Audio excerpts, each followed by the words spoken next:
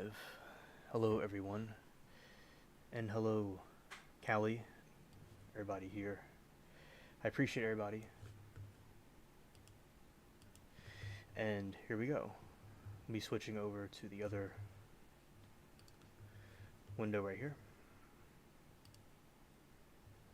Okay. And also going to get this other window out to... Okay.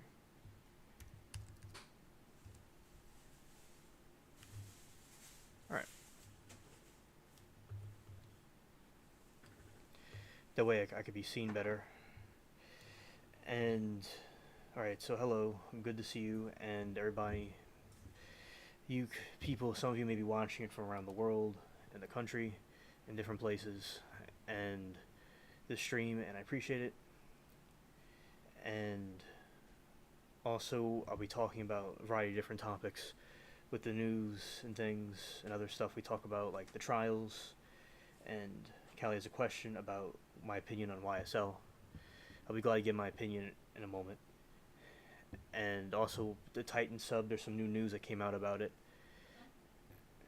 Yes, because, well, the Titan sub, there's this thing going on where the families are going to be suing. One of the families are suing the company for what happened, and there's dispute because they signed a waiver saying they would understand they might be deleted. So basically, that is something new that was sent to me earlier by a friend. And also the other things we talk about as well. Let's see, Titan lawsuit. And Loch Ness. We'll be talking about Loch Ness, about the Loch Ness monster, how deep the Loch is over there, some different theories and points from last time that we had. And this is a shirt I got. It's a Dragon Ball Z shirt. I like that. And it has the letters, the Japanese kanji letters. Yeah, so it's pretty cool. Alright, so what I'm going to do is I'm going to get to your question. Alright, so do I think he's guilty? In my opinion, from my research and the way the trial has been conducted, I think that it's more like, in my opinion, it's more likely it was a music group, like it was a group of rappers doing rap. And I think a lot of this stuff with the trial has slight political motivations and personal motivations from Fannie Willis, which is the head of all that, and there's some personal things going on. That's why they have something against them. And I think the way the trial is very shady, and I think if he is really guilty, he may very well may be guilty. They all may be guilty for some people to be into. But basically, I think if he is going on, you don't have to hold you have to hold him in contempt. You have to hold him in contempt. You don't have to hold Steele in contempt. So, I think in my opinion that he isn't guilty of those charges. Conducted the way the trial is being conducted, I don't think that he is guilty. I don't think that the charges really make any sense, and they keep on dragging on stuff, and they do a lot of strongman arguments. So that is my opinion about that.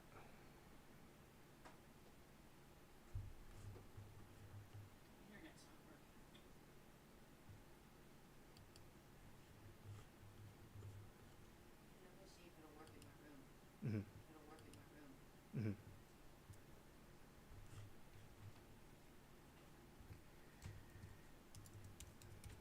Now what I'm doing is I'm getting the game up, and I'll talk more about these things while I play the game.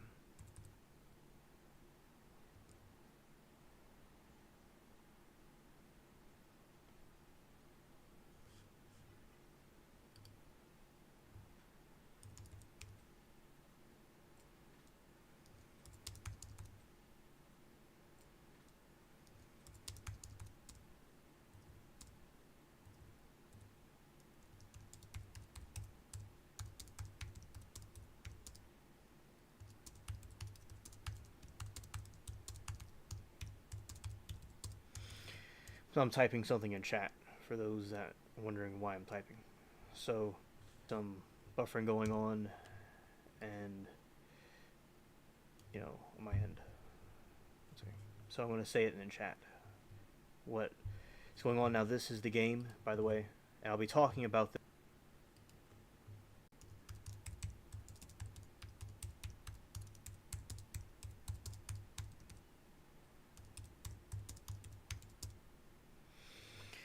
All right, yeah, because I understand. Because a lot of I know it's kind of cutting out a little bit for some reason, but yeah. So basically, I think that because there's a lot. I know people that were rappers and stuff, like when I was coming up, because the area I live, there's a lot of rappers, and people just doing their thing, and they're not doing criminal activity. I'm not saying he wasn't, guilty. All I'm saying is I don't think, in my opinion, he was responsible for those crimes. I could be wrong.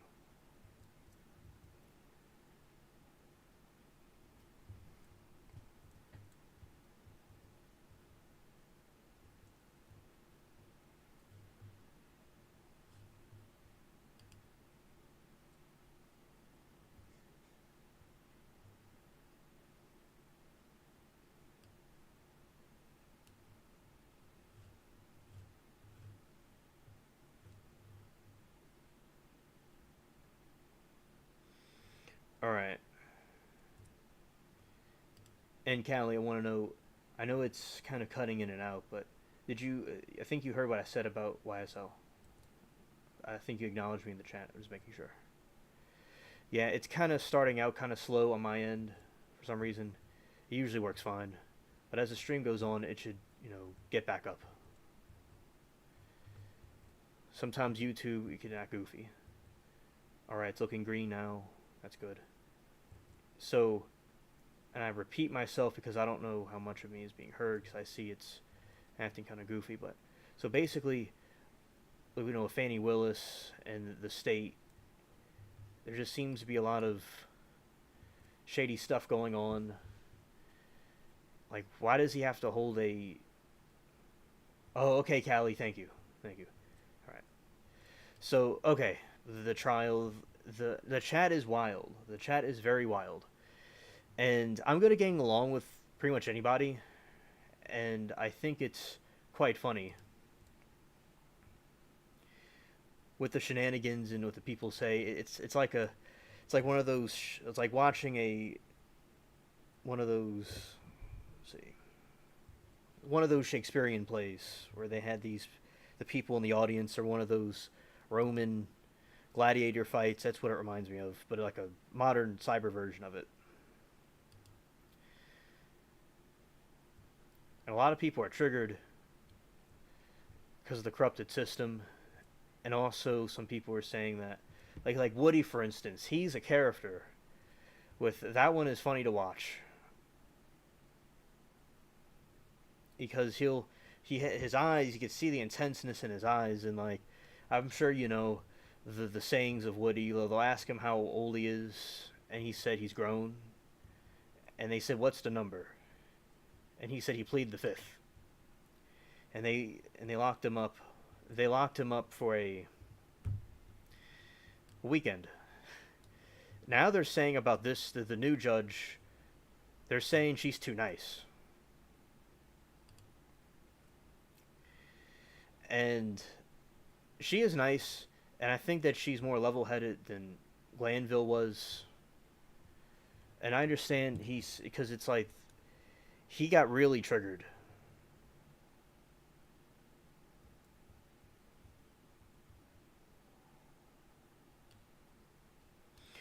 And yeah, so basically with Woody and all the shenanigans, I think that the trial was very wild. I understand your opinion about it.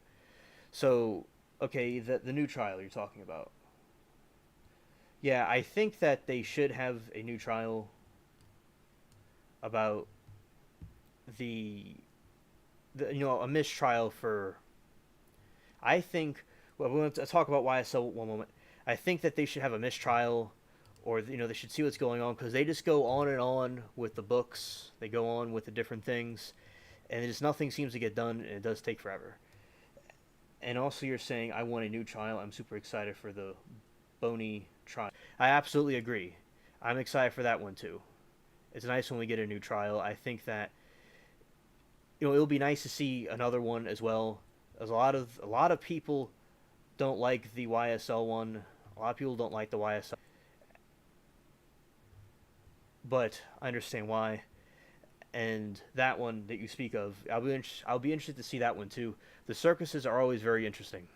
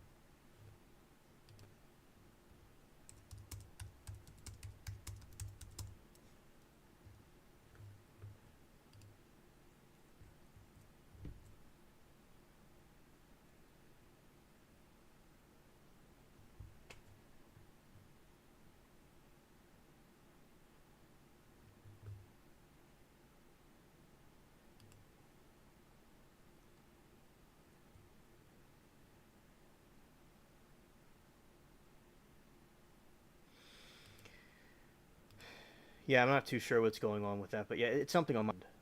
By the way, it's not y'all.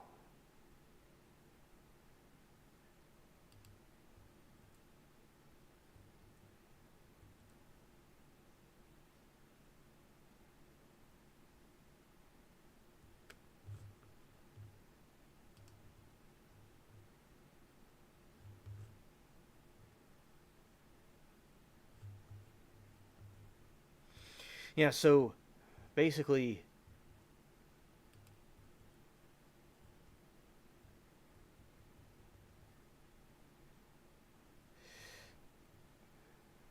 am I anywhere near where the storms are? It's possible. Not as far as I know. I'm not. Sometimes it does this. I don't know why. But now I am using a different browser than I usually use because the other one it wasn't showing the chat window a couple of days ago, so I switched it. But I don't know if that has something to do with it. It has to do, something else. I think. But it could have to do with the storm. It could have to do with that. Although I don't think I'm close to it. It could be affecting something far away that's affecting this specific region. It's possible. But I appreciate y'all being here and being patient with the situation because I know it's kind of frustrating with the way it could be sometimes. So hopefully as the stream goes on, it gets better.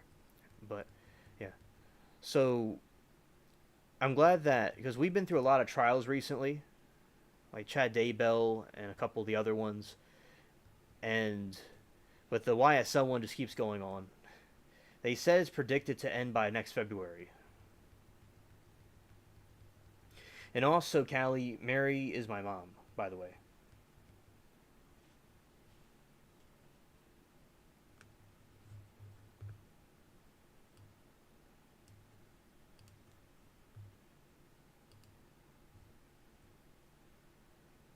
I didn't know that's what that button does.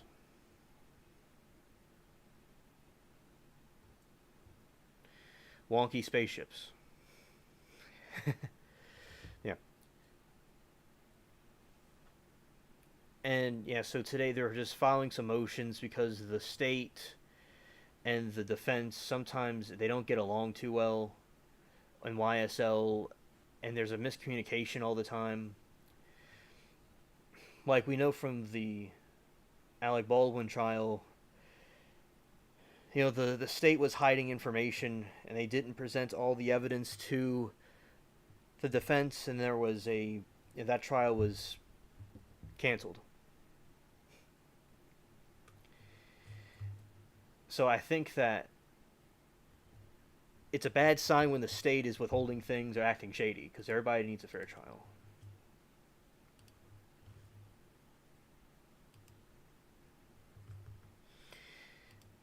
Yeah, so today they're just going through administrative stuff, and Woody's going to be testifying on Monday.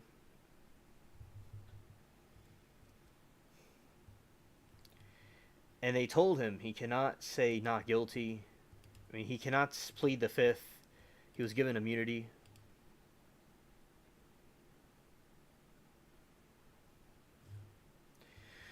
My name before it was Alien Spaceship.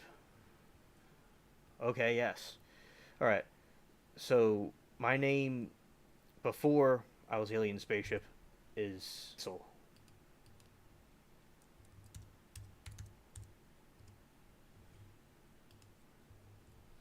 Put it in the chat also, as well.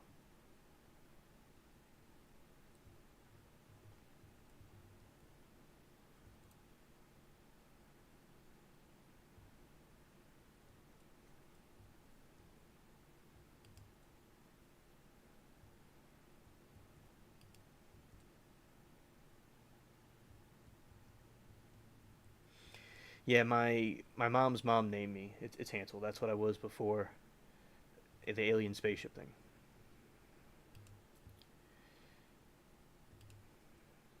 Like Hansel and Gretel, the fairy tale. All those ships are all cluttered together over there. They're all like in a marriage over there.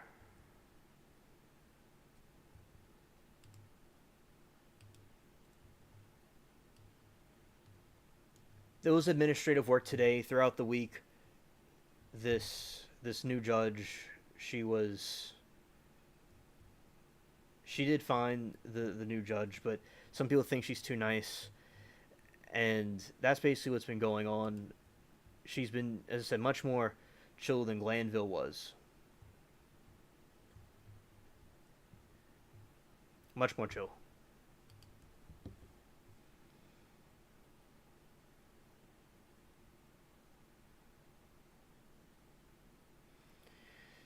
You know, Glanville,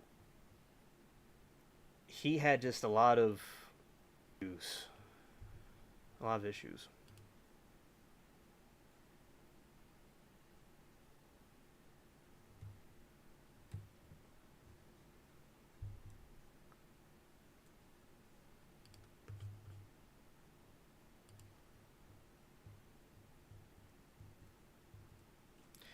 Alright, so all I'm going to do is I'm going to just kind of walk around this place and talk to you all, seeing how this goes.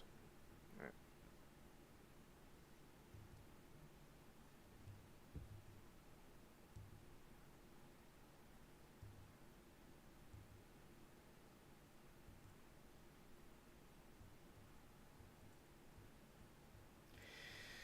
Yeah, so that's the news about YSL this week. Just nothing new. Woody testified. Well, he was going to be testifying, and he just did it briefly.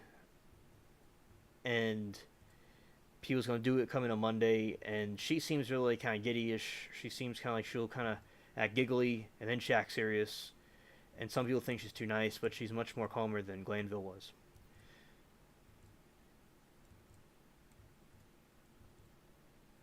Oh, you have not heard of that before? Judge being moved from an active trial. Yeah, I mean, it was really, really bad. He gets really triggered, especially when he encounters Steele, and then he holds him in contempt. Yeah, it was. This thing is like historical. It's the most historical trial in the history. All of Georgia's history. It's the most historic one.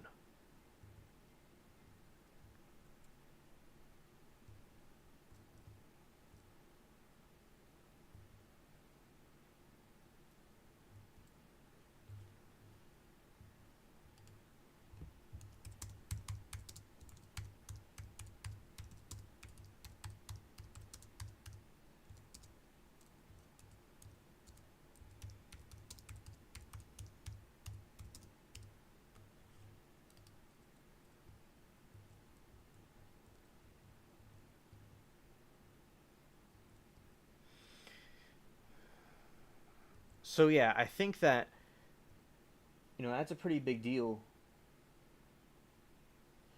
That out of all the history, this trial is a big historic one. It just doesn't make any sense. But yeah, it's a very strange trial for sure.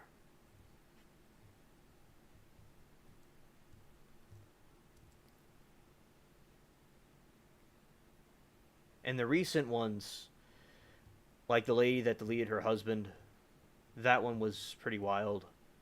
How that one ended. and she thought she was going to get off. Not true.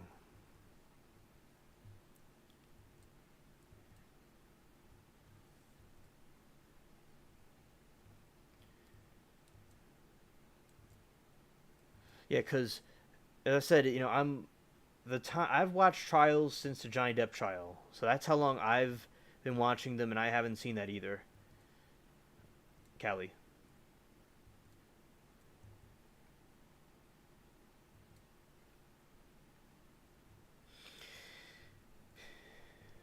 Another thing, also talking about, is Loch Ness and the situation with that.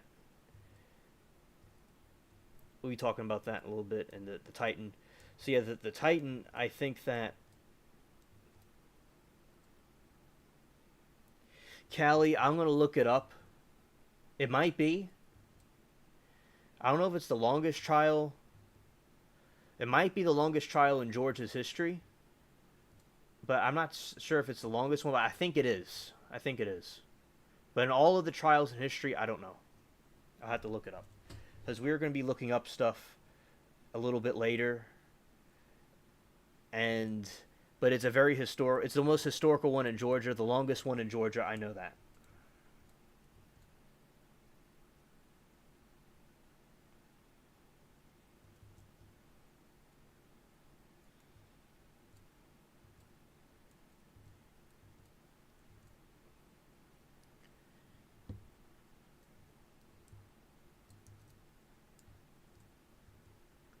I'm glad to see you back.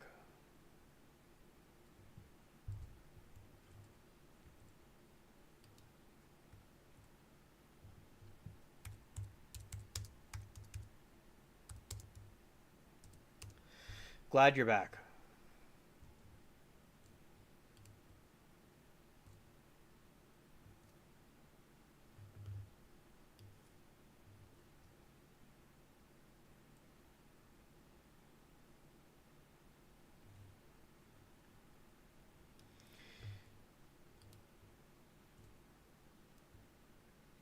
Oh, I know. I know.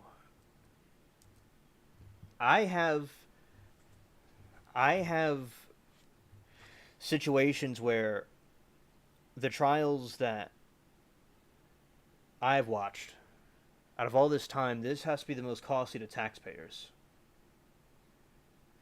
Hello, Primal. Good to see you. Welcome. Callie, Primal, he. Thank you, Callie. Thank you.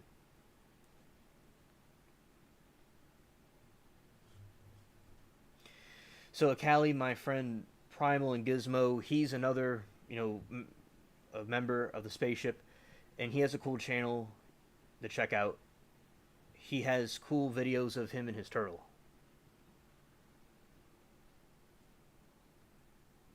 Hi, Mary.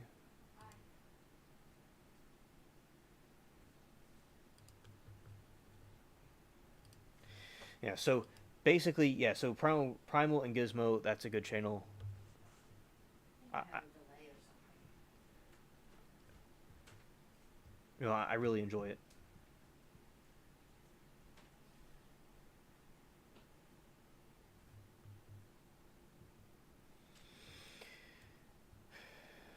Okay.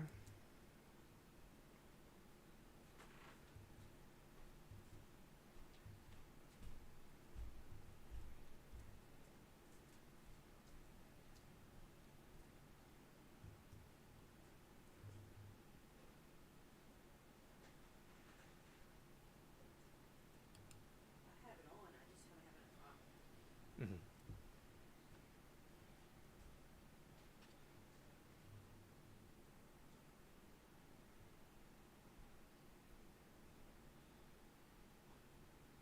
Mary Toodles is my mom.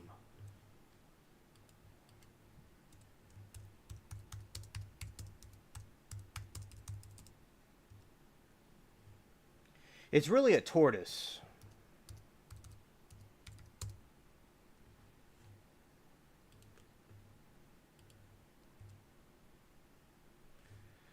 Yeah, what he has is a tortoise. You check out his channel, Primal and Gizmo is very good.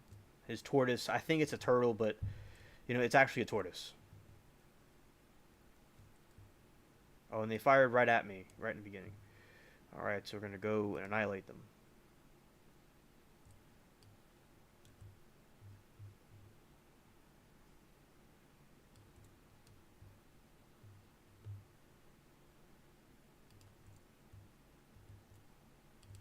Yeah, so with the tortoise,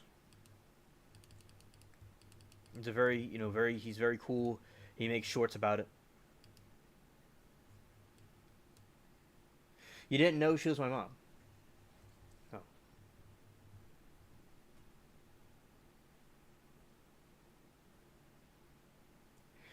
Well, okay. I'm glad that now you're able to know. A shout out to all of you here. I appreciate it. So yeah, with the Titan sub, they're going to be suing, and after this I'm gonna go into the articles and talk about the different things. And yeah, my opinion about YSL, I could be wrong, but they were just a rap group, and they rap about certain things like in the hood, but they're not actually doing stuff like that. And for some reason they didn't like him, and there's political motivations, and all these things came together, and it may have appeared that he was stuff like that. So all that came together to put the case against him. Also, be looking forward to the new cases that are coming out. Also, Cali as well.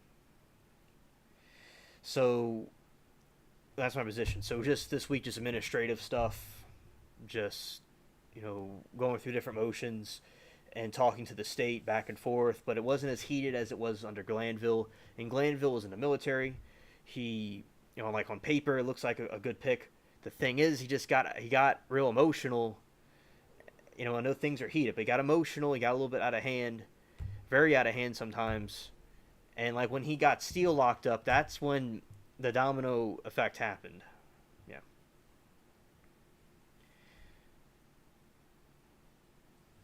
Oh, Muffins. That's a cute name.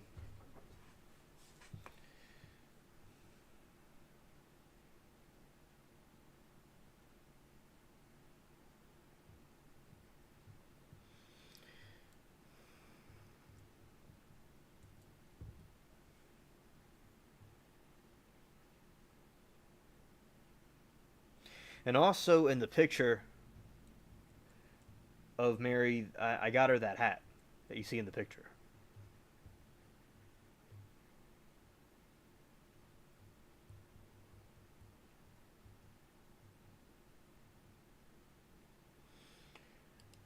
And as I said, in a little bit, I'm going to go through the articles about the different topics.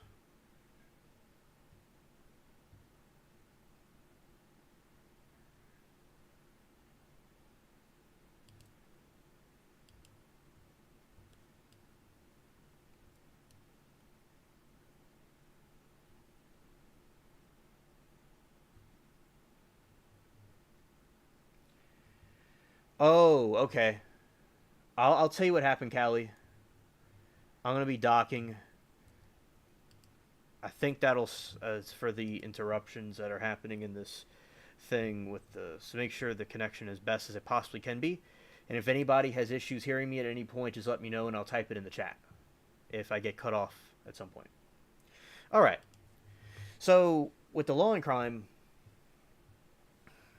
with the mods, the main story from Addie, she was, Addie, she was the director of it. But basically, Addie was let go, and the mods were let go. And this reason that they gave was that it got bought out. Law and Crime was bought out by another company. And then what happened was, when they bought them out, they got rid of the mods, and they said, allegedly, they're going to replace them with other mods. And so far, either the mods are there and they're just not talking to us actively. I have seen some mods here and there in the chat, but whoever it is, if there is someone there, they're not really interacting with us hardly ever. Or It could be other reasons. And so that is the reason that Addie gave. And there's this woman named Kathy. Forgot her last name. And there's a law and crime website, Callie, where they have like a TV. It's like a TV station.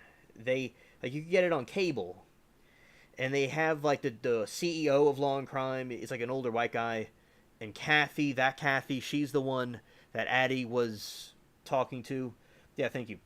So, Callie, if you would be kind enough to subscribe to Primal and Gizmo, that's his channel. I appreciate it. He's a cool dude, and he has a cool turtle. Tortoise. I get that mixed up, but it's all good. So basically, that is the reason what happened, and did they not? Is there some more to this than what they're saying? Did they not like Addie for some reason? The Law and Crime people, and they let her go. Is there something else that they didn't? I have a tinfoil hat on, and from some observation I've done, did they have some problem with her or something? But she did fine. I think she did great. Addie and the mods, they did excellent, because you have a lot of trolls and stuff that try to come in there, and they were good at taking them out and keeping the chat in check. And also now, since Addie's gone, we, like Callie, you're part of the group, and there's like Ellie, Kathy Smith, and the Kathy Griffith, and everybody else.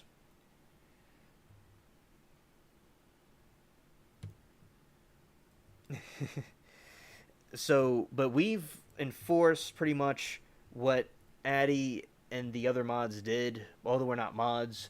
Like, the way the chat is, it kind of, like, it's still similar to how Addie had it in some sense, although we can't, like, block the trolls, of course. Thank you, Callie. Thank you. And also, basically, that's what happened. So, it's still the culture, the group of people are the same, so they wanted the chat to change from how Addie and them had it. It didn't really work that well, but there's still trolls that we can't really do anything about. So basically, it has changed, and Callie says it has changed. I've noticed since it being sold, and she said, "Okay, BRB going to loom him up." Okay, thanks. So yeah, it has certainly changed. Law and Crime, I still like Law and Crime. They're very cool with us, the regulars. But as I said, now, one good thing I'll say is there were some trolls in there, but we're like reporting the trolls, and it looks like those accounts were taken out. So that's good. But, yeah, because they would get rid of the trolls immediately. On some other channels I'm on, I've seen things happen like that with the mods. They'll take one of them out or something like that. And, I think there's other ways of handling things. But, yeah, so that's the mainstream story about it, that it was sold, and Addie and her team were let go. And then, or perhaps there's more to it. Maybe they had some disagreement with Addie or how she did things. I thought she did things perfectly fine. But, and it was another Kathy. There's so many Kathys, on YouTube. Shout out to the Kathys. But Kathy, that one of Law and Crime, that's one of the upper people of the company, she appeared in the chat once over something. She appeared one time.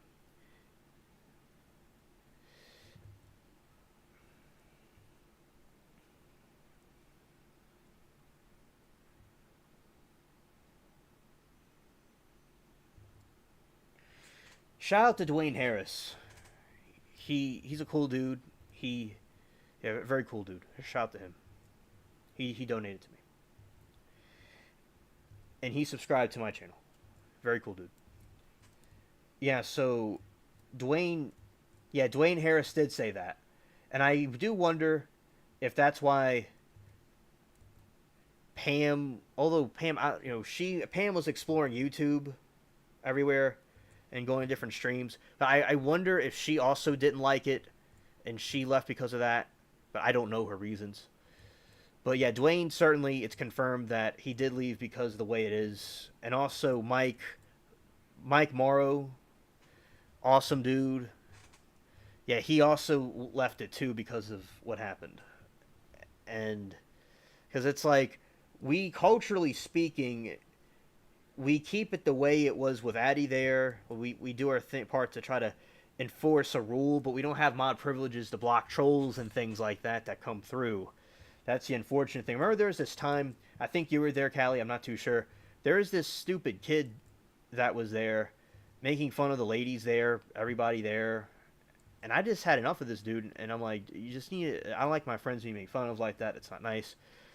And just keep going. And it's like they kept telling Law and Crime to do something, and they just don't do anything. I wonder, did somebody try to sue them? Or did somebody say something because they were blocked by Addie and her team, and they took her out? That happened on another channel. Somebody was blocked, and they got rid of the mod, and everybody was angry. Yeah, Dwayne does. He comes through to the Law and Crime, and he sees us. And as I said, Law and Crime...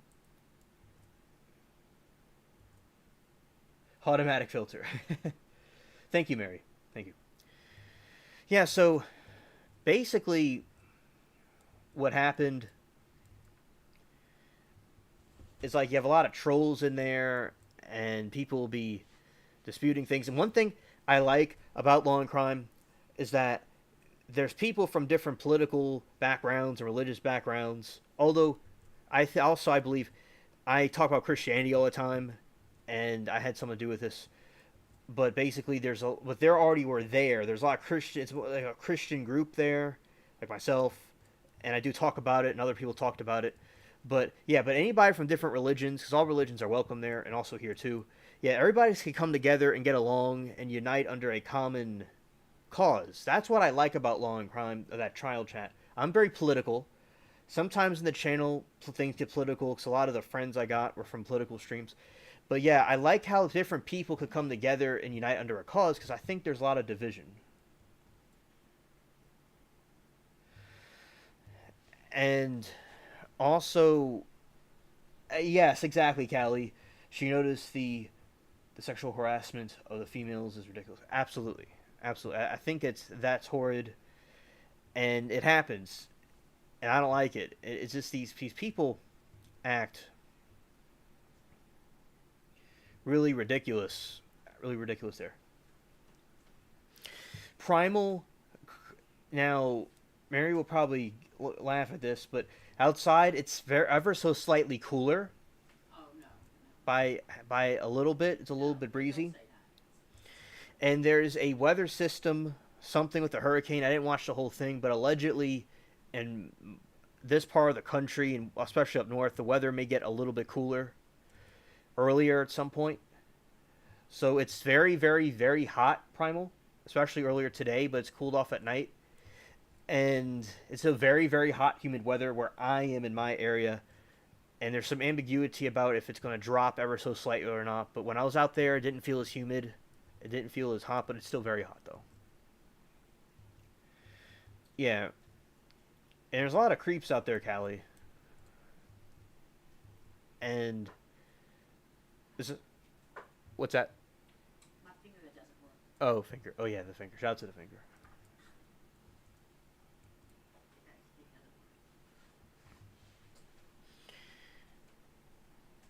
Yeah, and basically, because I remember, like, and I'll wait for this information to come out for it to be confirmed, but I remember there was something I may have heard that maybe this is just something like a rumor. This is not something to be set in stone. But I get around and I'm around the different streams and stuff, and so maybe, as I said, somebody may have not have liked the way Addie and them did things, and then they took her out of it. But also, it's the main story, though, that someone bought the company and they let Addie and them go. But also, it could be other things too. But if Addie wants to release the information, if it really did happen, she can. Well, I'm not, tell people what to do, but she could be the one to talk about that, about what happened. I wasn't there. And also, and I saw, now with Chad Daybell, Callie, I was watching Addie. She did a stream about it on her channel. And I was watching both. And I did tell the chat about Addie's stream. I don't know if people saw it or not, but yeah, she was talking about the Chad Daybell one. and the other one from Boston. And the mods, the original mods were there. And she would talk about different things and stuff, and she was glad to see me and some of the regulars. But yeah, it's very different long crime.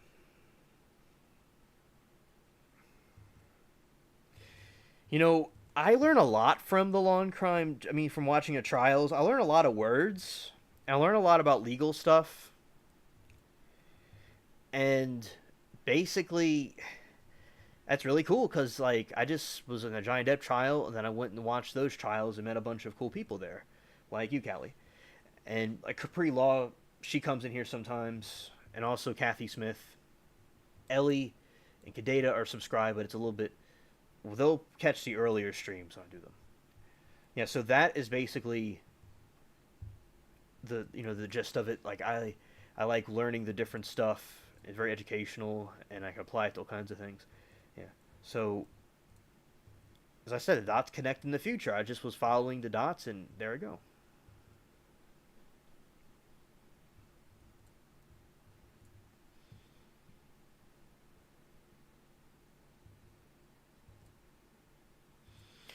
And Addie had a big helping hand in creating the law and crime YouTube stuff in the first place.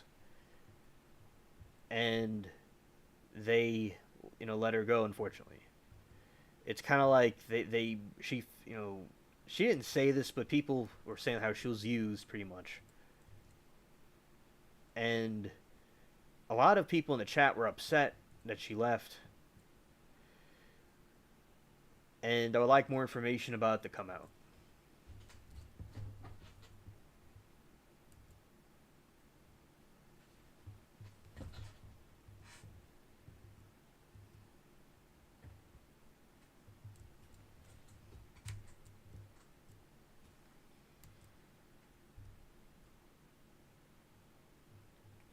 Okay, Primal, good night. See you later. Thank you for coming and stopping by. A little bit, I'm going to get to the articles and talk about the different things like Loch Ness, because we're talking about that last time for briefly. And also, we'll be talking about the other stuff and the Titan sub, things like that.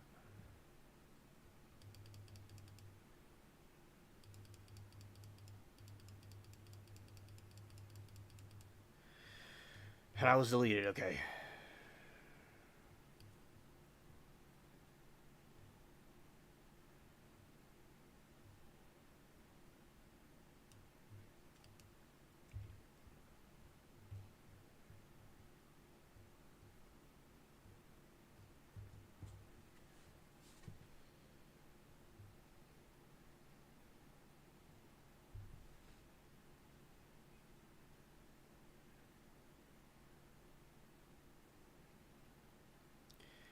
Dude's taking a long time to kick the door down.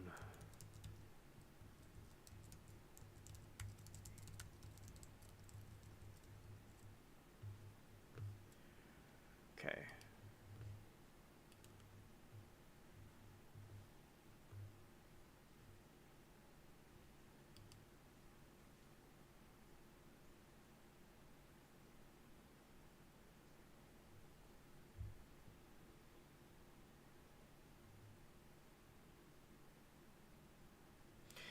Game was acting a little bit under the weather, so we're gonna get into these other things. All right, I'm very blue looking. We're about to get into some of the other stuff. Ooh. Blue light's getting to me. Okay, so now we're gonna go to the Google thing. Primal left. I didn't intend for that to happen. Okay. All right.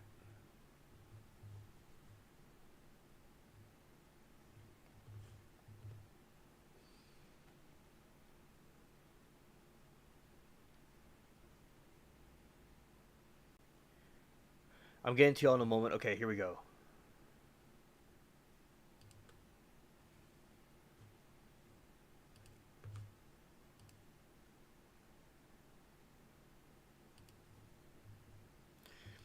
All right, shout out to the spaceship cats.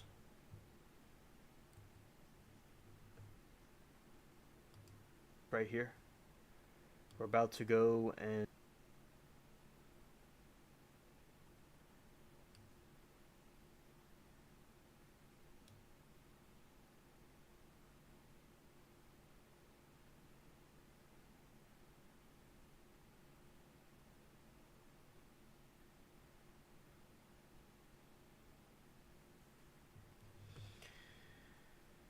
Okay.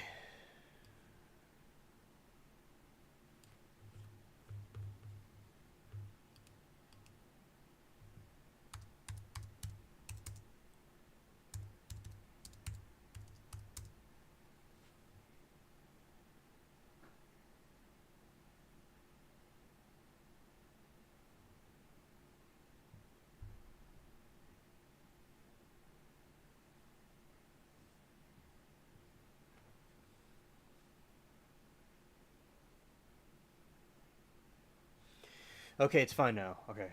And Callie says, on another note, I'm LMAO. Yeah, my Grammy is 75, staying with me. She was asleep but came out here and said I need a laptop. I ask why. She says I'm going on Tinder to find a man. Hilarious. Hello, Sarah. Good to see you. Welcome.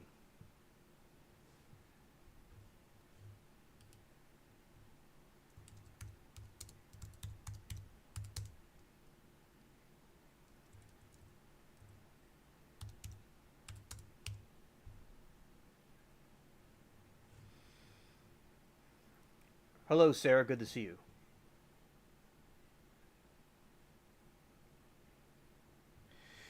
All right, so Sarah, what has been discussed, we've been talking about the trial. Callie is a friend of mine from Law and Crime, and her and I were talking about issues of Law and Crime and how they are now, and when they took away the mods, they had problems. We were also talking about the YSL trial, Jeffrey Williams, and we were talking about the weather and things like that. And I was just saying a brief overview about what we're going to talk about tonight. How we're going to be talking about the Titan.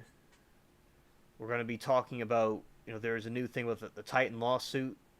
We're going to be talking about we're going to go back to Loch Ness and we're going to talk about that again. And I'm going to go more in depth about it and we're do some more research to see what's going on with that. All opinions about it, it's okay. Because, I really don't know what could be going on with that. We'll all find out together. Alright. Now, Sarah, I want to show you something real quick. Oops.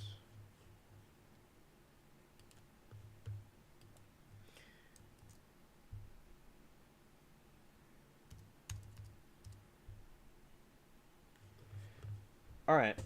So, Sarah, I want to show you something. Well, not this. I'm going to show you something else. I do that so I could have some light in here. Now, Sarah, in the beginning, I said this, but okay, so here we have, and y'all let me know if it gets Dragon Ball Z shirt. And also, we got the... Okay, so now I'll be going back to the Titan situation.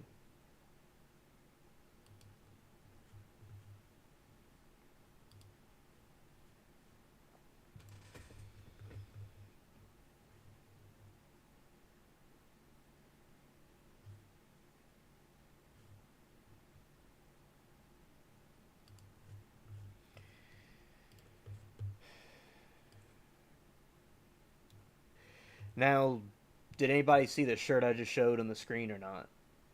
When y'all get the information. Shirt I just showed on the screen or not? When y'all get the information, let me know. Let me know. I'm having a connection and I can't even hear you. I'm gonna go out and come back in. I can't hear anything.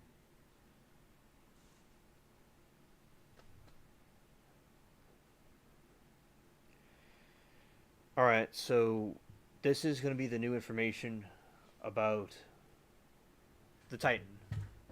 Okay.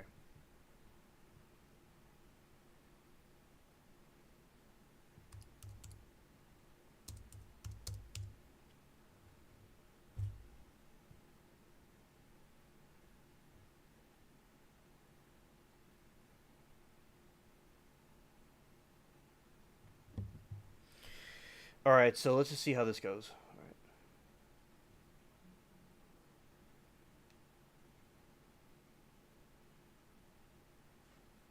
All right. Right. Did you see the shirt I was showing Sarah or not? I'm curious.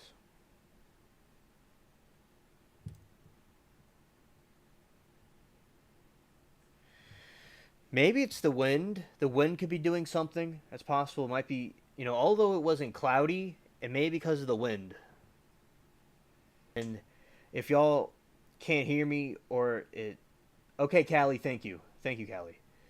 So I'm going to read through this. We're going to go through the stream. If y'all have any issues or can't hear me or if I get cut out, let me know and I'll put it in chat. Okay? Let me know, chat. Okay, let's get in. And Amanda sent this to me earlier. Okay, Titan subcrew were aware of imminent death before implosion, lawsuit alleges. New wrongful death suit filed by family of French explorer who was deleted in 2023 disaster seeks 50 million.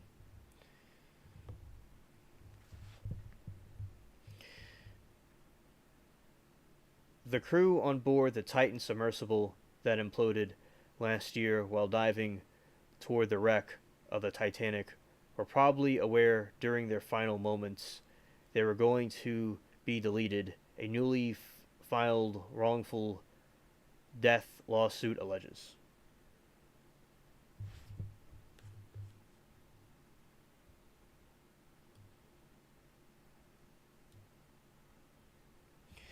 Primal, good luck at work. Good luck at work. Thank you for coming and telling us good wishes. Okay, Sarah, you didn't see the shirt. Well, I'm going to pause this for a second, and I'm going to get back to the shirt thing really quick, everybody. We're going to hold our horses here and be patient, like we always are, and I'm going to show you the shirt. Okay.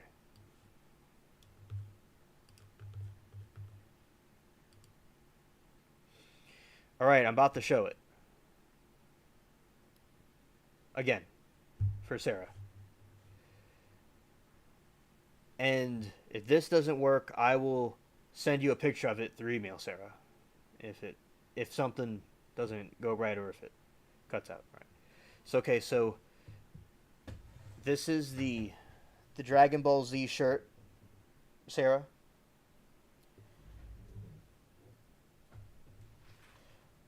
And also here the Asian right here.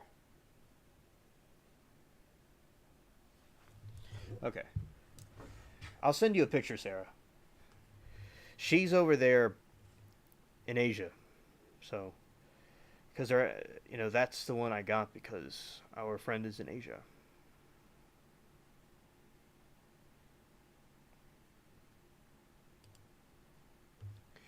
All right, so now I'm going to read this. And without further ado, here we go.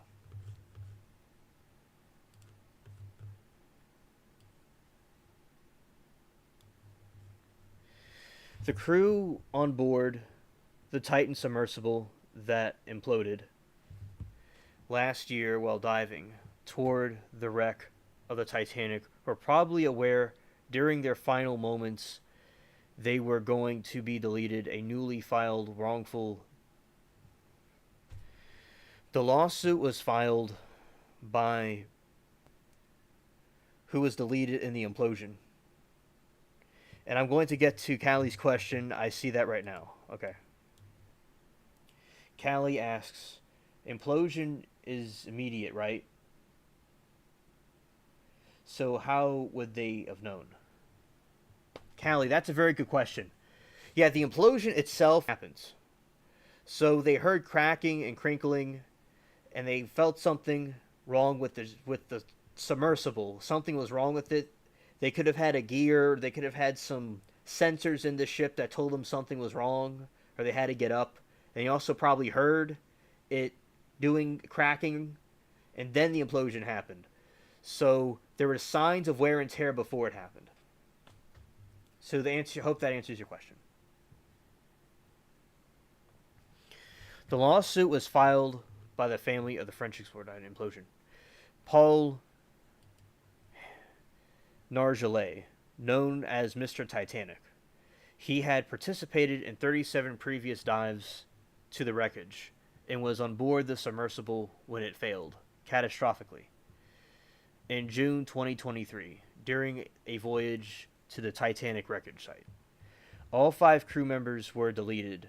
The others were British explorer Hamish Harding, the British Pakistani businessman and his son Suleiman, and the CEO of OceanGate Stockton Rush.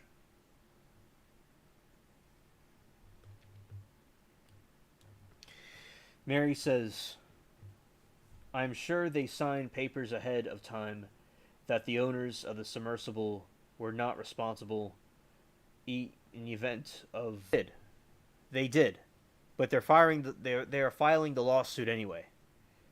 And with a lawsuit, there could.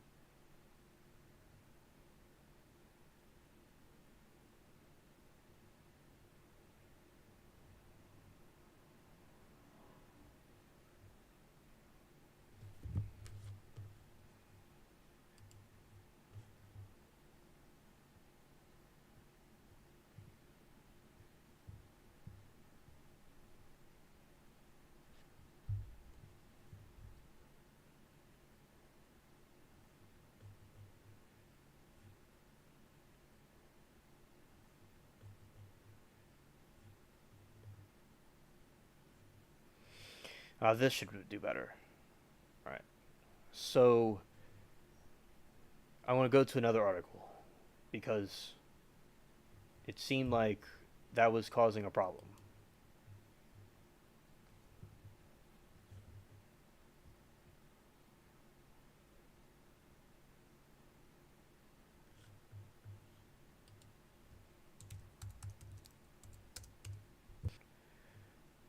All right. So the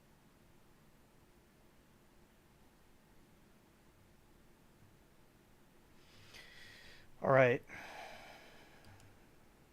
Let's see.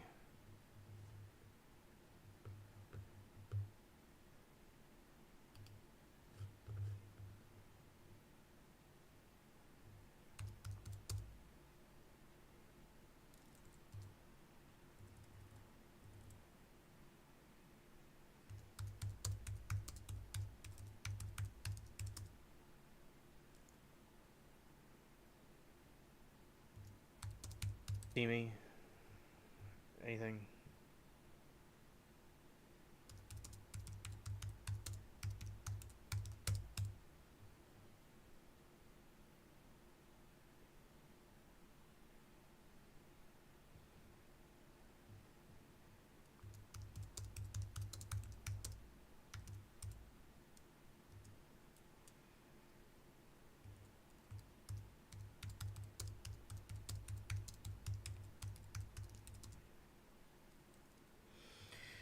Okay.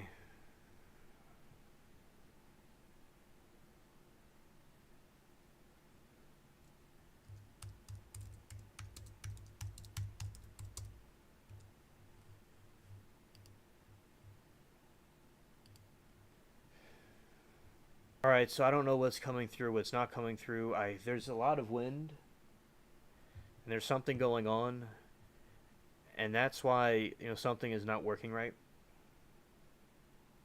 I don't think it was the browser. It's something else.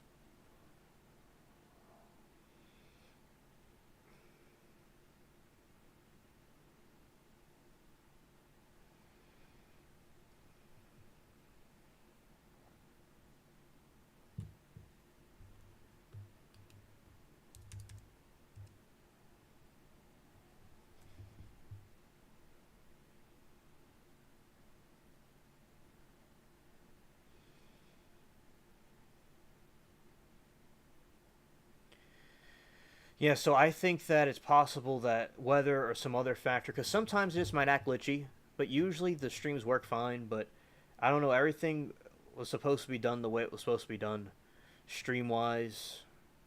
I think that, as I said, some weather or some other factor was causing this to be like this.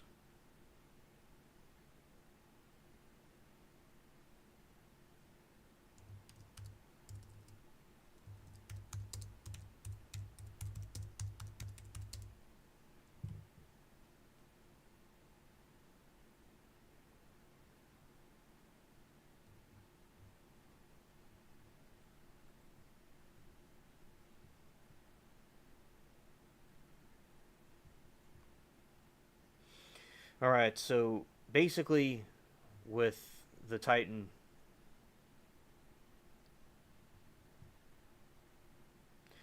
the reason why they're doing the lawsuit is because it's clear that the people had to have known that something was going to go on. That's why they rings.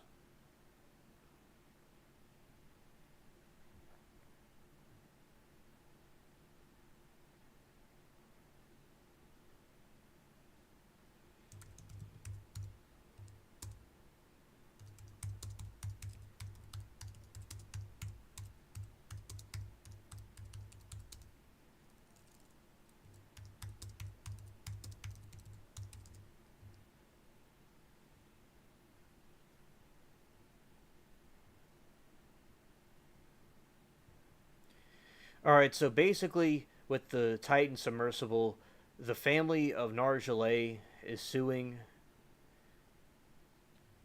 the the company because of the stuff that happened with the submersible, and also what they're doing is they're suing them because like they dropped the weights.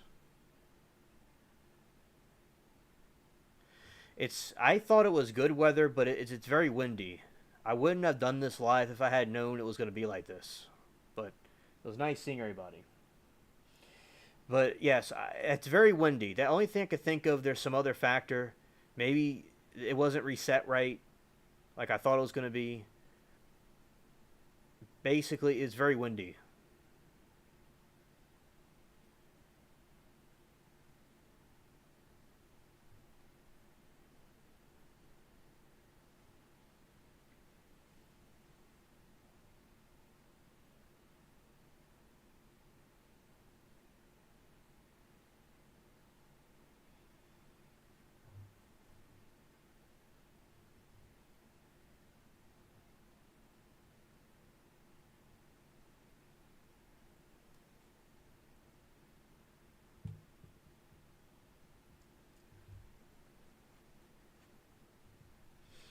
Yeah, so with Nargile and them, so that family is suing Stockton Rush's company because of what happened, because they were dropping the weights, knowing the people in the submersible know they must have known that something was going to happen.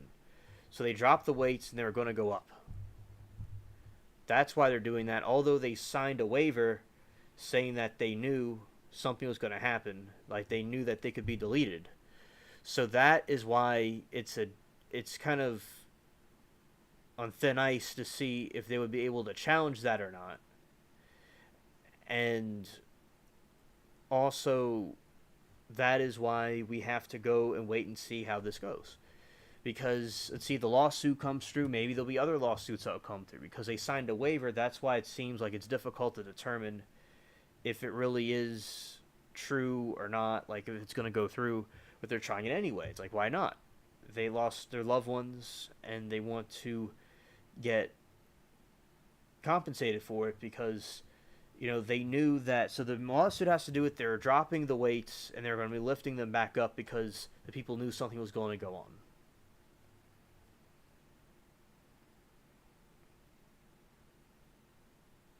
You're welcome, Amanda.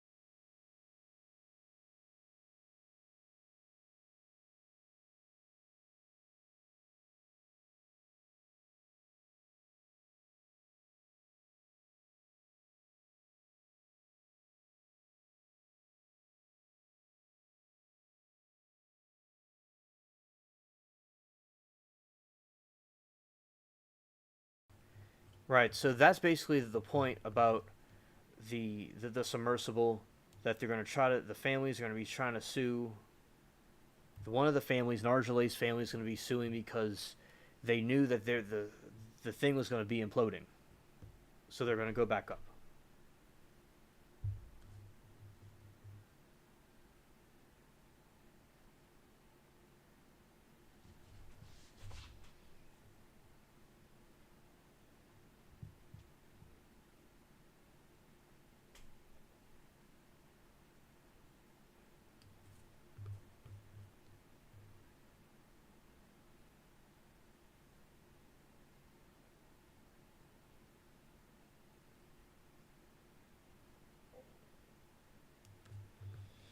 Yes.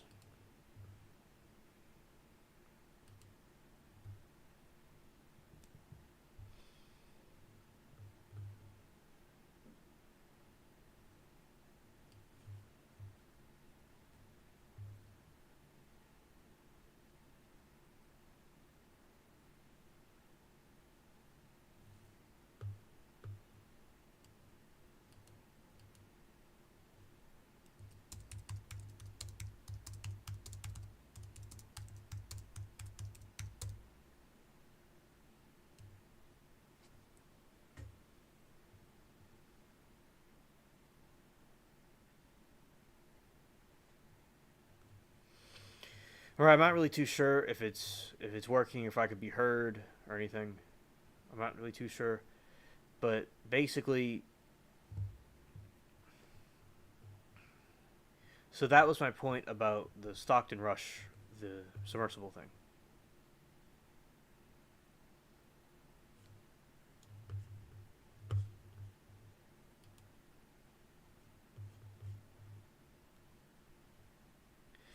You could hear me, right? So this is the point I want to take away because I know it's been a little bit. I'm not really too, because it's like I'm not really too sure what people can hear. That's why I keep repeating myself. I don't know what people are hearing or not hearing. So the submersible, the reason why the family is suing is because of the implosion, and it's Narjale's family, and they believe that since they're dropping weights, the people in the submersible knew that something was going to happen within 90 minutes of the trip, and they're trying to go back up. So that is the reasons for it.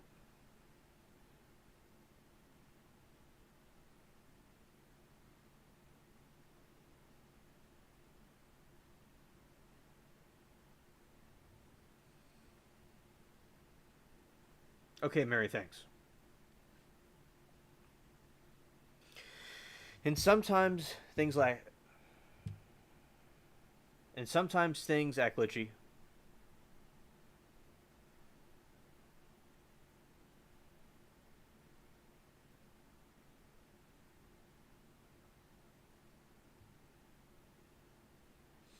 Okay, Mary, thank you. Yeah, thanks. I don't know what people are knowing or not knowing, so I just keep on like acting like a broken record.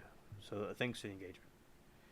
Yeah. So basically, with him, I think that he was very irresponsible, and the reasoning behind this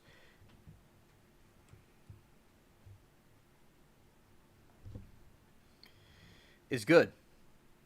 Perhaps more will come forward and put lawsuits against them.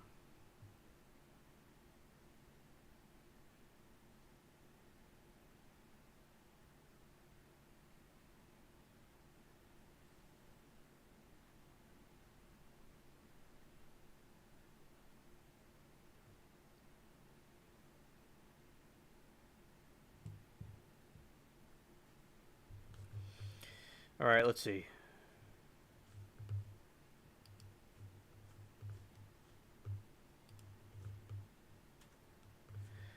Okay, that's appearing on the screen.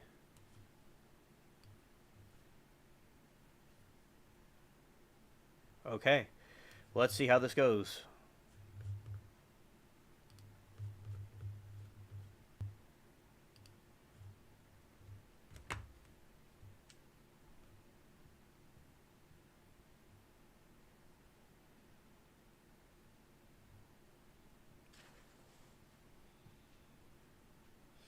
According to lawsuit, the Titan dropped weights about 90 minutes into its dive, indicating the team had aborted or attempted to abort the dive.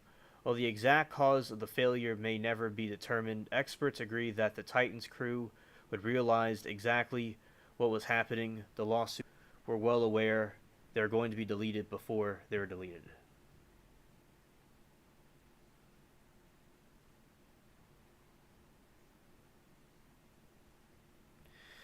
No, it hasn't gone into motion yet, Sarah. I'm getting them mixed up again. Amandra. It hasn't gotten... It's not done yet. They're just filing a lawsuit. It's just in the beginning. They haven't completely completed it yet.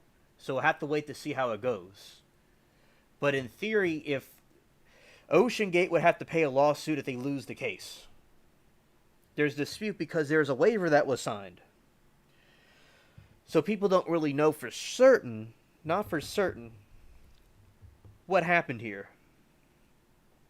Because that was written, there is a waiver they signed, so it would have to be taken to court, and what may happen is there may be a settlement, and other families that experience this may have a problem too. Like, they may go and file a lawsuit, so we'll just see how it goes.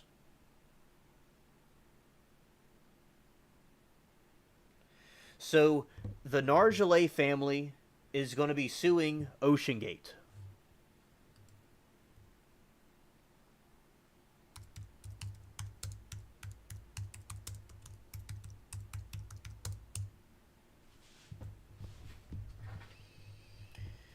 According to lawsuit, the Titan dropped weights about 90 minutes into its dive, indicating the team had aborted or attempted to abort the dive. While exact cause of failure may never be determined, experts agree that the Titan's crew would have realized exactly what was happening. The lawsuit states common sense dictates that the crew were well aware they were going to be deleted before being deleted. While the exact cause of failure may never be determined, experts agree that the Titan's crew would have realized exactly what was happening.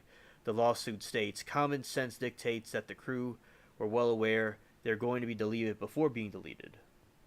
The lawsuit goes on to say the crew may have heard the carbon fiber cracking and crackling and the noises more intense as the weight of the water pressed on the Titan's hull. The crew lost communications, perhaps power as well. By experts' reckoning, they would have continued to descend, in full knowledge of the vessel's irreversible failures, experiencing terror and mental anguish, and ultimately imploding.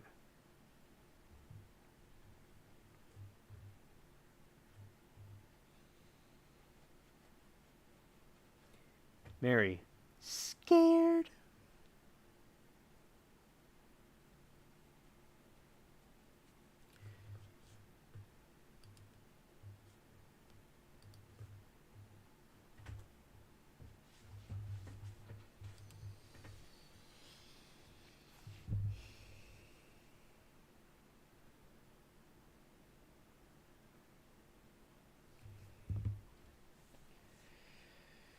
For the stream, Alien, can you state if the sub was tethered vessel above or not? I'm a noob. I don't know what that word is. So we're going to go figure out what that word even means.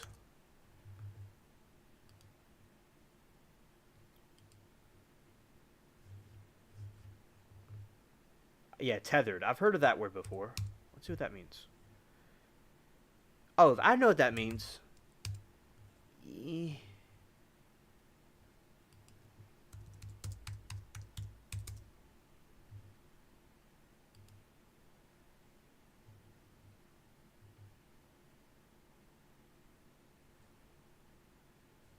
Okay, to answer your question, Sarah, it was not tethered, Sarah.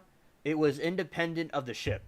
And also, Sarah, to get a cord to go okay. I don't want to sound condescending.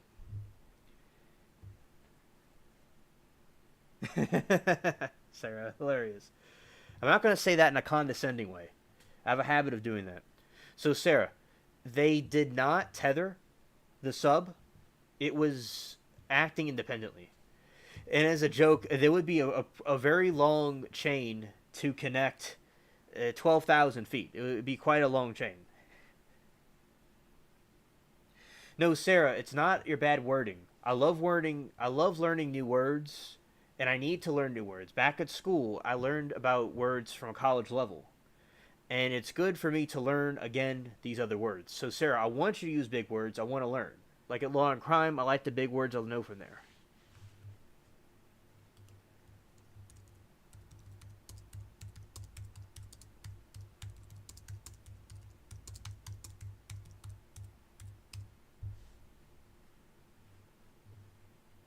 Yes, Sarah. Yes, Sarah.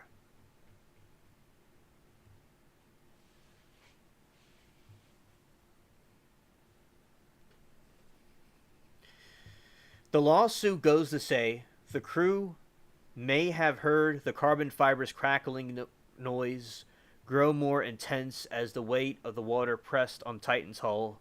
The crew lost communications and perhaps power as well, by experts reckoning they would have continued to descend in full knowledge of the vessel's irreversible failures, experiencing terror and mental anguish prior to the Titan ultimately imploding.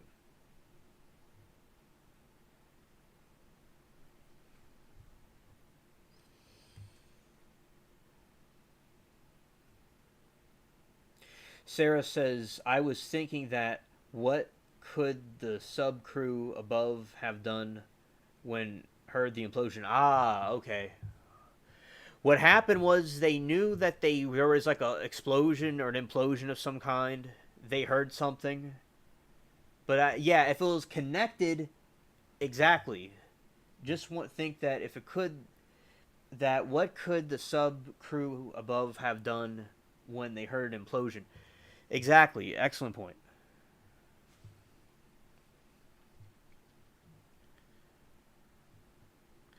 A spokesperson from Ocean Gate declined to comment on the lawsuit, which was filed Tuesday in King County, Washington. The defendants must respond to the complaint in the coming weeks. Court papers state the lawsuit describes Nargile as an employee of Ocean Gate and the crew member of Titan.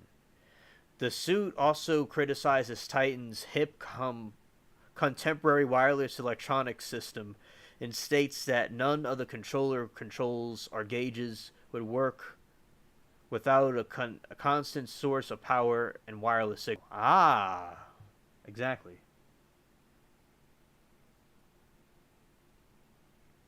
Good question, Sarah. Good question.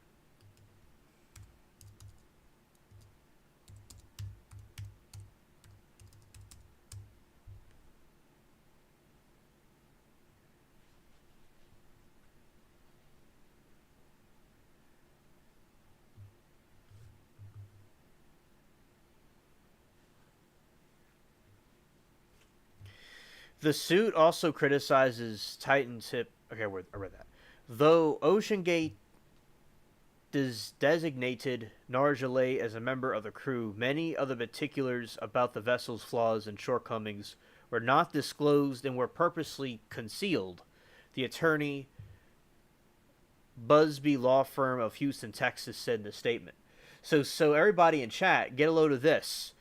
The the lawyer said Nargile Ocean Gate designated Nargile as member of the crew. Many of the particulars about the vessel's flaws and shortcomings were not disclosed and concealed. So he was signing a waiver, but they didn't say that there was something wrong with the submersible or it had problems. We have evidence of this, that there's times in the past where they talked about the submersible, people are testing it, that it had problems and it wasn't certified by any kind of organization or country. So that's a very excellent point that attorney made, and that could be a very good case to bring to court because that was not in the fine print.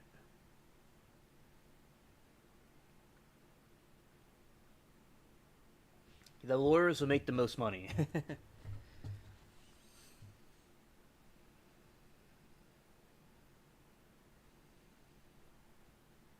Amanda says, Sarah, they shouldn't hand that thing inspected and read and built better. Indeed, Jim. Where's Jim? Jim.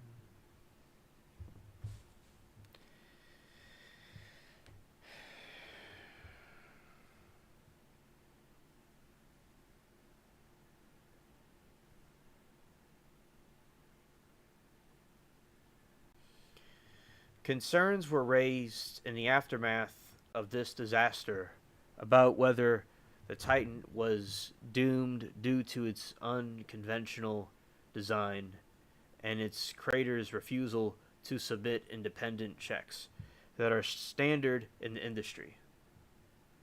Its implosion also raised questions about the viability and future of private deep sea exploration.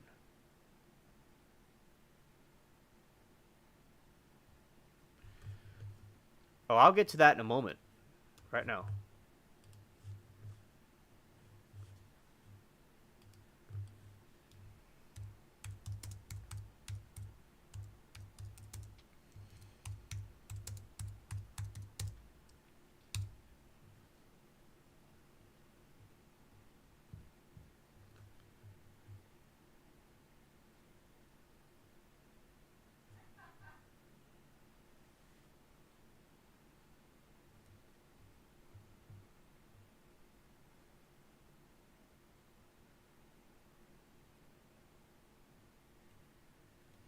Alrighty. Ocean Gate submersible pilot was worried about CEO Stockton Rush would get himself and others deleted. Question boosts his ego.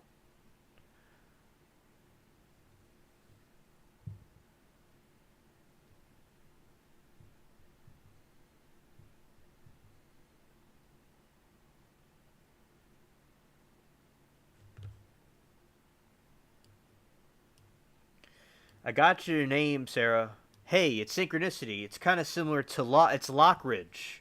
Like we're talking about the Loch Ness monster. This is Lockridge.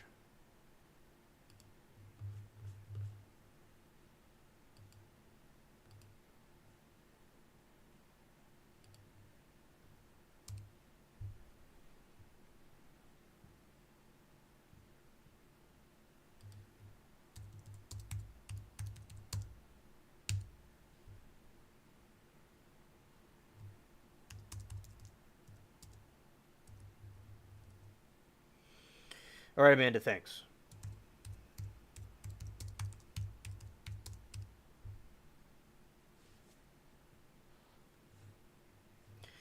The U.S. Coast Guard quickly conveyed a high-level investigation which is ongoing. A key public hearing that is part of the investigation is scheduled to take place in September.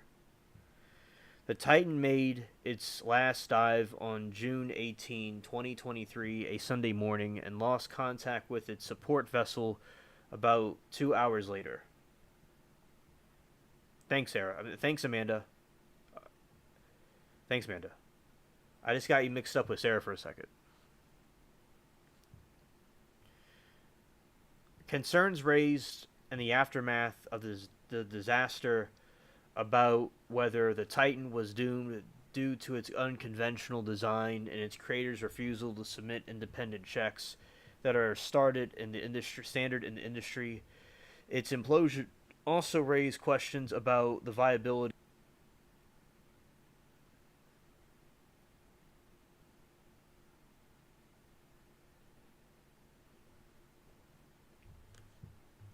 Yeah, shout out to Sarah.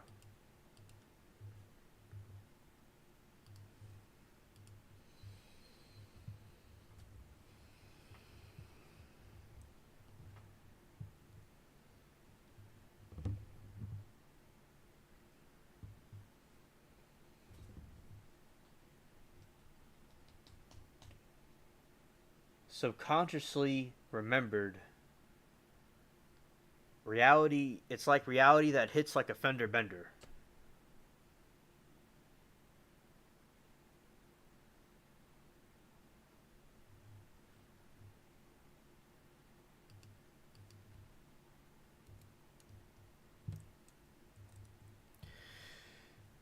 consciously remember, reality hits like a fender bender. The U.S. Coast Guard quickly conveyed a high-level investigation which is ongoing. A key public hearing that is part of the investigation is scheduled to take place in September. The Titan made its last dive in June 18, 2023, a Sunday morning, and lost contact with its support vessel about 2 hours later, after a search and rescue mission that drew attention around the world. The wreckage of the Titan was found on the ocean in 84 feet, 300 meters, about 435 miles. I got a little bit dyslexic there for a second, but I'm okay. It's 435 miles south of St. John's, Newfoundland.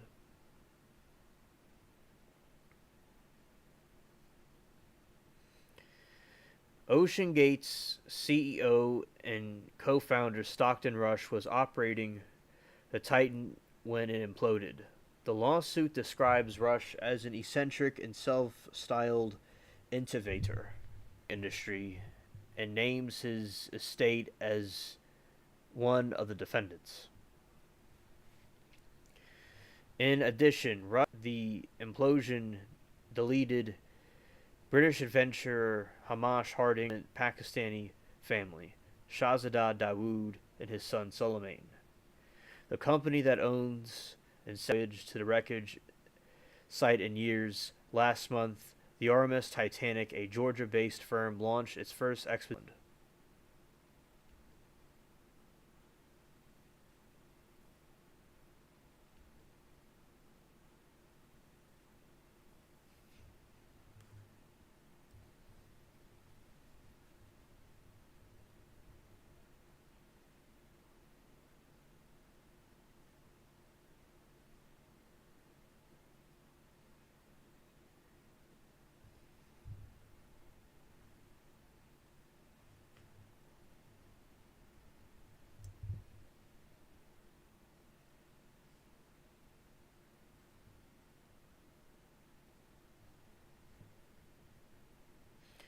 Nargile was the director of Titanic. He was part of an expedition to visit the Titanic site in 1987. Shortly after the location was discovered,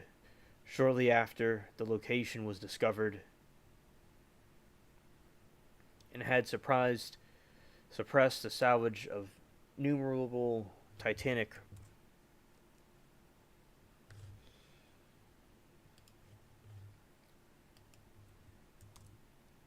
artifacts. The lawsuit states his estate attorney described him as seasoned veteran of the underwater exploration who would not have participated in the Titan expedition, and the company had been more transparent. The lawsuit blames the implosion on the persistent carelessness and recklessness of negligence of OceanGate and Rush and others. Descendant Nargile may have deleted, along with his loved ones, what he died doing what he loved to do, but his death and the deaths of the other Titan crew members was wrongful, and the lawsuit states.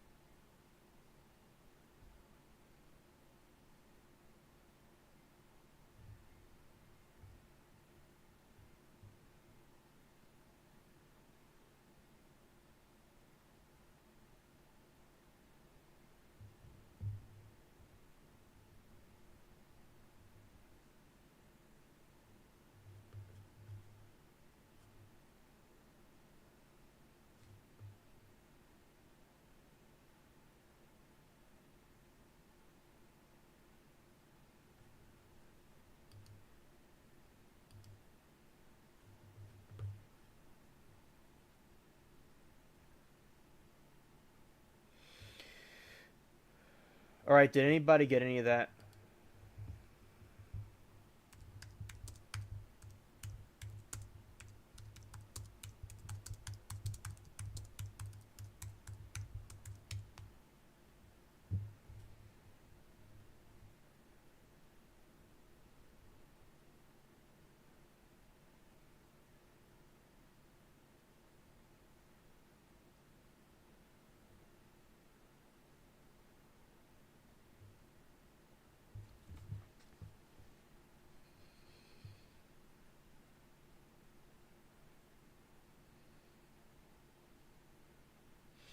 Okay, Amanda. All right, because I don't, because I need the feedback so I can know, how much of it y'all heard about. Hey, DJ. Good to see you. Thanks for coming.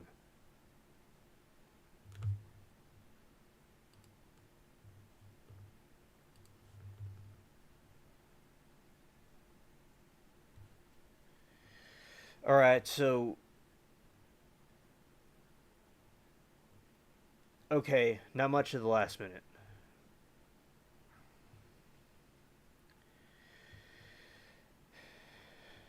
So basically, that Narjalay was deleted doing the thing that he loves to do under better circumstances.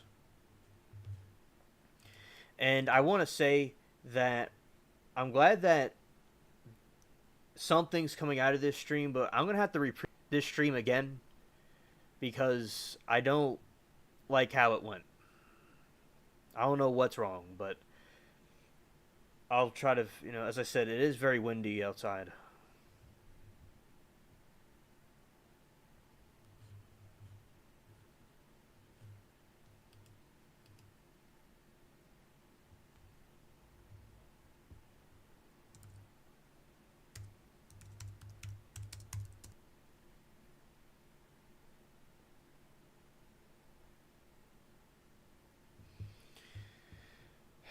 Yeah, because as I said,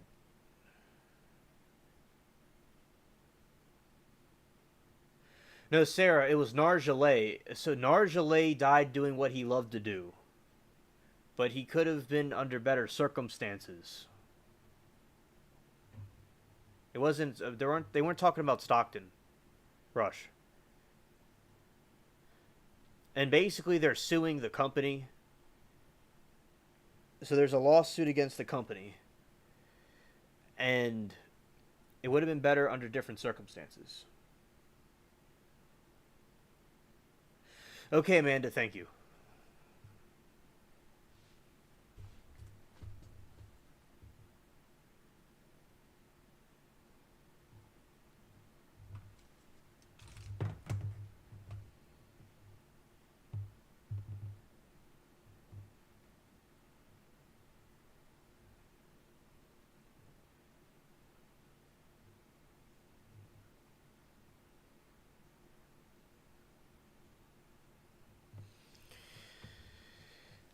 And hopefully, I'm going to repeat the same thing again, as I said, because Friday. Hopefully, Friday's better. Because when I was out there, it was a little bit windy, and it's possible it might be hindering it.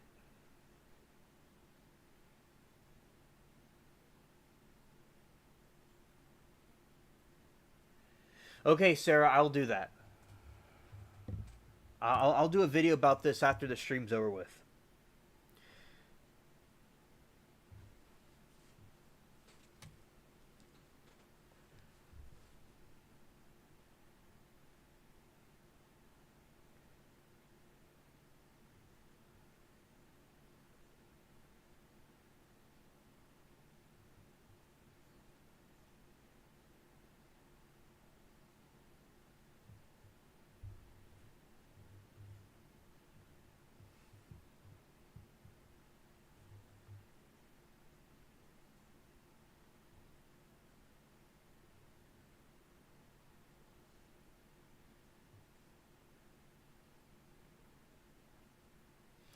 Yes, yes, it is. Absolutely.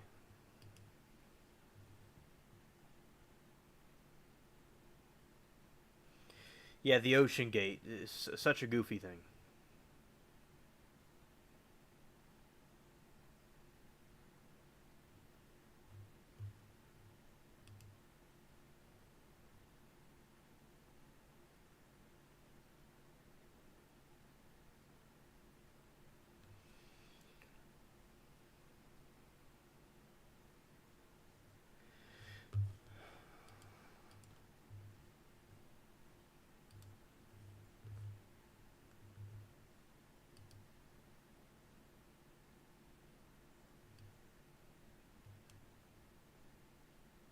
Thanks, Amanda.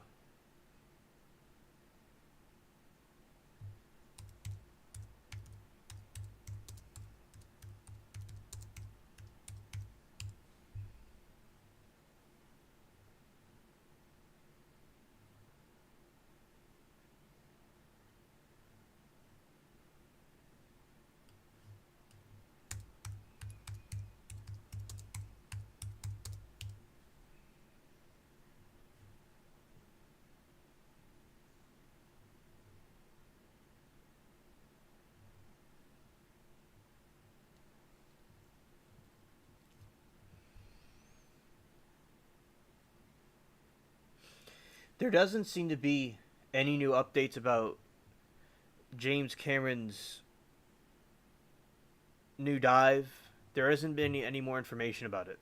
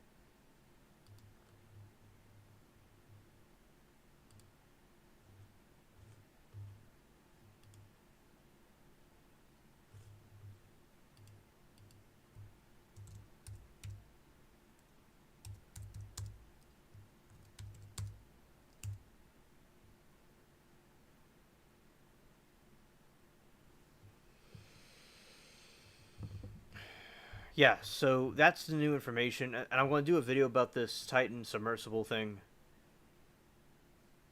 All right, so it was showing me or the article, but it wasn't really producing anything. Okay.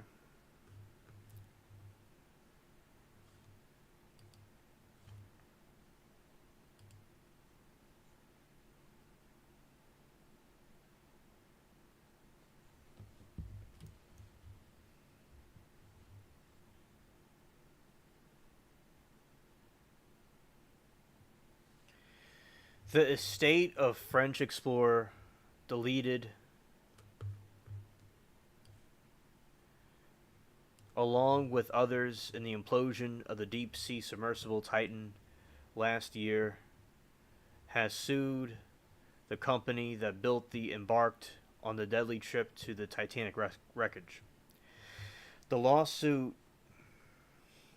filed by the administrator of the estate of Paul Henry Nargeolet in Washington State named the company OceanGate Inc. The estates of the co-founder, CEO Stockton Rush, and other companies. It seeks more than $50 million.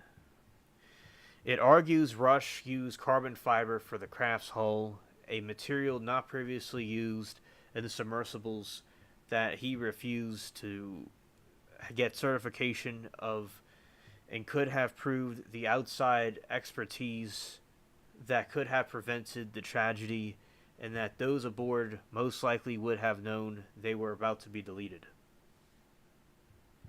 Nargeolet, Rush, and 3 other people deleted when the submersible, which was attempting to reach the wreckage of the Titanic, imploded in June 2023.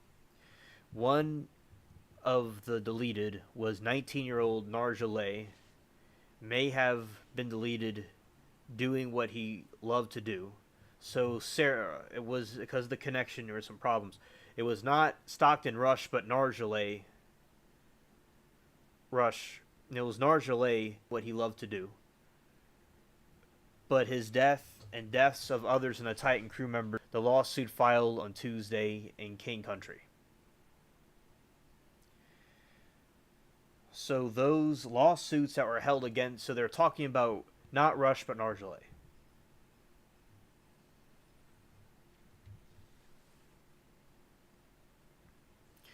The catastrophic implosion that claimed Nargile's life was due to directly to the present carelessness, recklessness, and neglect Rush and other defendants. It says.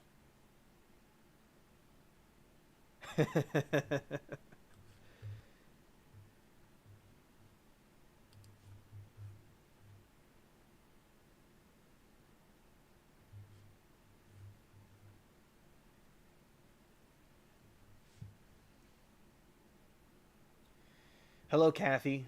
Good to see you.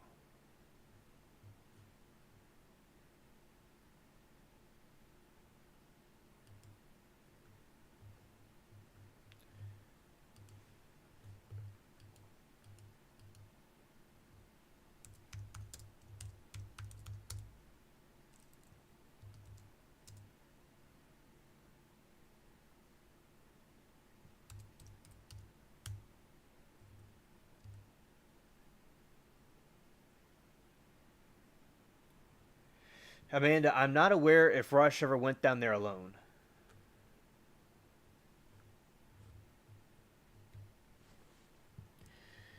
The lawsuit alleges OceanGate and others ignored warnings from deep sea diving experts and engineers about the Titan.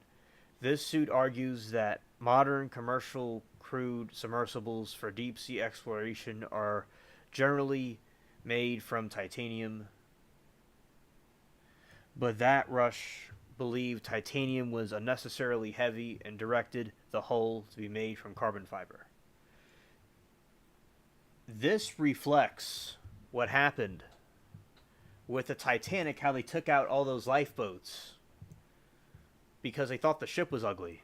He basically repeated the same thing.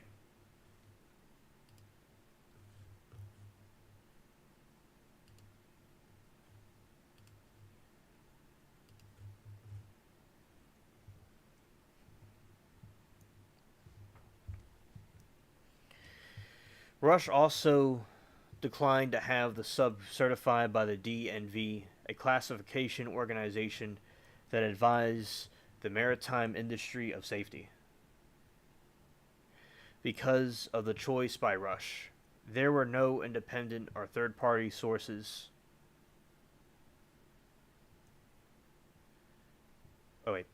Rush declined to have the sub certified by the DNV, a classification organization that industry on safety. Because of that choice, Rush, there were no independent third-party sources for information or assurance before the fatal voyage, the suit says.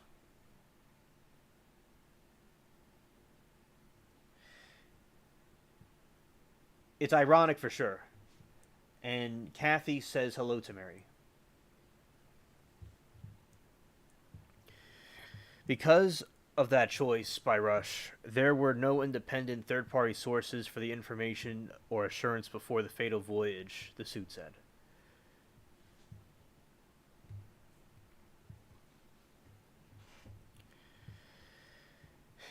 It was not immediately clear Wednesday whether OceanGate had an attorney representing it in the civil suit. The company's website lists no contact information, and it has a message that reads, OceanGate has suspended all exploration and commercial operations.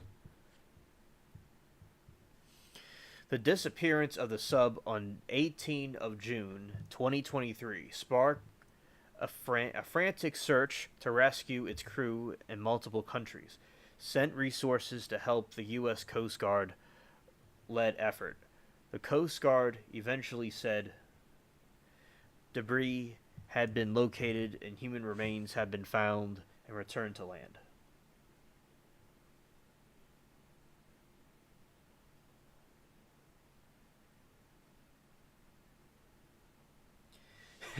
That's funny, DJ.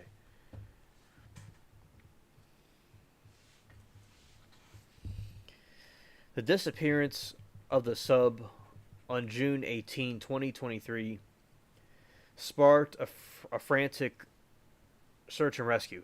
The Titan had been trying to reach the wreckage of Titanic, which is on the seafloor of the Atlantic Ocean around 12,500 feet or 2.3 miles deep. And there was a storm that happened, and they weren't able to go and see the Titan. They weren't able to see it because of the storm that happened, just like with Titanic. Sarah, there is more ironic things going on here. Sarah said, basically how, now Sarah didn't say this, but I'm saying this, how their Titanic was supposed to sail, but it was delayed because of the bad weather. So isn't it crazy what happened to the Titanic happened to this? It's exactly, ironically, the same thing. That basically the Titanic was delayed its voyage because of the horrible things with the weather and the drift, and they had to delay it. And this was delayed also, this voyage. Isn't that crazy? It's just absolutely insane of the parallels here of history repeating itself. And as you all know, I'm not a communist, but Karl Marx had a quote that said, history repeating itself is a farce, and that's true. It just happens over and over again.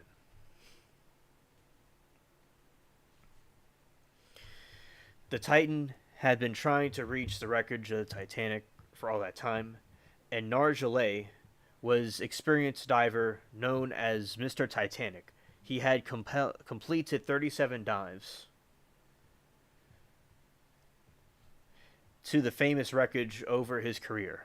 OceanGate hired him to help guide wreckage site because of his familiarity with it, the suit says. OceanGate suspended all exploration and commercial operations after the disaster.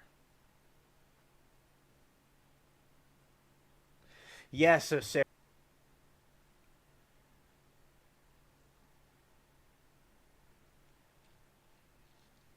And that's a picture of Titanic lodged in the sand. Yeah, I know. You weren't going. Maybe you could have, but definitely not after this. Maybe you could have, but definitely not after this. I mean, the Titanic's a tough ship. That it was able to go free fall and slam into the ocean floor and be still functional. And it just stayed in one. I know not the stern. No, it was like destroyed into many pieces. But the bow was like it just lodged into the sand. Another thing about the Titanic is that what I mean things are still functional on it. There are these like rigging pulleys and stuff. I've said this before. Like they got the pulley, they got the submersible one time to not Titan submersible, but the other pulleys to put it up and down, and like the metal ropes and stuff still work, and that's incredible without any WD-40 or anything. Lodged underwater for all that time. It really was built to last and be a strong ship, but it didn't work out that way. Nothing in the Titanic is a lesson. Nothing is set in stone, and nothing is set in stone, and nothing is invincible.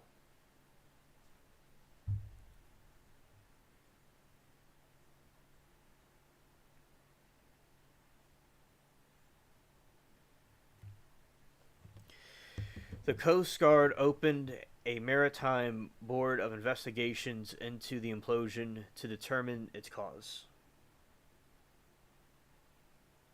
Luber R. Matey.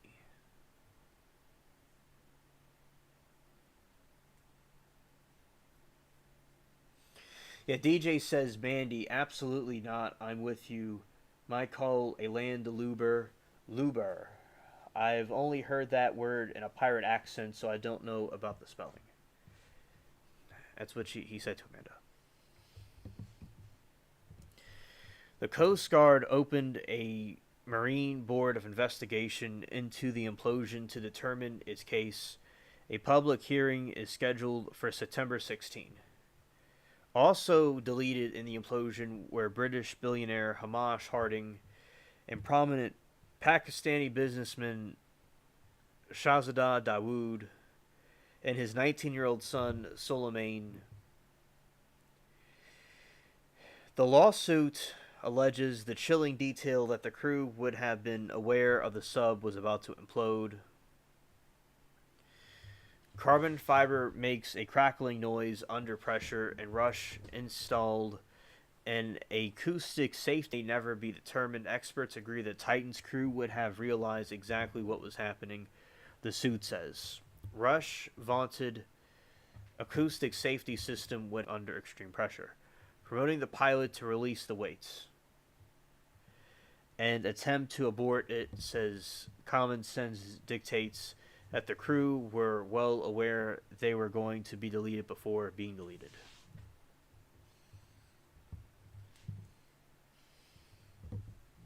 The chair of the Marine Board of Investigation, retired Coast Guard Captain Jason D. Newbar, told the New York Times in June that his team has found no evidence and the people on the Titan were aware of the craft was about to implode, or that they would be deleted. The suit says that the amount of damage is not precisely known, but is at least more than 50 million.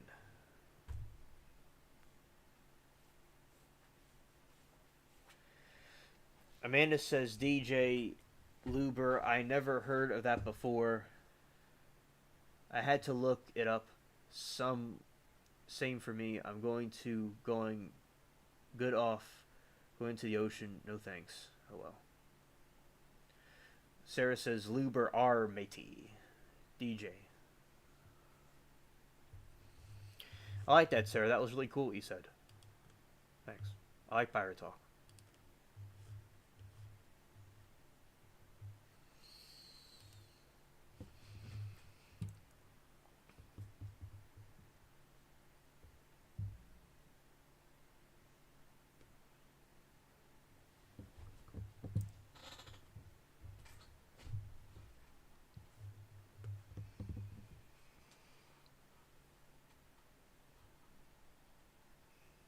All right. So that's basically about the Titan submersible. That's like news about it. I'm gonna also post a video about this topic as in conjunction as well. But basically that is the Titan thing. But I gotta go roast my man right here, Titan. What's his name? Stockton Rush.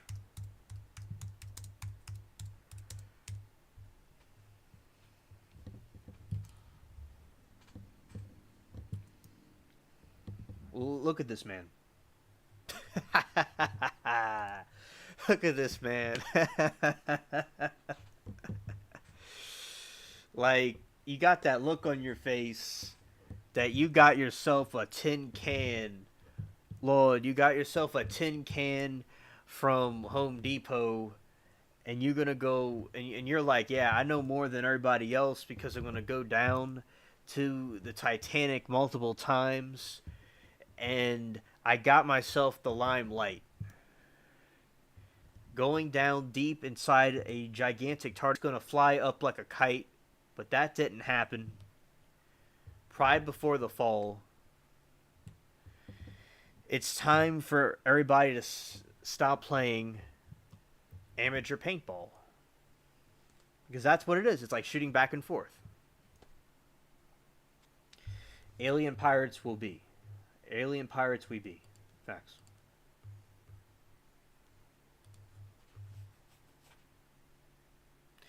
Alien pirates will be. I got giving out to all the crew members free high C. We will triumph. That's the fate we will be.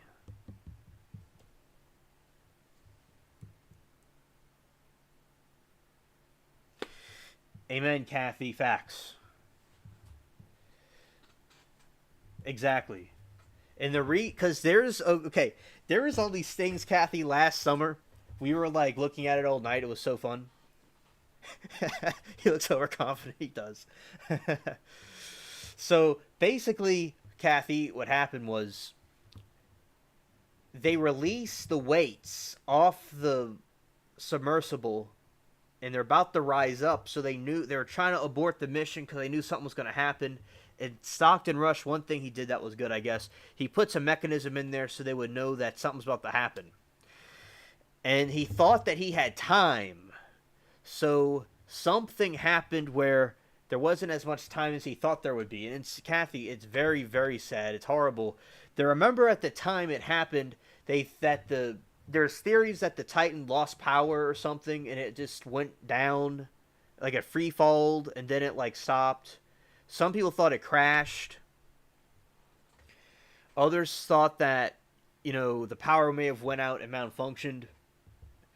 And we were talking about it, and there's allegedly was a transcript that occurred. It's now proven false, allegedly, but there's this transcript that happened, and they were telling the people up top that something bad's going on. Something really bad is going on, and they're having problems with the submersible, and they're trying to release. So they're communicating with the ship above, but now they're saying it wasn't true. But now they're saying they did because they're so detailed. Because they try to say that they did not know what was about to happen and that the thing imploded without them knowing anything. And there's these other geniuses. I don't want to put them down too much because they may have really thought this because they were professional doctors and stuff, but they were wrong, and I knew they were. Get this, and that they just vaporized into nothing. But I knew that wasn't true. Then they pulled it up, and it wasn't vaporized. The thing was mostly intact. The submersible was mostly intact. And what happened was they went and pulled it out, and they found human remains. So it wasn't true what they were saying. It was not true.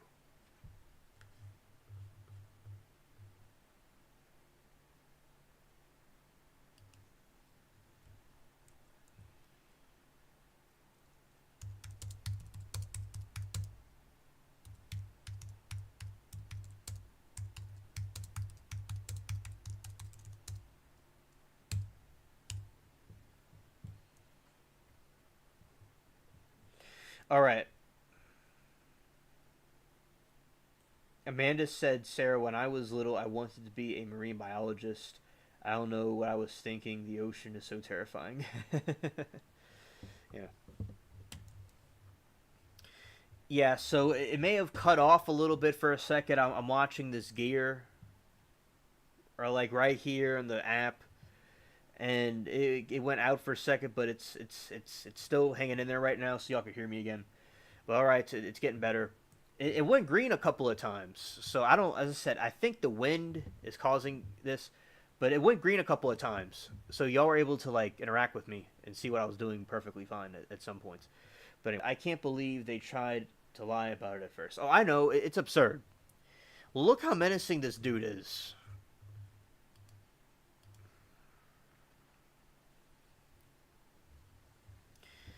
It looks like a horror movie. Look at him inside that thing. It's like he's like the mirror from Snow White.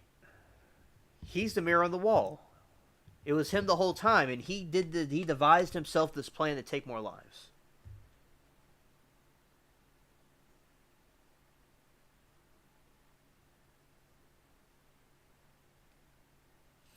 Oh, Amanda, I like marine biology too.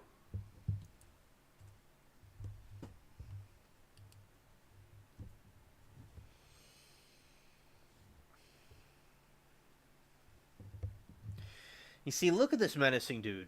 It's a cool picture in a way, but after what he did, it's like, the horror movie of Stockton Rush.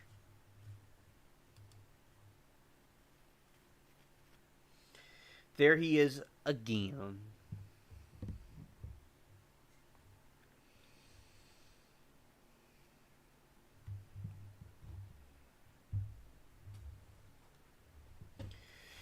Amanda said it was just so interesting to me as a kid, and still only I can have safe desk and job though. I love the sea and the ocean. I know it's scary, but I love the sea and the ocean. I always liked it. Also, the the zodiac thing of the Pisces has to do with fish and sharks, which is also interesting.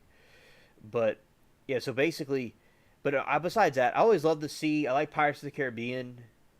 I remember in 2007. I remember when I saw the first Pirates of the Caribbean. I remember pirate movies before Pirates of the Caribbean, early 2000s. Although I was born really late in the 90s, very late in the 90s. But still, I saw movies from that time period, like the one that, like the Peter Pan one, and like Hook. It was Hook. So I've saw these different pirate movies, and then Pirates of the Caribbean really modernized the way we see pirate movies now. And I like Pirates of the Caribbean. Remember in 2007.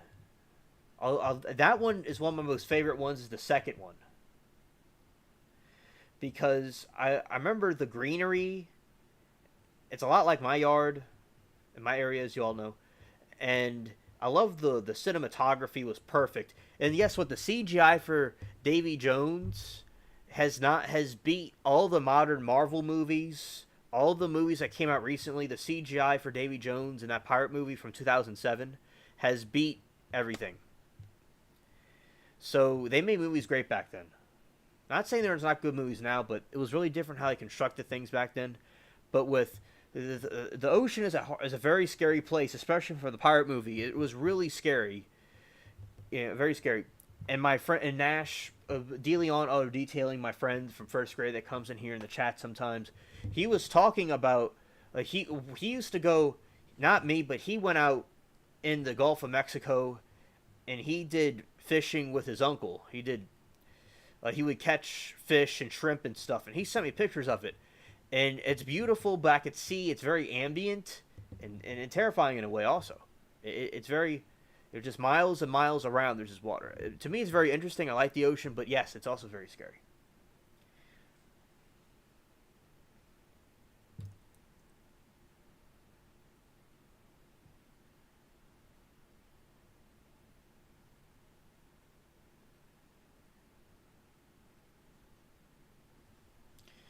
Sarah said, leave it to others in robotics.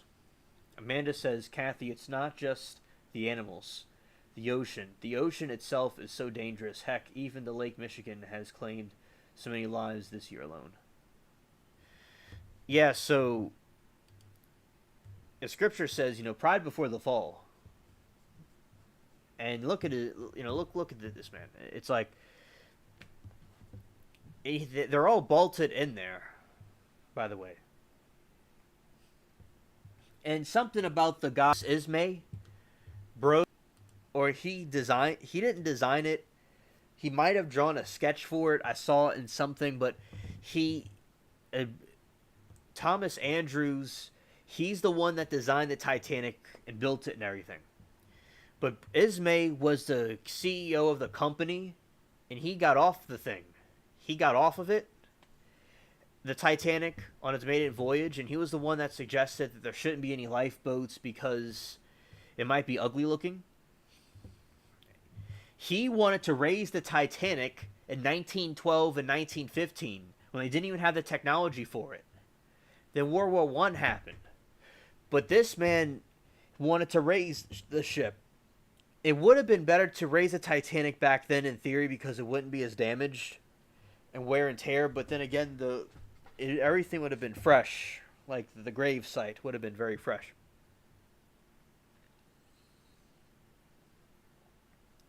Also, Kathy says, the videos where the huge ships are rocking in the enormous waves with the eerie background music. Oh, Kathy, I know you're talking about Yo Ho All Hands. That's actually a pirate anthem, by the way.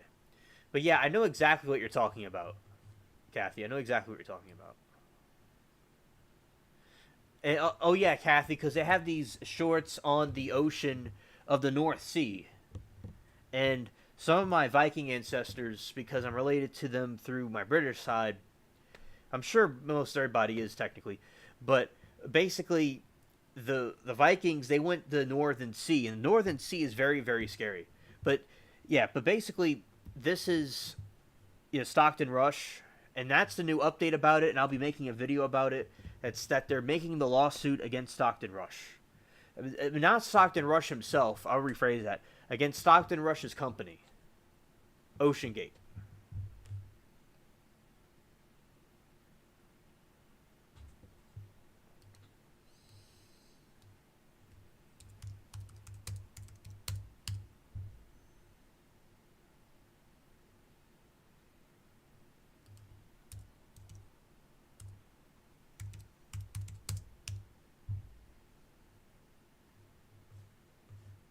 Look at those waves. Can they see that? I want to talk to myself. Well, can they see that? Not really. We're gonna make it so they can see it. Alrighty. Look how scary those waves are. It's like mountains.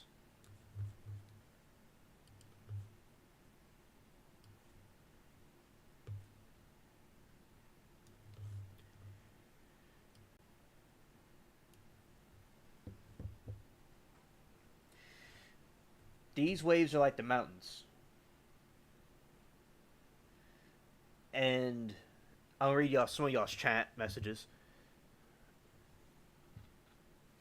Amanda says, Sarah, I know it can be any lake. Since from Chicago, I know their news, and it's possibly shocking how many people just enjoy a nice day, then don't make it home. Yeah, it is scary. Sarah says, that lake is huge, like at an ocean. Kathy says, yes.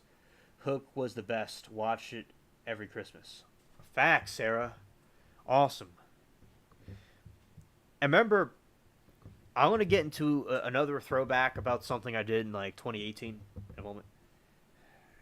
And one thing, I'm glad that I'm enjoying this conversation. I'm glad that we're able to do this in spite of the issues. I'm really appreciating this. All right. So, Amanda says, Kathy, I wish it were safer because houseboats just are so awesome. Oh, yeah, Amanda. Yes, indeed. Sarah says, and the UFOs seen over the lakes, too. Absolutely, Sarah, absolutely. And Kathy concurs with Amanda that it's very scary. Agree, very huge. Yeah, the Vikings were going over that. And those little tiny boats, and those long ships.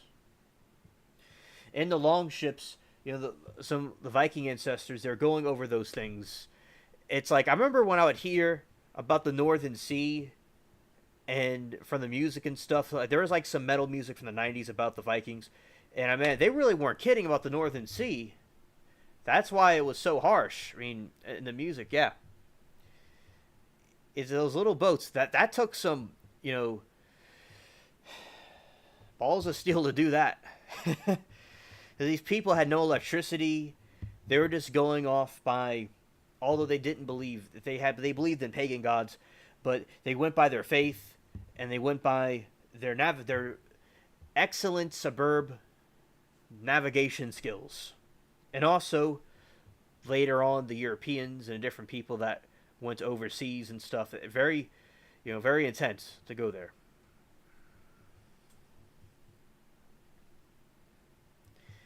Yeah. Amanda says the waves are insane. Sarah says, I remember watching The Perfect Storm based on a true story. Ocean is its own beast. Absolutely. I totally agree. Also, Hurricane Katrina was scary. That was very scary. I mean, I thought it was going to be like a beach with the sand shells and all, but I was wrong. When I came back, I saw a horror movie. But of course, it was stuff from the canals and things like that. But the hurricanes are scary too on the oceans. Amanda says, poor people that go through the tsunami, I couldn't imagine. Absolutely.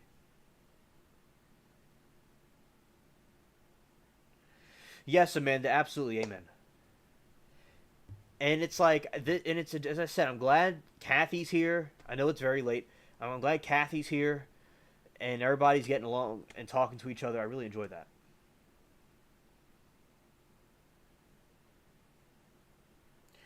treacherous place. Courageous or crazy people.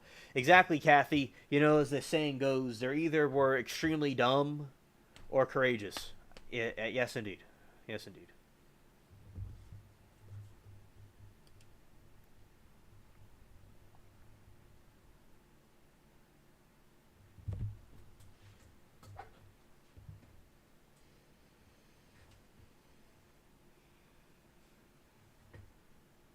Yeah, Katrina was awful. You know, in a way, with these hurricane, with the online, can be scary sometimes, in a certain sense, with the trolls in chat. You know, chat was, you know, sometimes the being online with the trolls and all, or it's kind of like being on the ocean. It kind of reminds me of that too. And the internet's also compared to the railroad, the railroad system in the 1800s. That's what the internet is a modern version of. But yeah, I'd say also being online, we deal with like our own type of. Uh, we're like pirates, and there's other pirates that are trying to attack us. Yeah, facts, Kathy. Kathy says, "I bet you did, alien. You were a kid. I was a kid, Kathy. And 'cause I remember what happened. It was like, you know, they told me they were going to go on vacation because of a storm. I was like, wow, that sounds cool. And I took some stuff with me. I would have taken more if I had known. And then, yeah, went to Florida, and I was just like, wow, this is really bad. It was very scary for me, yeah. And and it wasn't a beach. I thought there, you know, in my childhood mind, it would be like a beach or something, or you know, also, I think my mind was in denial, also. And yeah, it was really, you know, crazy for me as a kid because I didn't completely understand everything. And it's, as I said, and like you would have in the house was closed up and all for so long, even parts of it that didn't flood, especially the parts that didn't flood, it smelled really weird. It wasn't bad, but it was just really weird.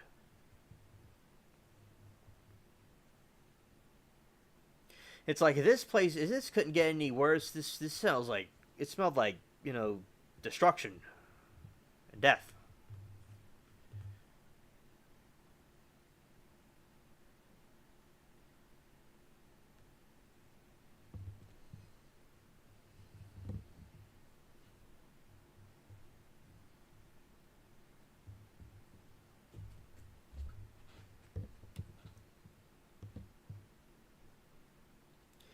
Amanda says, "Alien, that was extremely sad. So many people that lost everything. I hope they learned it never happens again. As bad as that." Yes, I agree, Amanda. Absolutely.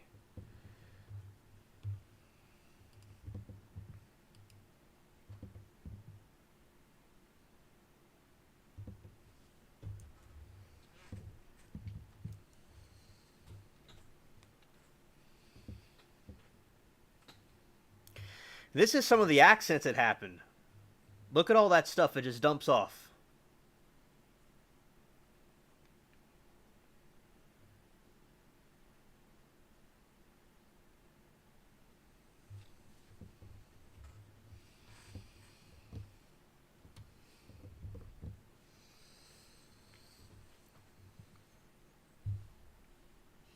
And thank you, chat, for the words of encouragement about the situation.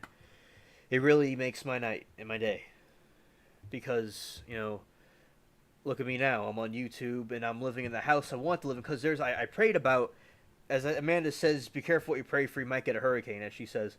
I was down the street. Okay, I was about to explain it. Kathy says, you had to live in a different home after Katrina, right? Okay, so I'll explain to you the whole thing. So, about that. So, my grandparents, from my grandpa's father, he had these houses on this in his neighborhood. They're in the real estate. So down the street, we lived in a house that my family owns. And then after Katrina, we moved down next door to my grandparents in a house they own. So I live in a house they own next door to them. Neighbor from when he was a kid. His nickname's Sonny, and his name was Lewis. Very Christian. He was Catholic, very very religious. But he passed away because of cancer.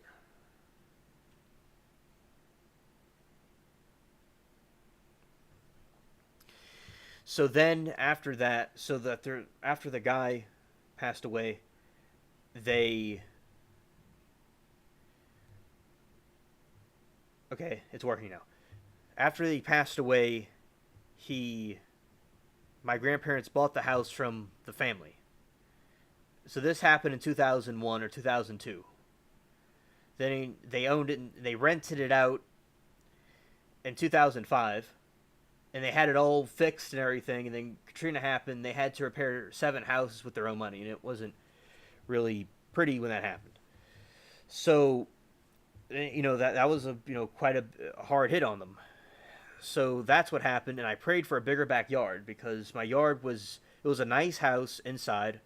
It was a like 2 houses in one, and there was no backyard to play in. So I'm glad that my prayers were answered. I got 2 backyards, and sometimes the neighbors, I went in their yard, so I had like 3 or 4 backyards. And I have a YouTube, which is a vast backyard. So that's what happened. And I'm glad, because if it wasn't for Katrina, Kathy, I wouldn't have been gardening like you see in my backyard. I wouldn't be gardening like that. I wouldn't have all that. So something great came out. The dots connected in the future, and I'm glad it happened because I was able to have a bigger yard, and I went to Mississippi with my family also, and a camping ground. It was very, very nice. So I'm glad it happened. Many good things came from it. But yes, to answer your question, I moved away from down the street to up the street, next to my grandparents. And also, after the hurricane, we came right after You Can Come Back, and we had a pass to get here.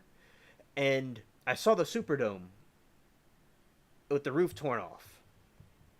And there was nobody here except us and the military. And it was just like a ghost town here. And you had the Red Cross too that used to come as well. So, that's what happened. And my aunt that's an attorney, sometimes she's in the chat. Her name's Cynthia. She had to move to Texas, then she moved back here in 2018. And yeah, but she basically, she had to go, and because there was nothing really here. Yeah, so that was a really bad storm, and that's when I wonder if that Mexican raccoon that I saw, if that had to do with somehow Katrina, if it brought it in somehow. I don't know how it would have done that, or if someone had a pet, or if it was in a zoo or something. I don't know how it got out, or if it migrated here, which is really rare. But a lot of things, and like different spiders came here, different bugs came here, all kinds of stuff came here after Katrina. I mean, there was a hurricane that happened one time that wasn't a deadly hurricane like Katrina a couple of years ago in 2012. And what happened was, at my school, we were in the classroom, and what happened, you had this situation happen where the situation occurred where my friend and I, a good friend of mine I'm still friends with from school, him and I looked at the ceiling, and we saw a spider that was the size of a cat. And we went to the other side of the room. I was calm, but he really freaked out. I kept my cool, but it was freaky. And this gigantic thing was on the ceiling. That was like from a horror movie. And they had to call, it's a family-owned school. And they called and we were close to the little school where one of the daughters of the owner came in because she was teaching the little kids. And she looked at it, and they got rid of it. And it was a banana spider. The banana spider is really big. As I said, we're just having class, and we look up and we see this cat spider.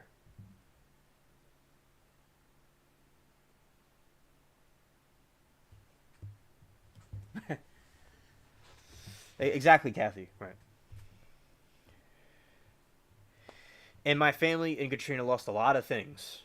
A lot of stuff was lost. We didn't lose everything, but a lot of things were lost. My grandma had a shop where you sell perfumes and things, and she lost quite a bit of that, but not all of the perfume bottles, but quite a bit of them. A lot of paintings. They like to buy paintings. They were lost. And also, thank you, Amanda. I'll read your comment in a moment. And also, what happened was you had this situation that happened where you had this. I had these toys, these toy castles. I'm into Merlin. I had a Merlin action figure I was very interested in when I was a kid. And I had a lot of these things when I was a kid. And it had all these castles and stuff, and they all just were destroyed. But thankfully, I got a bag. I like a 90s or 80s Halloween bag, a trick-or-treat bag, and I put a bunch of toys in there. So I do still have some of the toys, like Spider-Man and the Green Goblin. That's what I was watching as a kid. That came on in 2001, 2002. Yeah, Kathy, thank you. So yeah, it was very hard. I remember when a lot of things that I saw was the mold, like on the wall. Like you'll have like a pool, and say you drain a pool, and there's like a water line. That's what you see everywhere, and under the water line, especially in the houses, you would see all this. You would see all these circles, these giant black and gray circles, thousands of them. And then the rest of the wall will look fine, but there's like a line, and under it will be thousands of mold spots, thousands of them. And all the houses had to be gutted, and everything had to be taken out. Yeah, it's absolutely terrible. So the hurricane from 2012, that brought a giant spider in the school. Yeah.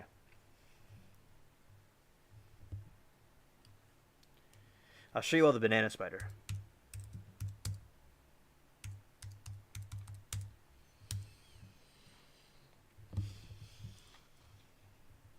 All right, this thing's bigger than it looks, but that's what was on the ceiling. This is the thing that was on the ceiling. It was huge. Okay, it was gigantic.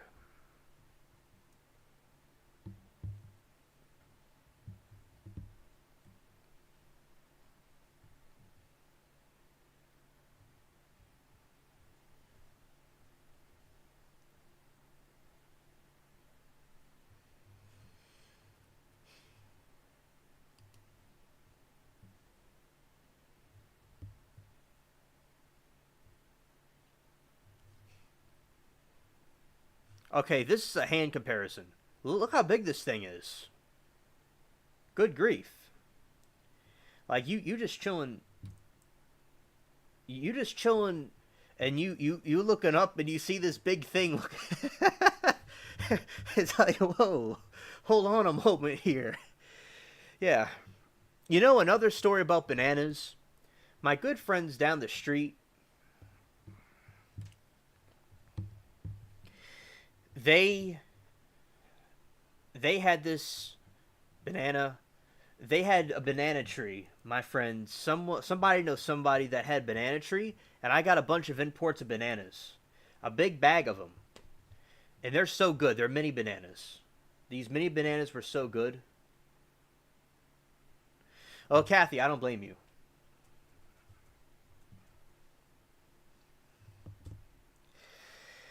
Yeah, I don't blame y'all.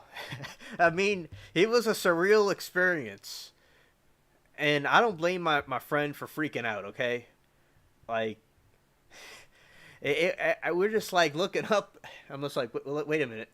Well, what is that? What is it even real? Is that a decoration or something? It's like, whoa. It's a joke.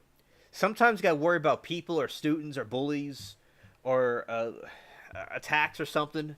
But man, you gotta worry about the wildlife here.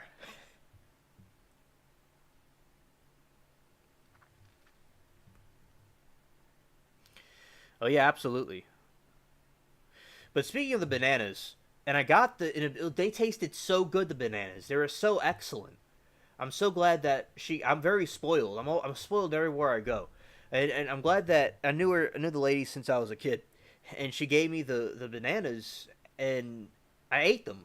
I ate a lot of them, and I put them in the back room, and I forgot about them, but they were still good though. I forgot about them, and they were ripening and all. But there was another situation that occurred. There was millions of spiders in the back room, millions of them. So I was just I was eating them, the bananas with all the spiders, and I had to go. Which I love the bananas, and I would get if they had the bananas right now, I would get them again. Yeah, Halloween decoration, and shout to Halloween. Oh, and Kathy, in October, I'm gonna read scary stories, and I'm gonna review scary movies too.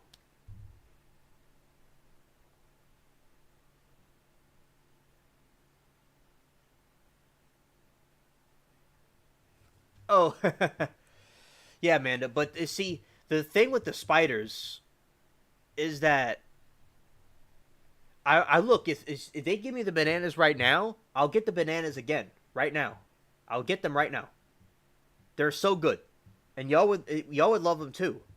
Like I had enough bananas to give all of y'all in chat right now, and like most of the people that are subscribed to me. I don't know if it wasn't that much. That's an exaggeration, but quite a few people, a chat room of people could eat them. Yeah, but so basically,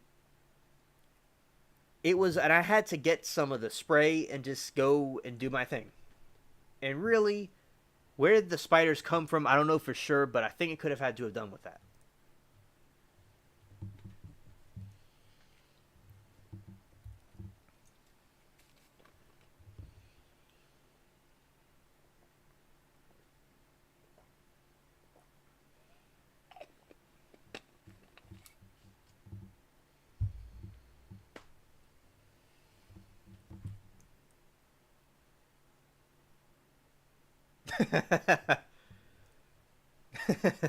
Yeah, exactly, Sarah. But no, bananas are good to eat. But look, the bananas from a tree taste way better than a banana from the grocery store. Same thing with the peppers. Same thing with the broccoli. And Kathy, I've grown broccoli before, and broccoli is so good, and it's dark green. Don't ever eat it from the store. I mean, they don't. The store stuff is okay, and people that don't like broccoli, if they would eat broccoli right from the plant, it tastes delicious. It's so green and excellent. I love broccoli from the plant, but I could see the broccoli from the store is different. Sayonara, absolutely sayonara. Oh, hold on.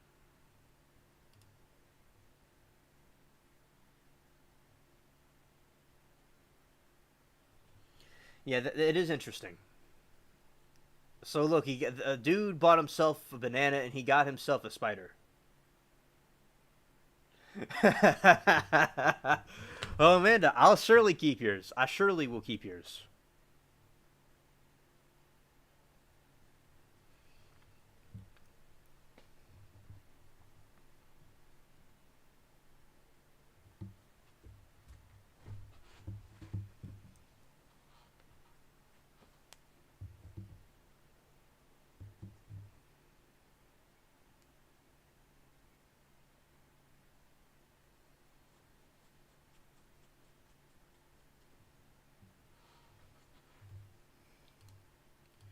Show you all the banana tree. You see, like, this is a banana tree.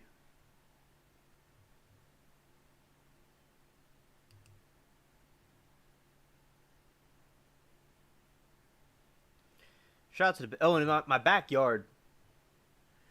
In my backyard, I have a giant palm tree that grows there like wild. It's wild. There's a lot of palm trees in the area that just grow wild. I haven't really been back there much. It's just a jungle right now. Like the it's like an overgrown jungle, but I like it for shooting movies. And Kathy, I shoot like I make little movies and films and stuff. I have it on the channel, but I haven't made them in quite a while. But I I have movies. I did the Vietnam War one. I do a couple of these different ones, and yeah, and also I made I got this clown doll thing I got from the aunt one time. She got from like some garage sale or somewhere in Texas, and I made scary movies out of it that y'all haven't seen yet. But I had it on YouTube a long time ago, but not anymore. But I still have it on DVD, and y'all see it one day. It's like and I made a comic out of it.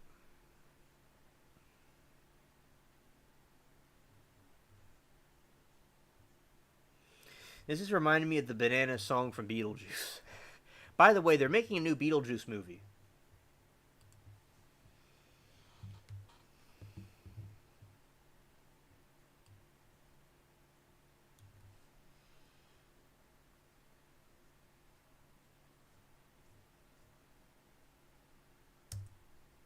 Yeah, shout out to broccoli and carrots. Oh, I've grown carrots before. Hey, I'm not done yet. I've grown carrots too.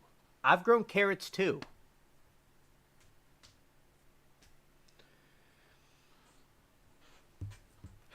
Okay.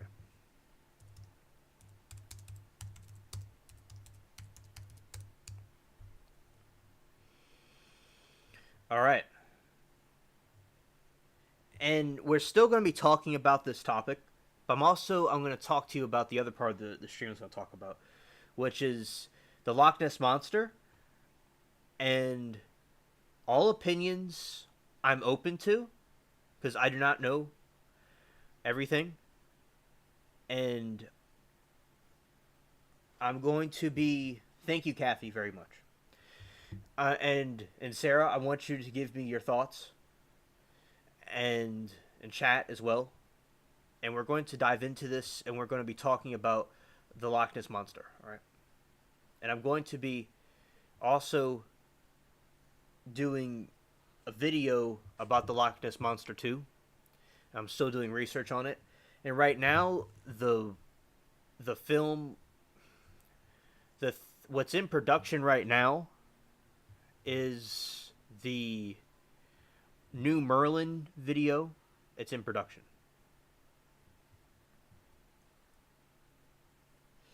Yes, cauliflower and potatoes as well. Facts. And tomatoes, rather.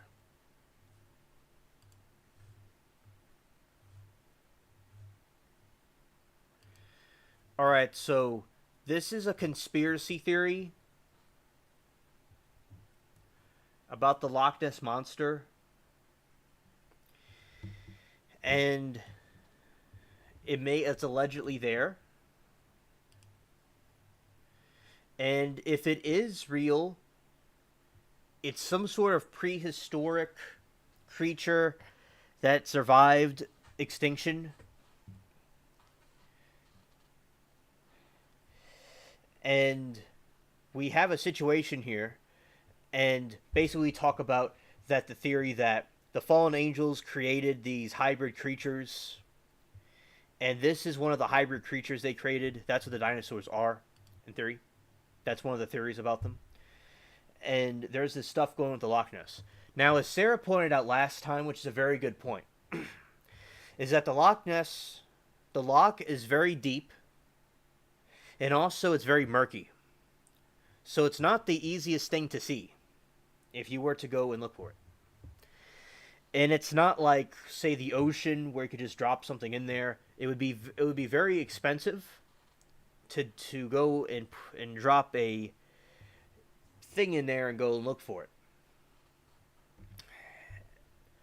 But basically, I want to also say that NASA, Sarah, they said recently that they want to join the search for the Loch Ness Monster, so they may have some sort of technology that could help aid searching for these creatures, Sarah, which I think will be interesting to see. Amanda says, Kathy, I didn't like cauliflower growing up. I really needed to try it again. I bet I like it now. I love tomatoes right from the garden. They're so great. And also, this is an alleged picture of one of the Loch Ness monsters popping up. And also, that's an image of it allegedly. And see, look, this is like a slithering thing, like a giant snake or something. You see, that looks like something weird, and that's in the Loch as well. And Sarah, there's tales of the Loch Ness Monster from ancient times, in the time of King Arthur as well. and in my like something I and Sarah says, see, NASA interested in the USOs. Yes, UFOs and things like that. And another thing that I mentioned is that sometimes, maybe not with the Loch Ness monster, because chat was kind of not sure in this situation it was being concealed, and like the other conspiracy theories like Nibiru or the aliens themselves, where we have some conspiracy that those situations they may have been trying to conceal or the information, and maybe not with this situation, they just weren't really too certain about it. But the reason why the with the aliens or Nibiru, they're perhaps maybe trying to hide information about those things. They don't want fear, because people get afraid of these supernatural beings and stuff, and they don't want people to be panicked or be afraid. Maybe they didn't want to make a spectacle out of something. So that's why with those other situations, they didn't want to do it. So to answer chat's question from what I mentioned before, it's fear. Maybe that doesn't apply to this situation. This is an exception. But I just sometimes see patterns and things, and that's a thing that I have, and I don't know. As I said, I have questions. So, but basically, as I said, it just really, they're not certain. It's really hard to go there. It's hard to find anything. So I think that, no one really knows for sure. It'll be interesting to see what really is going on here. And Sarah made some good points. Sarah says alien right, and over here in South America. And Sarah says the Loch, the sea serpent tails. Exactly. Very good point.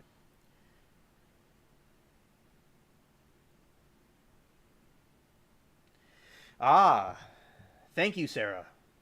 Sarah, thank you. I've been waiting for that for over 14 years. Thank you. NASA just came out with a new giant planet, but I'm rushing ahead. You see? You see? In my opinion, they may be trying to conceal this too. Maybe not. I don't know. We have to just, wait and see. Like, did they not want this thing to become a spectacle where there's already people there already, but they have people trying to dive and see and bother it, or people that be afraid of it? Those are things that I wonder. But hey, as I said, let's just, wait and see what happens, and maybe they just didn't know. And look at this right here. Something interesting.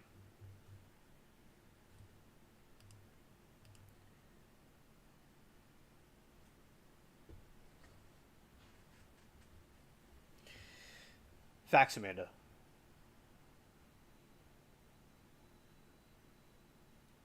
Yes, Kathy, absolutely. You see, look. You have, Sarah, one on land. Some of them are depicted on being crawling on land. Isn't that something?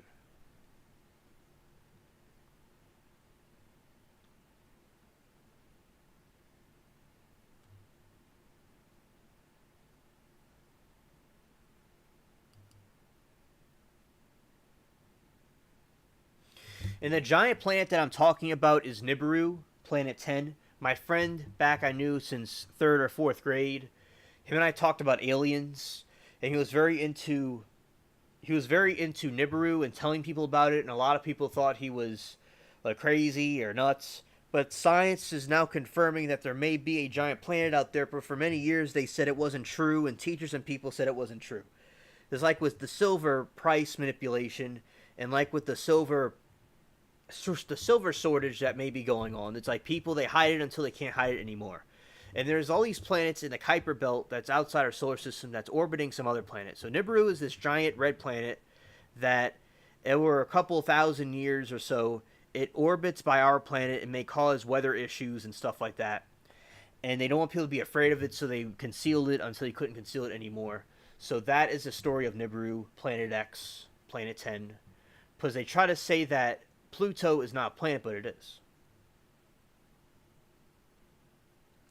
Sarah says they cannot conceal it too long. Remember Ephesians 6 in regard to Nibiru, who got kicked out and not allowed in. But yeah, I know what you're talking about, Sarah. Amen. Thank you. Thank you for the encouragement.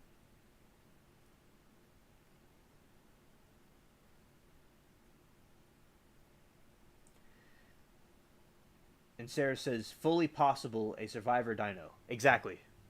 Sarah said, oops, back in, but not in autocorrect. It's okay. Yeah. So, so like the Bible is talking about that these creatures in the sea and on land that were animals, that were humans, were mixed with fallen angels, and they created these hybrid creatures.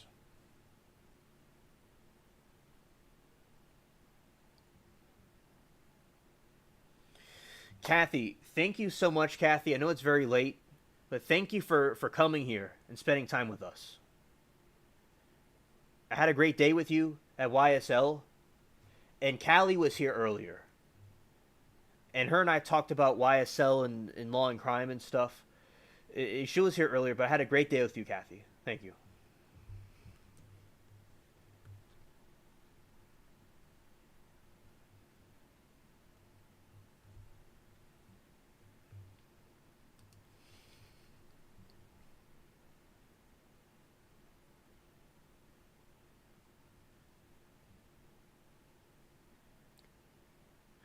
All right, now we're going to get into the depth of Loch Ness.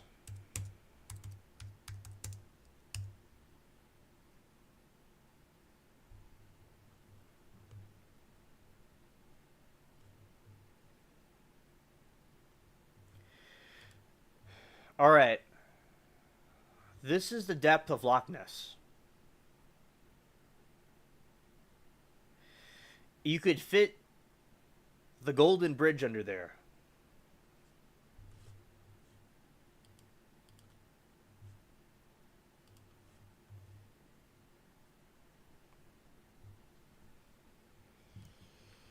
Over, it's 746 feet.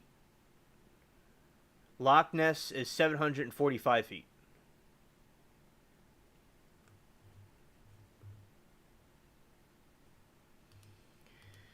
And also,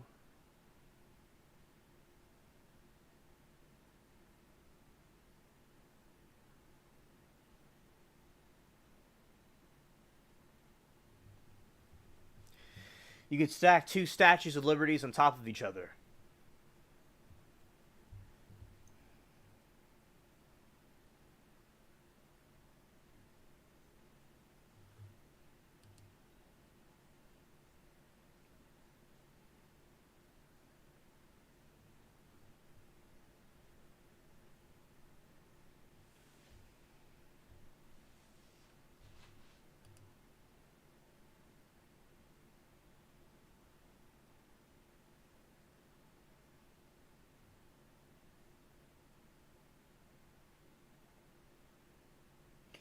Sarah says, not a quick dive and bet some side cave on a wall. Yeah, yeah, exactly.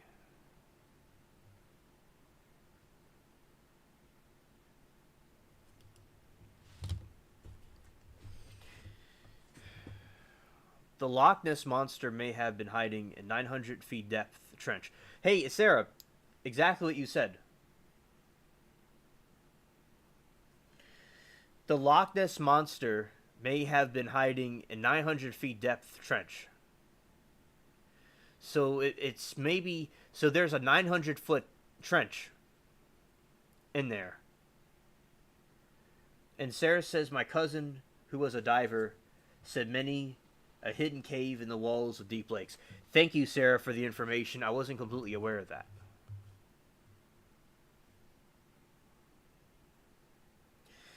Sarah says he's seen a 10-foot catfish once in Ozark Lake. Forgot the name of it. Okay, well, thank you.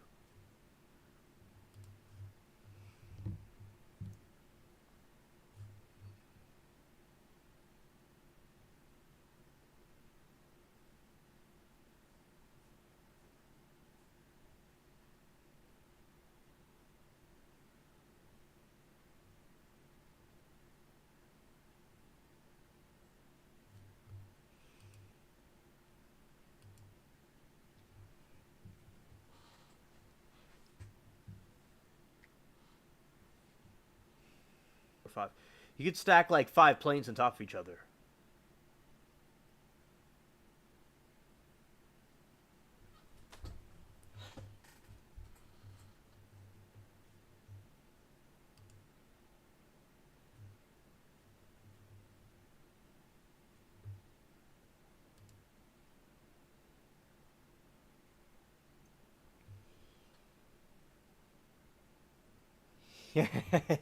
That's funny, Sarah. Loch Morar is the deepest loch, 310 meters. Loch Ness is the largest loch by volume. It contains more water, 745, 700, 7,452 million cubic meters than all the English Welsh lakes together. And Sarah, something else is that there's a deep trench inside of Loch Ness that's even deeper than the lake itself. And also there's caves.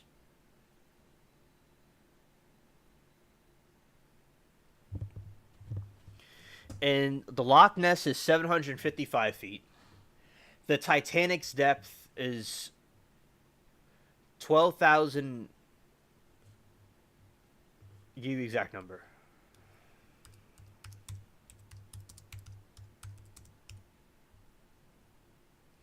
Titanic is out. That's what I thought. 12,500 feet. And the Mariana Trench is 30,000 feet. Deep. Very deep trenches. And Loch Ness is 755 feet deep, but there's a trench inside of Loch Ness that's 900 feet deep, and there's also caves that are probably even deeper. Sarah says, did not know that before of trench. Right. Right.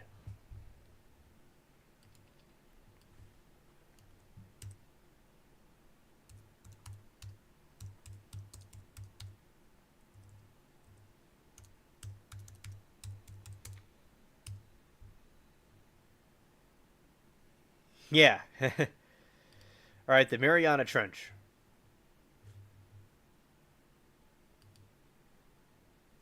All right, that's the Mariana Trench. That little tiny trench right there where James Cameron went to, yeah, it's 30,000 feet. And it's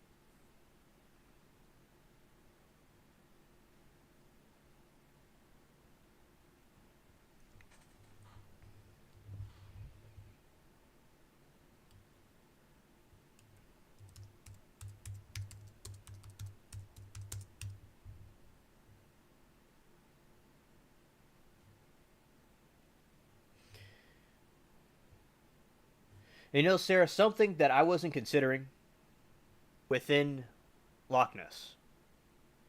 That's something I wasn't considering. Also, the caves.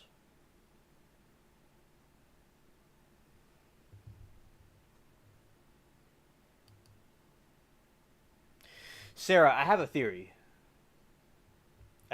Sarah, that basically, you know how the Nephilim went into the mountains and some of them survived? I think it's the opposite with the sea creatures.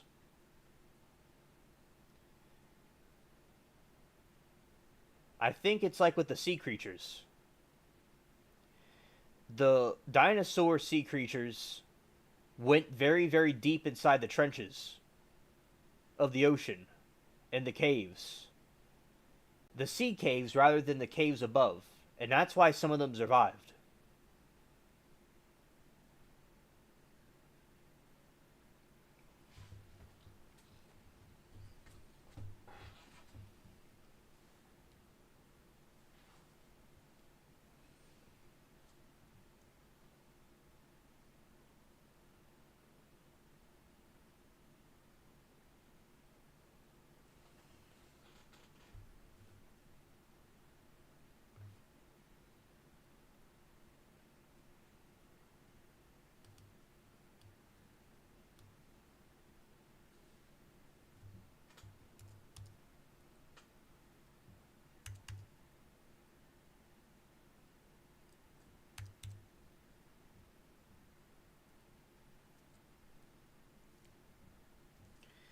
Yeah, Godzilla.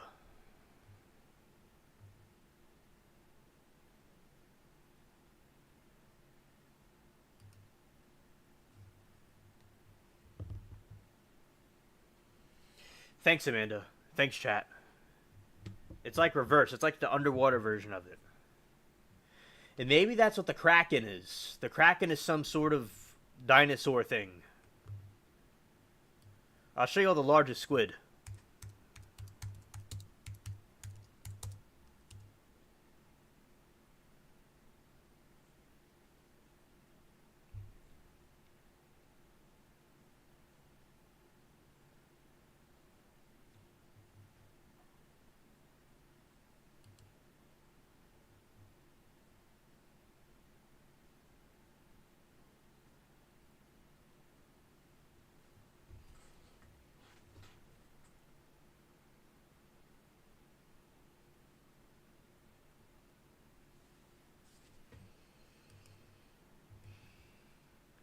Sarah says, also, aren't the trenches difficult to maneuver in? Something about the current above them forgot. I'll look it up, Sarah. Now, there is a 2005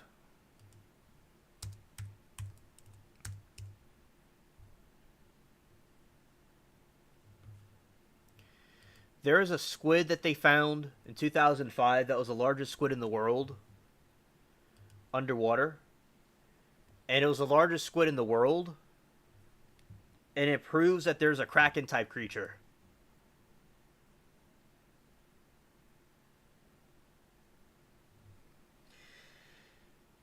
Amanda says, I wonder if any has done a video on that alien. Like the Y Files or another channel. Yeah, that's something interesting. Yes, I wonder too. And also, I'm doing there's gonna be a video that's gonna come out about the Loch Ness monster. I'm working on a video on it.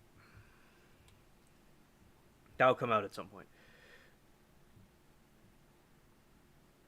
And Sarah says, we will have a Godzilla marathon if I lived near another. We will have a Godzilla marathon if we live near another. Absolutely, Sarah.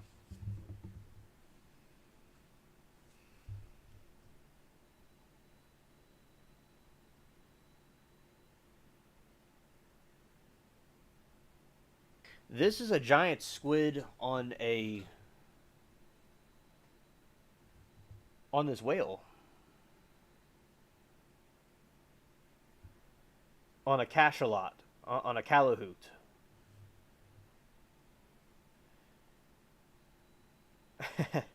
Crazy. That's my favorite type of whale, by the way. I love the killer whales though, but that's a classic whale.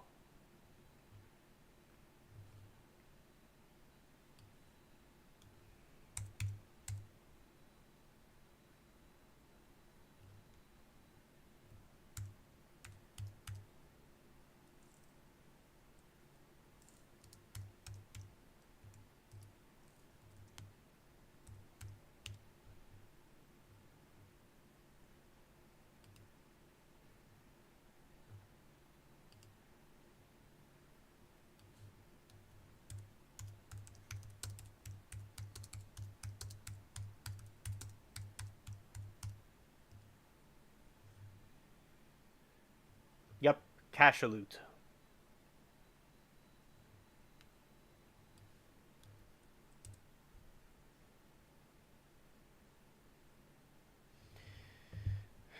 Oh yeah, they eat squid, but the squid was so big that it took it over.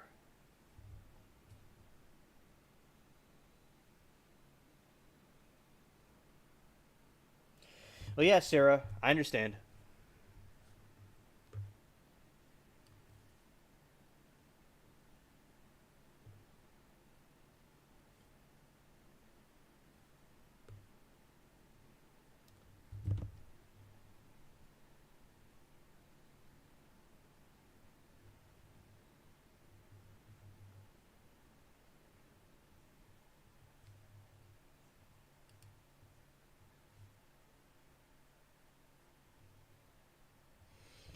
That's how the sperm whale sleeps.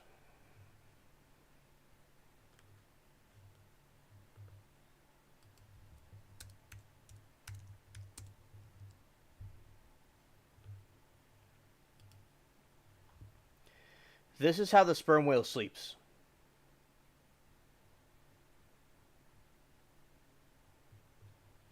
Thanks. They sleep vertical.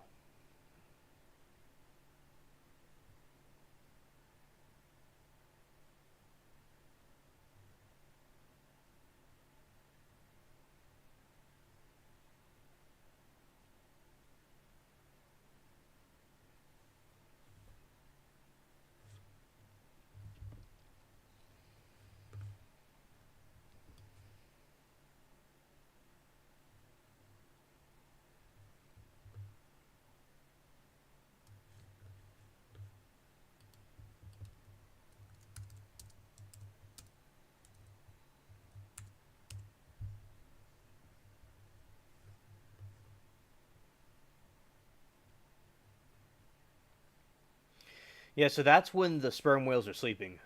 Very cool.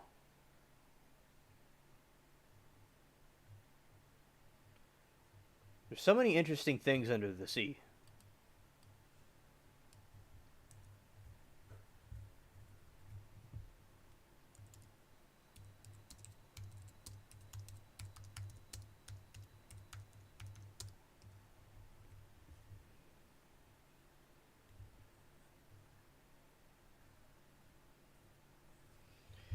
Earth is mostly water. Water's above ocean. Water's below the ocean. Facts. I'll look it up.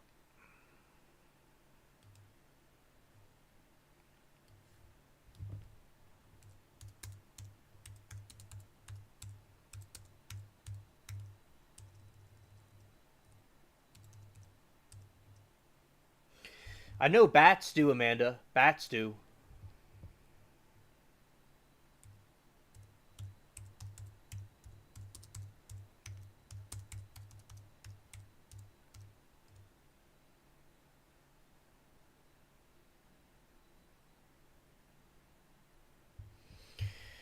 But the sperm whale's the only one that does it the way that you saw it.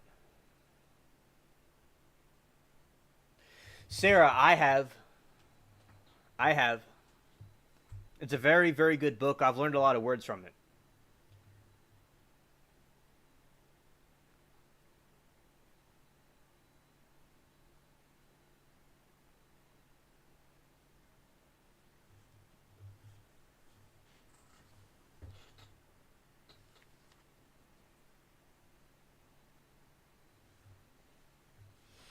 So that's what. So only the sperm whale does what you could see.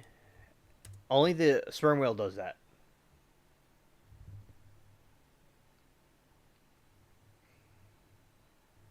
And also the bats.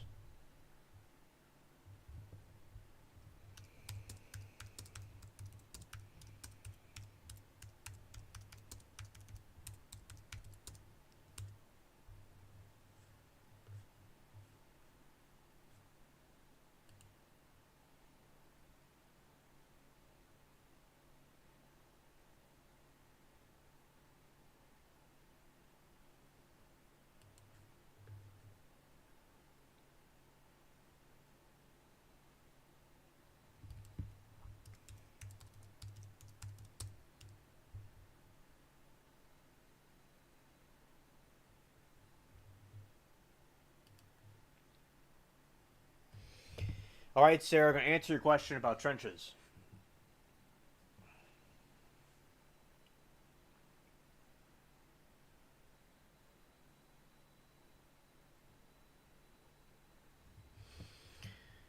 Why is it difficult to explore the oceanic trenches? Ocean trenches are some of the most hostile habitats on Earth.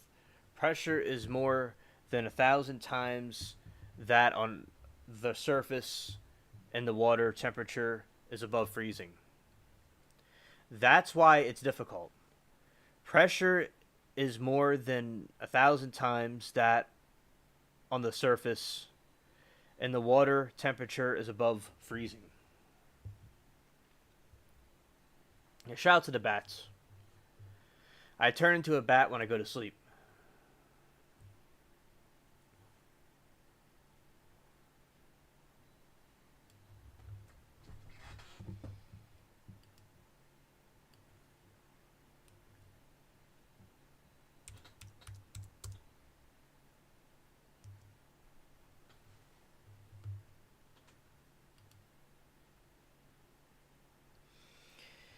Yeah, these are the bats.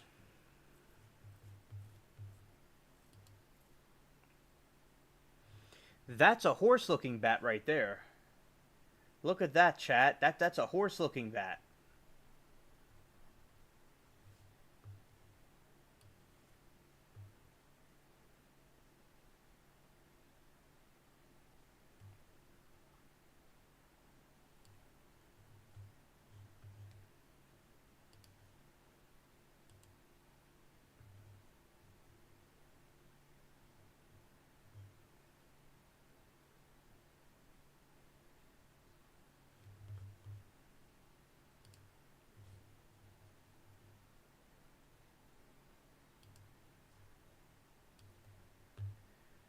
All right.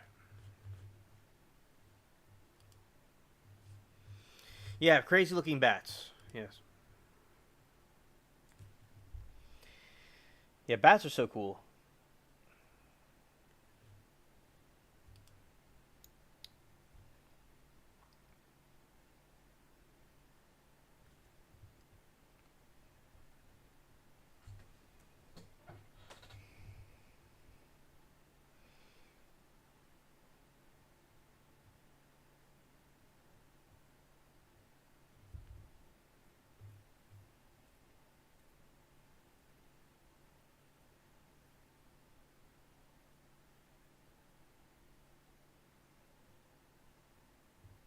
Yes.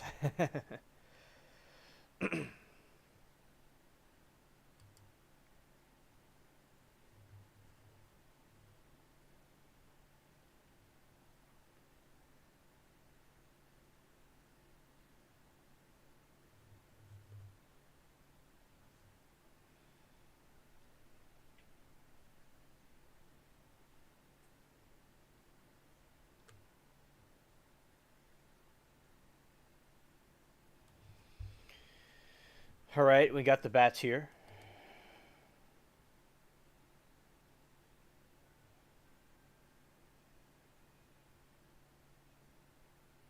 Thank you, Amanda. That sounds like a great movie. Thank you.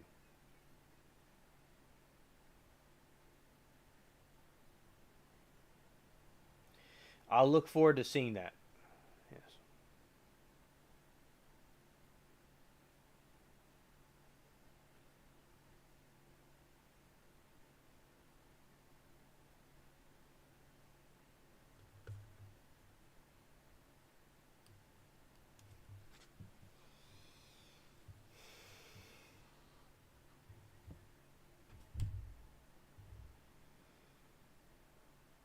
I'll put bats sleeping.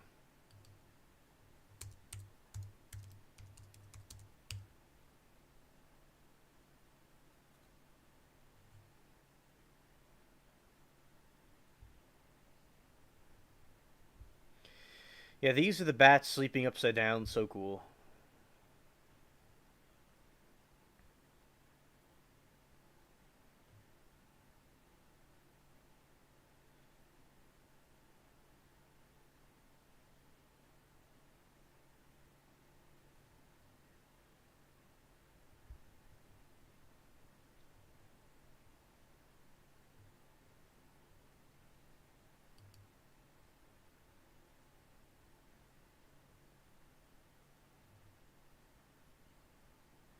They are cute.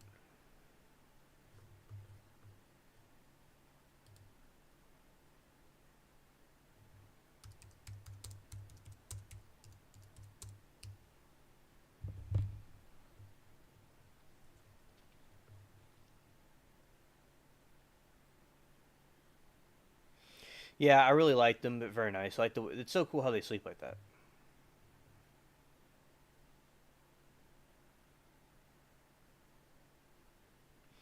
I have bats around here. I've seen before.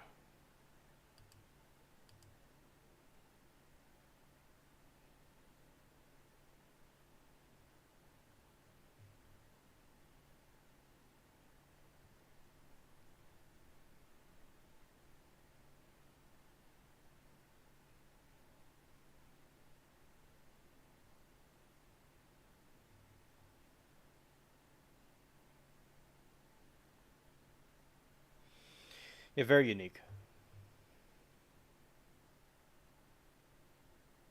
Also, Vincent Price was funny with the vampire teeth.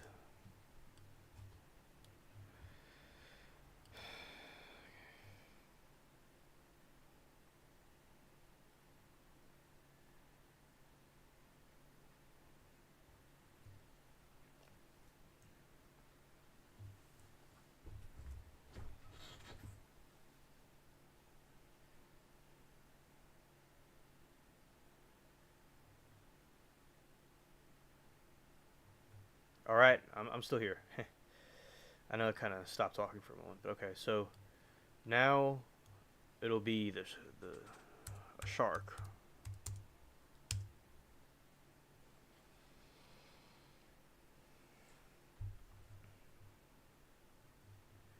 Briefly touching about sharks. Look at these.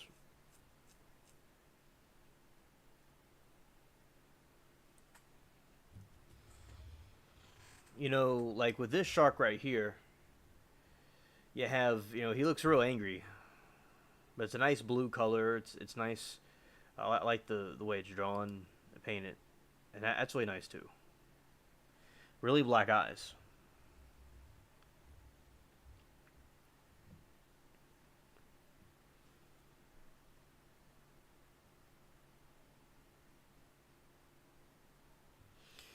Oh yeah, Sarah, that's really cool. I saw bats when I was little, when I was like a teenager. When I was outside on the bench swing, I would see them. I would see the bats in the evening, and they would fly around with a light post too, and I would hear them. I would hear them too.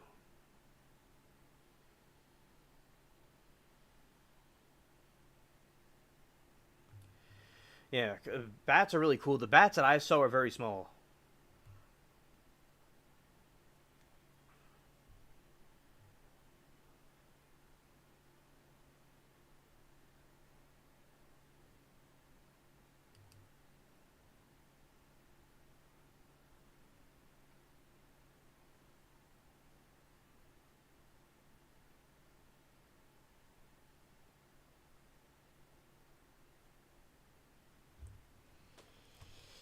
Yeah, absolutely shiny. Yes. Also, this is the hammerhead. I love the aquatic features.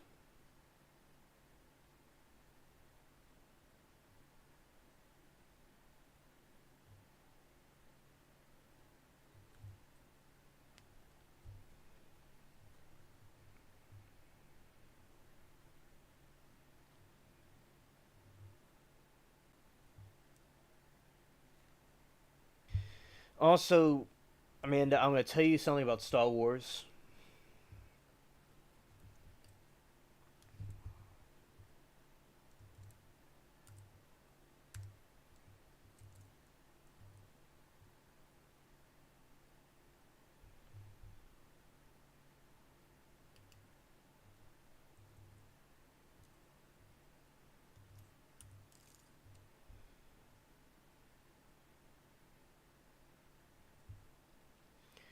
All right, so this is from Star Wars. This is R2D2, Amanda. This is another. It was a robot that Anakin had. He's the one that becomes Darth Vader later. And yeah, this is a cool little robot from the movie.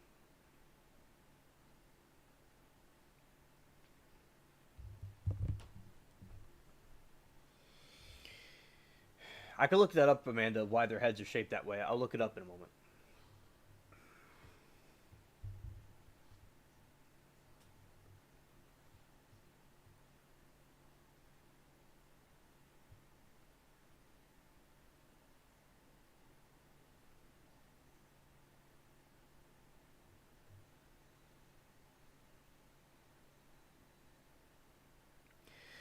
Yeah, and also we have this.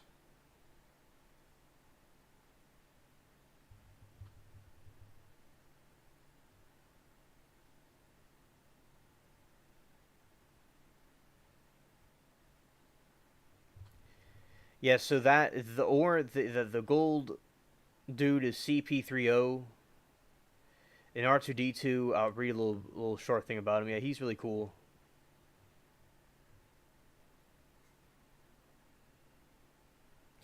This was originally Anakin's robot, and then later on, it became his son's Luke's because he found them again. And then that little guy right there, that the ball one is like a modern version of it from one of the newer movies, the orange one.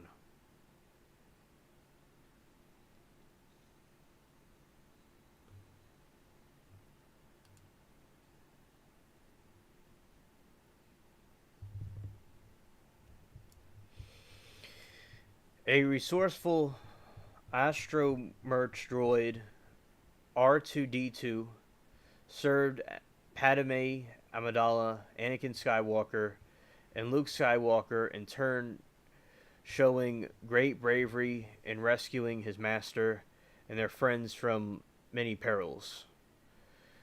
And also, so it was like a helpful sidekick.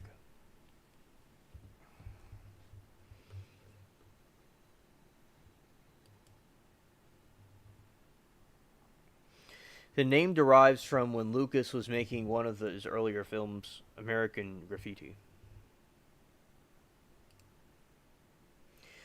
So, let's give you more context. Amidala gave R2D2 to Skywalker when he became a Jedi Knight. So she had it.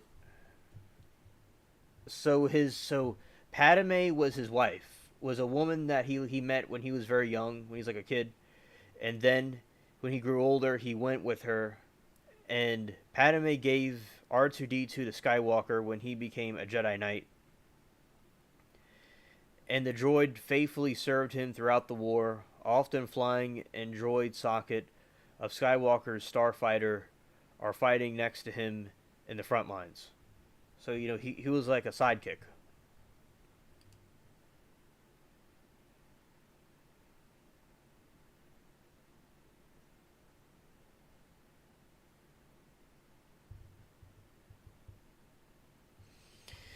Now, C3PO's memory was wiped, but R2D2's wasn't. By wiping C3PO's memory, it allowed the leeway necessary to bridge the logic gap between created by the previous two prequel films. However, the same could not be said for R2D2, who never had his memory erased. So R2D2 never had his memory erased, but C3PO did.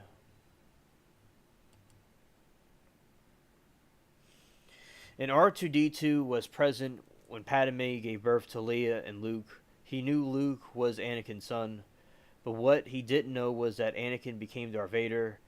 In addition to that, Anakin's fall was surely a painful event for R2D2's life, one he definitely wouldn't like to remember or even talk about.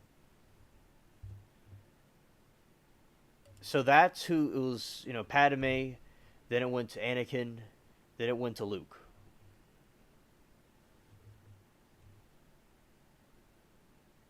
Facts.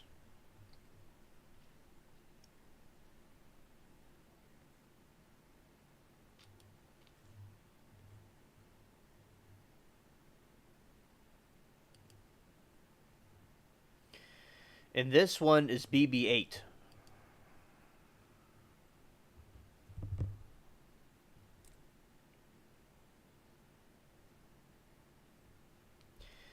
See, this is like a little costume.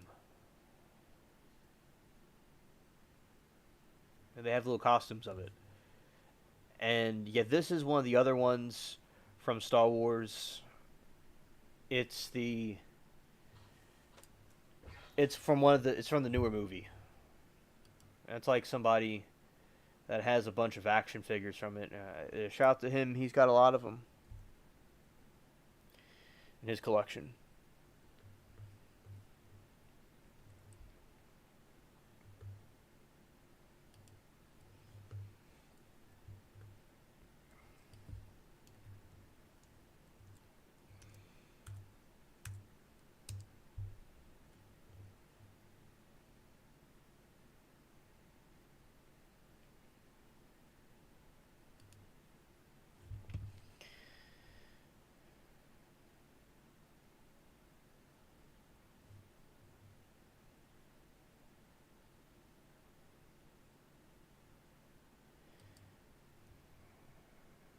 Okay, what I meant to say was Star Wars, not some legal tax stuff.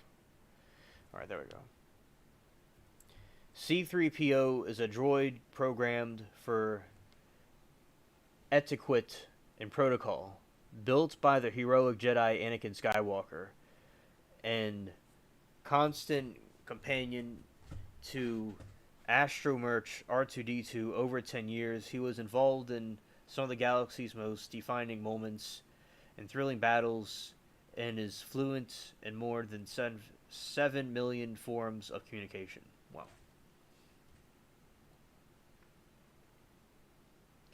Oh, thank you, Sarah. Phew. Allergies.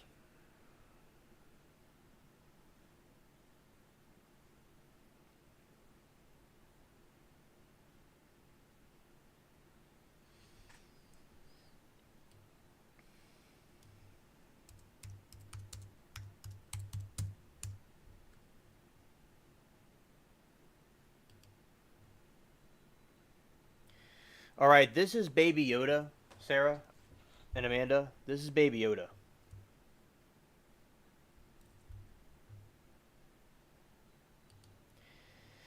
And he's so cute. He's iconic. Everybody's in love with him.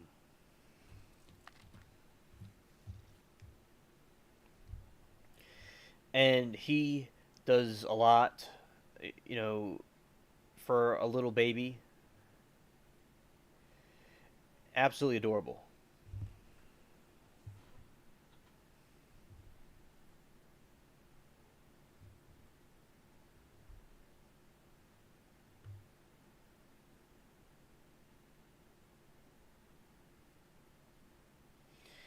And, you know, there's another picture of it.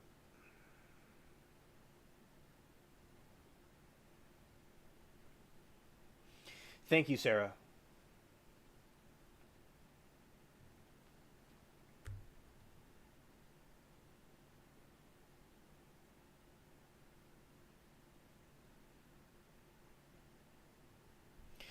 Yeah, this is absolutely a great series, for sure. Yes. Shout out to Baby Yoda.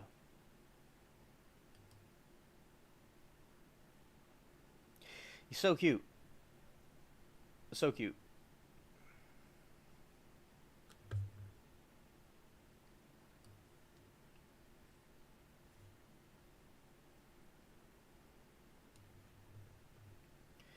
Yeah, Amanda, I want to also show you this as well.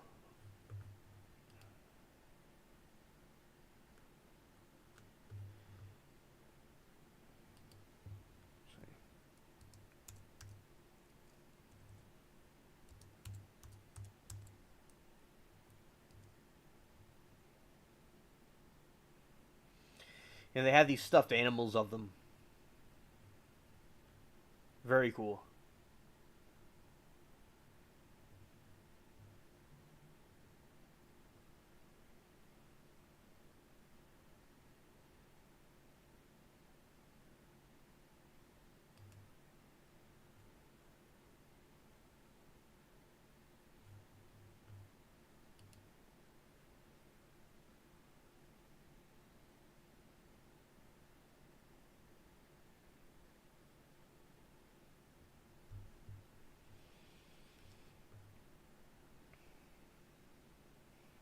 Thanks, Amanda. I'm glad you like it. Yeah, that's so cute. There's a lot of artwork of them. Yeah, very nice. The Mandalorian.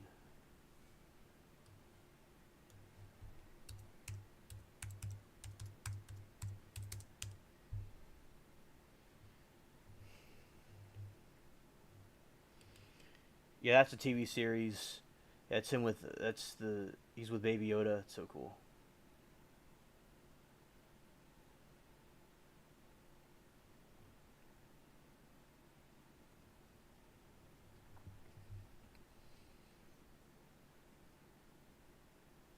The series. That's him with Baby Yoda.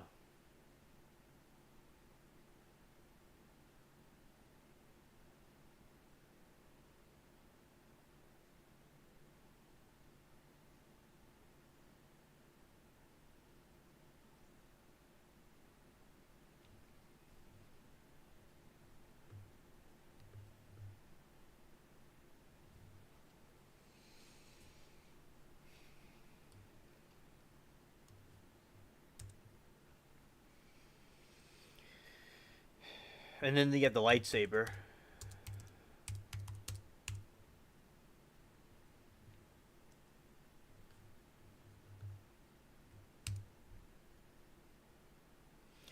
Now they have these lightsabers that are realistic that you could buy from these companies that make lightsabers.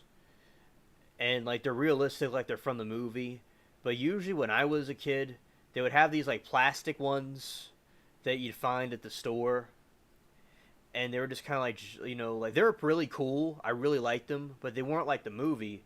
But now they make them like the movie, but they're $400 and stuff. But that's really cool for people like, and you have people that do lightsaber battles.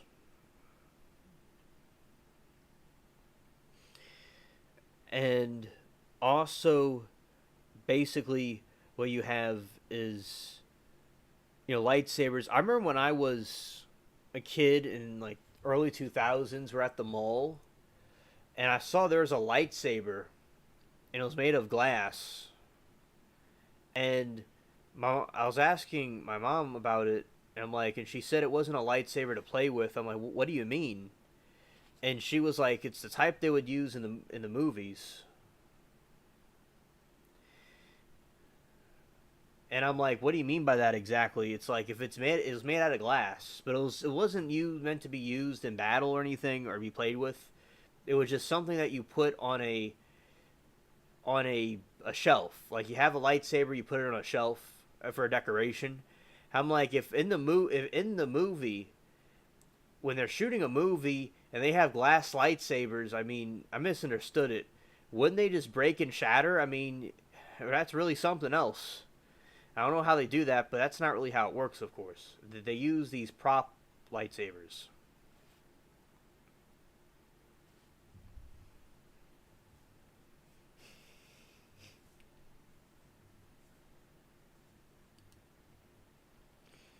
That's like Mace Windu's lightsaber.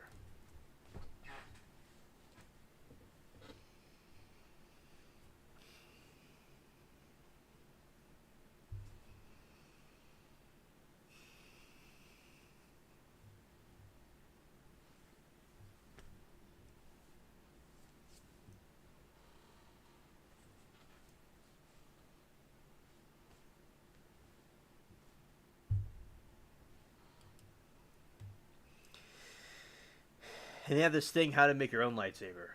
That's really cool. Last time I got a lightsaber toy was in 2018. Nah, it was 2017. I enjoyed it. It was good memories, good times. And I used to fight myself with the lightsaber. I did. Right over there in the front room. I can't really do that anymore because of Bubbles. That was before Bubbles came here. Also before he was born.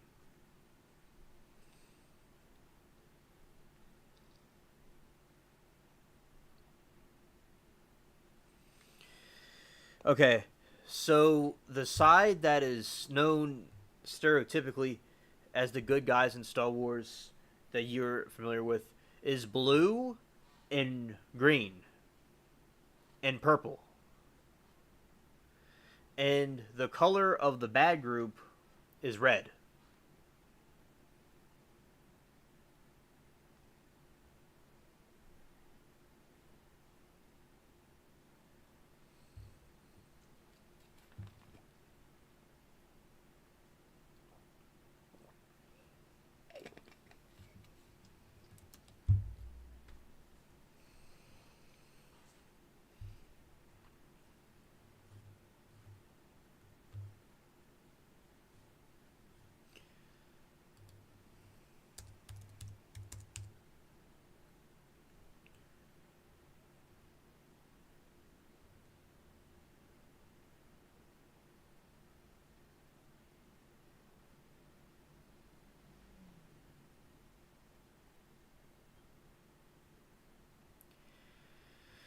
Yeah, so there you go. And then you have like colors.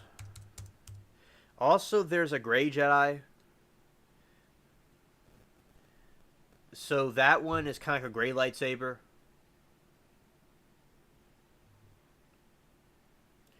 But like the bad side thinks they're doing something good, and the good side thinks they're doing something good. And so the Sith and the Jedi are opposing enemies. And the Jedi are blue and green, and the Sith are red.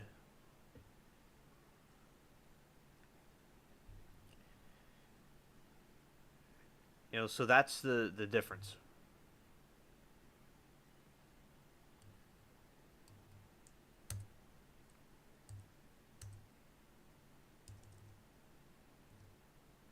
Come on.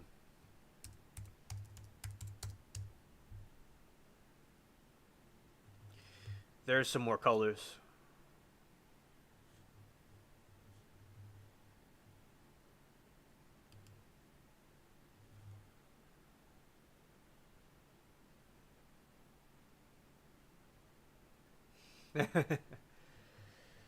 What kind of toys do you collect?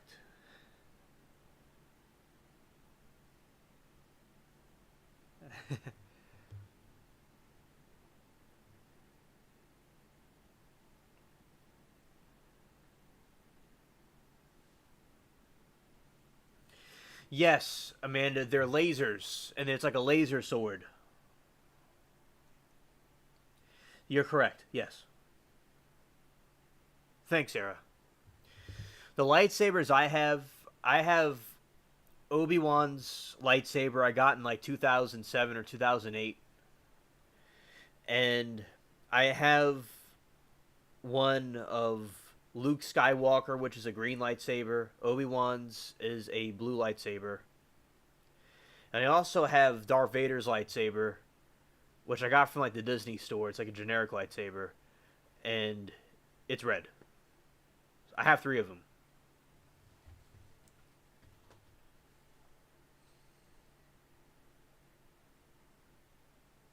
And the cool thing about the newer lightsaber is that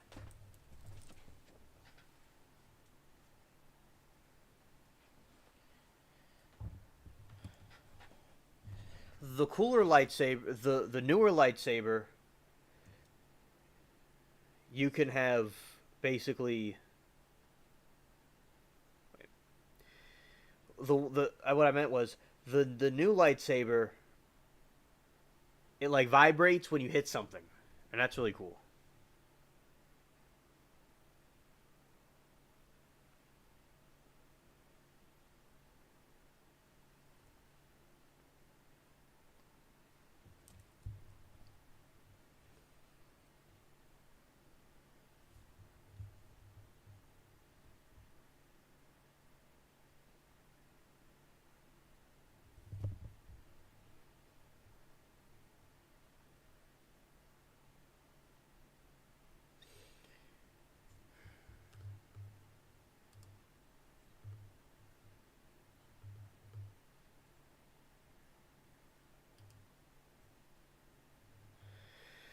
All right, so I like balance. I think balance is good. So I think things with a balance between the different sides would be like blue and red, the different balances. So I think those two would be good in a balanced sense because in Star Wars they're trying to bring balance to the Force. It wasn't about one side eliminating the other, the Jedi eliminating the Sith or vice versa, because you had a problem where the Jedi wanted to get rid of the Sith and the Sith wanted to get rid of the Jedi. But they both had flaws, they both had some good points. So the kind of lightsaber would be something in the middle. You could say technically like a purple lightsaber or having both. But talking about, say, good or evil, I would say the light side of light. But of course, at the same time, passion can be used for something good too. So, as I said, I think the purple one's cool. Here I go. I like the blue one and the red one, but as I said, something that would be balanced out with both would be good. because you know there's one extreme and another extreme.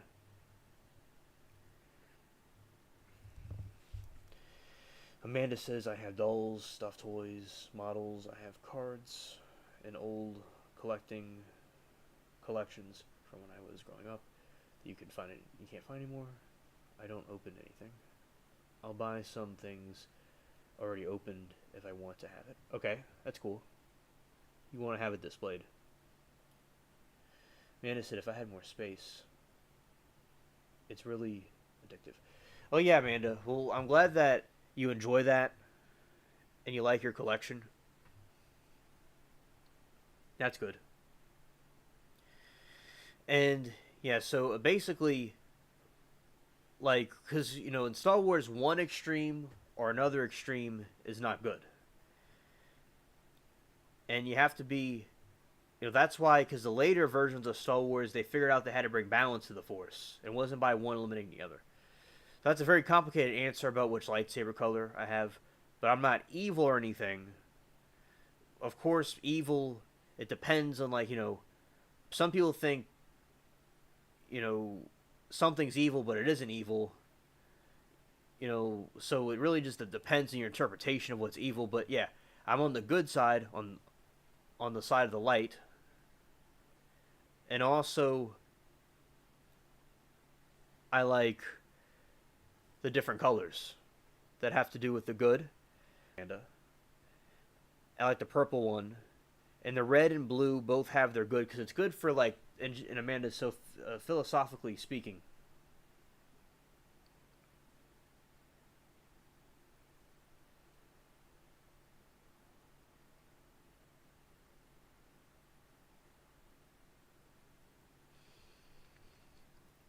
like the Jedi believe there's emotion, there's only peace,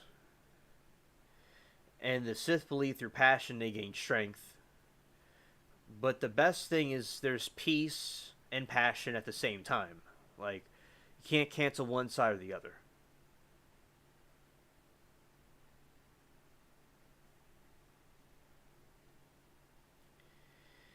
And also, you know, the Sith did things that were really evil, obviously in Order 66. And also the Jedi were wrong for denying Anakin to have emotions about his mother, and and he should have had a wife if he wanted one. Flaws in different ways. It's a very deep philosophical thing.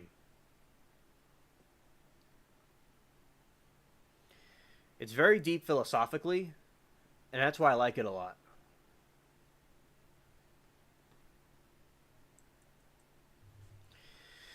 Alrighty, here we go.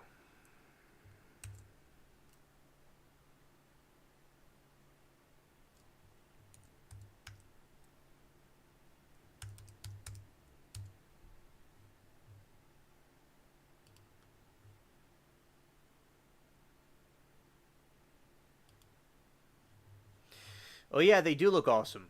But as I said, with the Sith, one thing about them is that through passion you gain strength, and you could use like anger and frustration you have, and use it into something positive or something good like YouTube.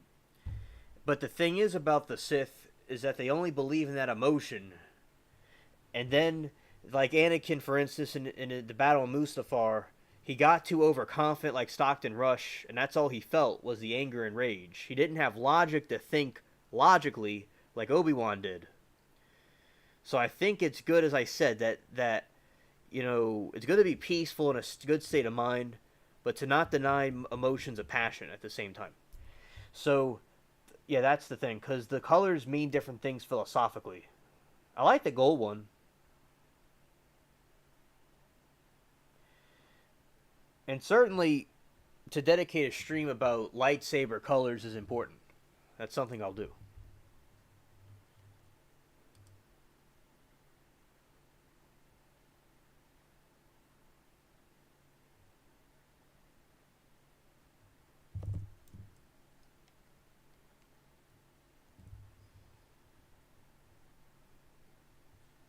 They do look awesome.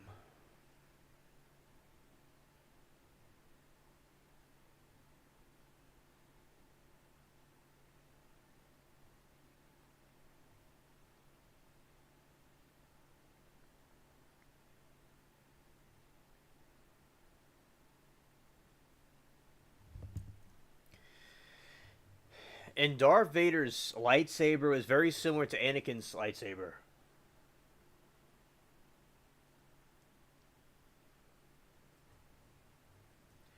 But the red one does look nice too. I like the red one also.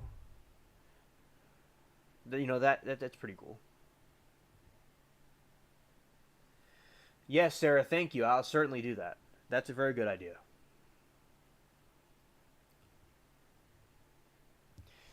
And this one more thing I'll do, and I'm gonna talk more about the lightsabers and the Star Wars stuff.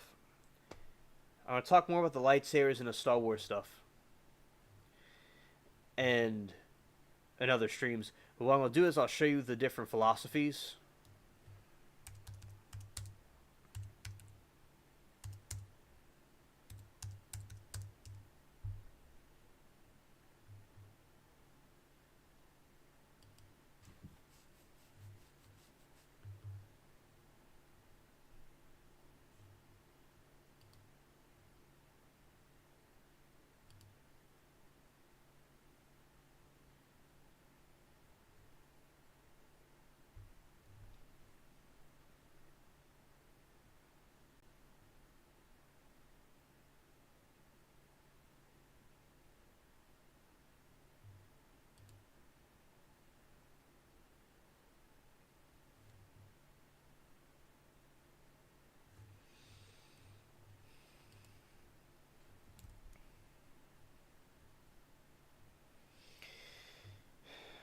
So basically, like the Jedi believe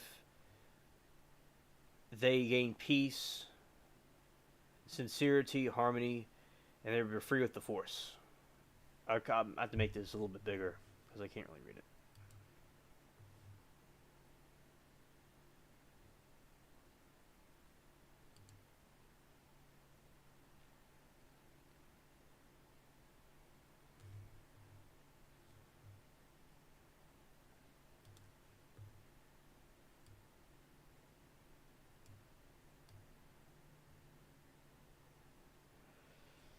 All right. So the Jedi Code: there is no emotion, there is peace. There is no ignorance, there is knowledge. There is no passion, there is sincerity. There is no chaos, there is harmony. There is no deletion, there is the Force. And the Sith, the opposing side, believes peace is a lie, there's only passion. Through passion, I gain strength. Through strength, I gain power. Through power, I gain victory. Through victory, my chains are broken. The Force shall free me. And the Grey Jedi Code is: there is no light without dark. That's a quote that I like. Through passion, I gain focus. Through knowledge, I gain power. Through sincerity, I gain strength. Through victory, I gain harmony. There's only the Force. So those are the three different philosophies, but the Jedi and the Sith are the two main opposing forces, the most popular ones. So the red lightsaber is the Sith, and the Jedi is the blue, the Jedi Knight, and also green sometimes. Like green is sort of like a gray Jedi, because they're not really part of the Jedi Knights. And gray is, it's kind of, I guess, sometimes represented by gray lightsabers, and also with gold lightsabers.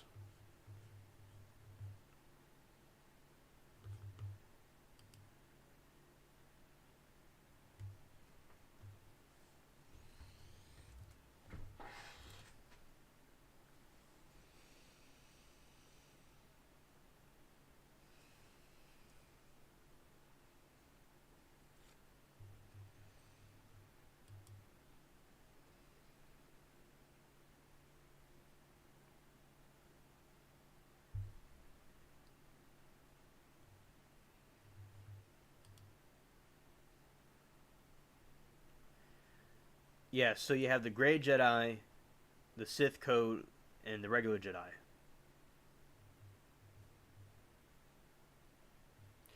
Look up the green lightsaber.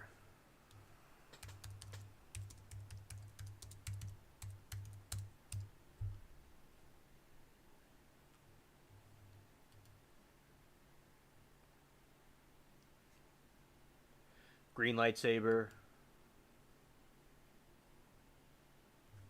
Very cool.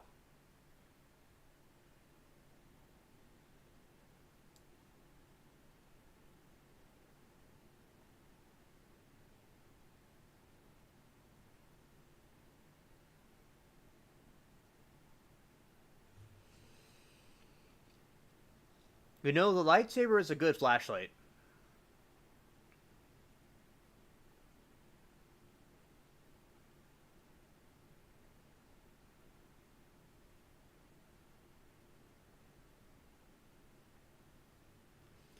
You know, it's very good. Yeah, those are the green ones. And also, I'll show you the red one specifically. That's red.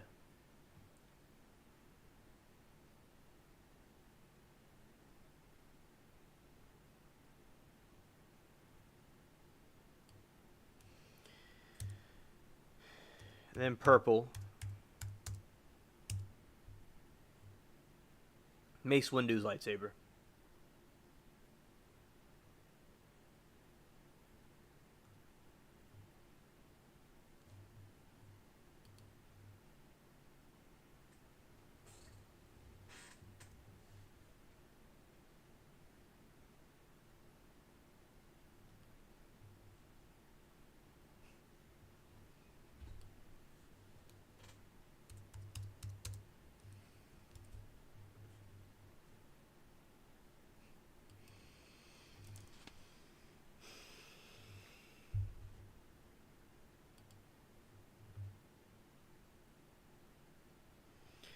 Alright, so that's the blue one.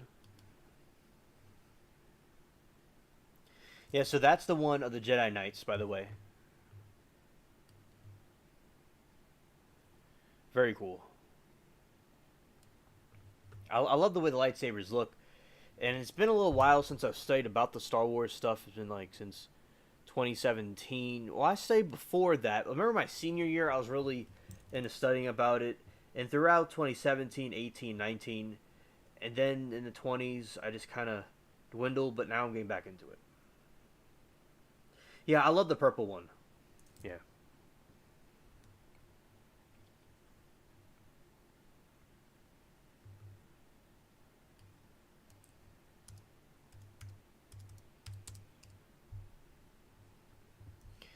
And like with Mace Windu, like his power was he could bring like he could absorb the power of the Sith. He can absorb the power of the Sith and use it against them, but still be in the light side.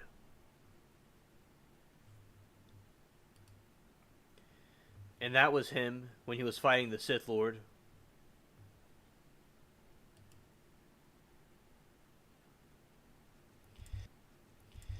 Yes, absolutely. Absolutely.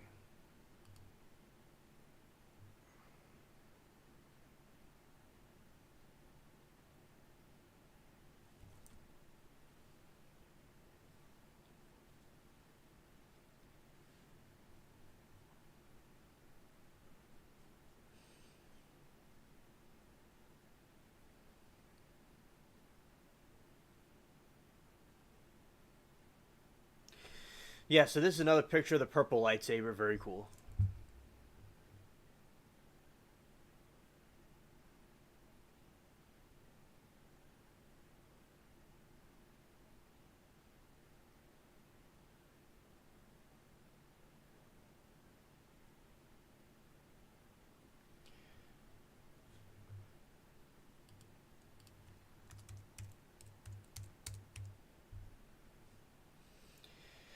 Alright, so Sarah says partial to blue since a bit like what we seen in my head late night many years ago. Okay, thank you.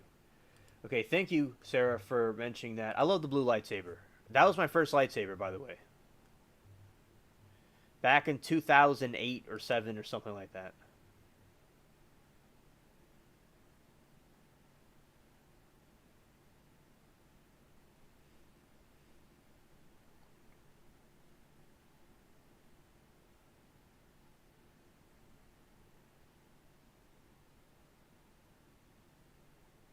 All right, Sarah. Okay.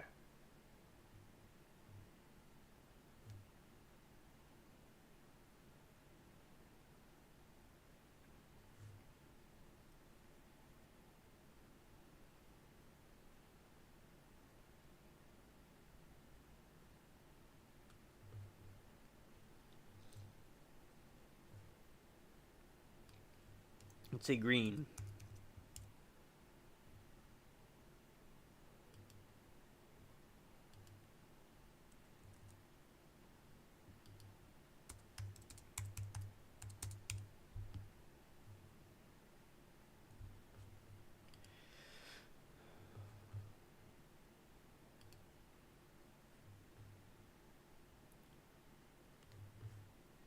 Yeah, this is the green lightsaber.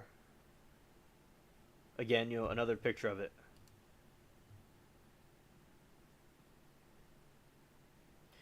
And that's Rey. That's one of the people from Star Wars. But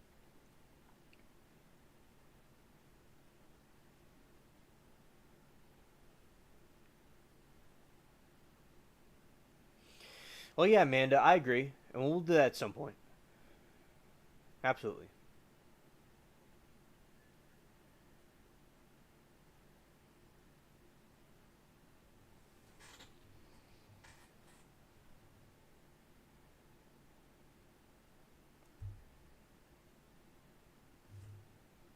Thanks for the suggestion, Amanda.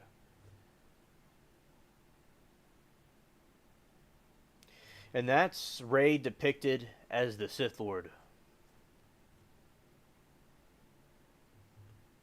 Very interesting.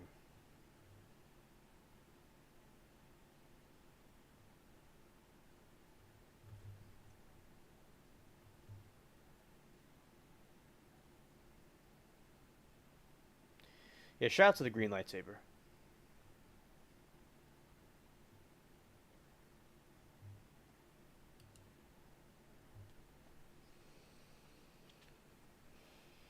Yeah, very cool, very cool.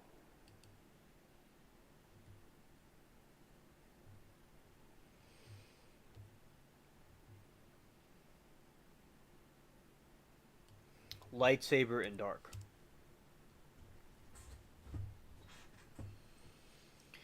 He got a couple of these different ones.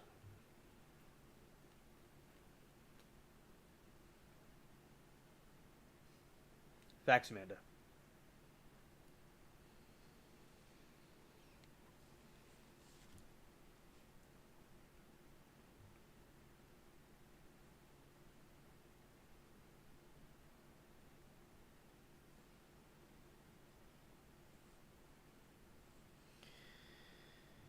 Okay.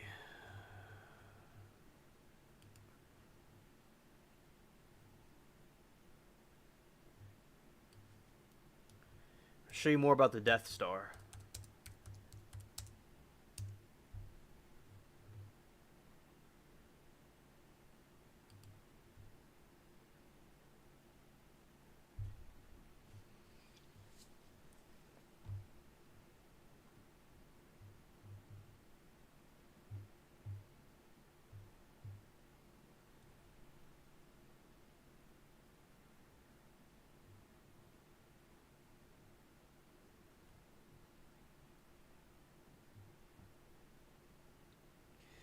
Be with you in a moment, Amanda. Amanda, give me a moment. Okay.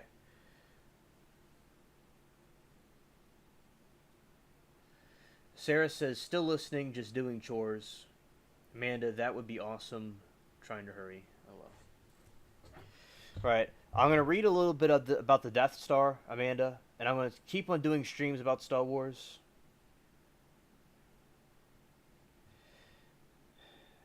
And also, then after I talk about the Death Star for a little bit, I'll end it. I'll look at the black one. We'll go back.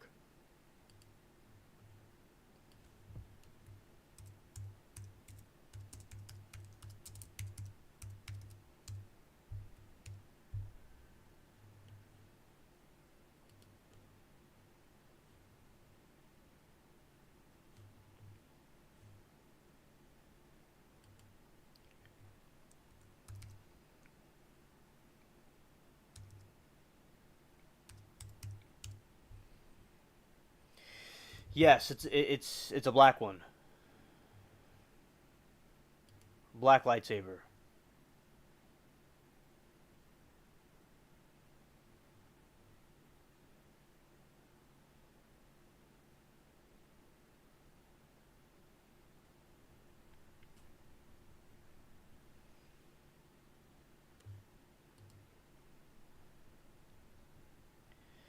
Yeah, that's the black one too.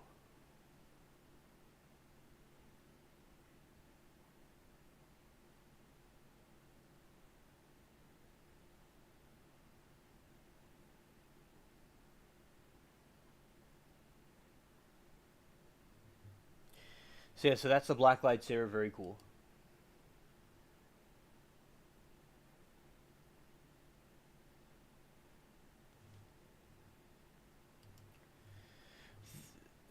So that's the new Luke Skywalker FX Elite lightsaber. Very interesting.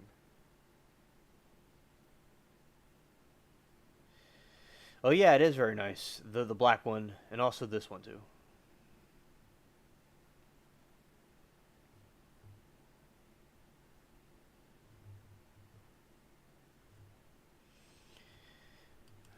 There it is right there.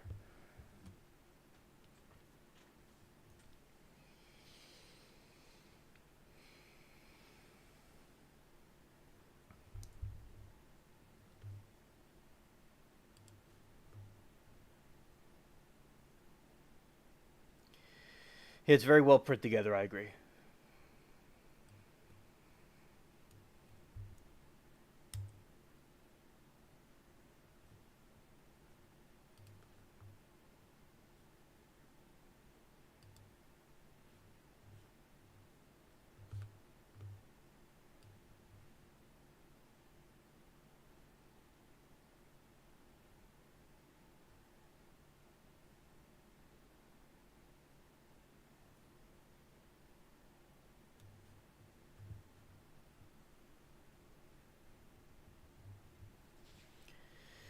Amanda, I stay up not too late. I probably go to bed around this time.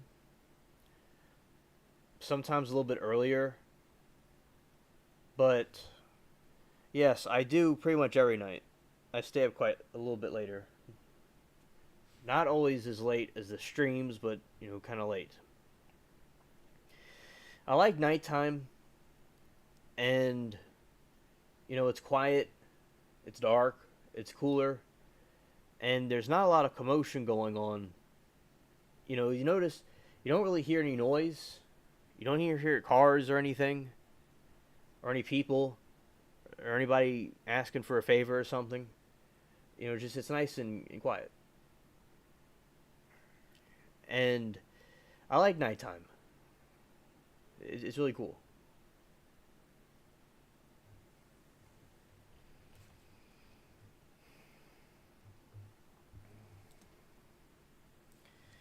If I could have any collectible, what would it be?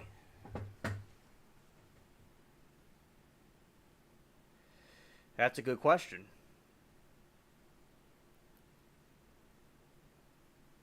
You know, I'd say that I would like, those Star Wars toys, those original ones.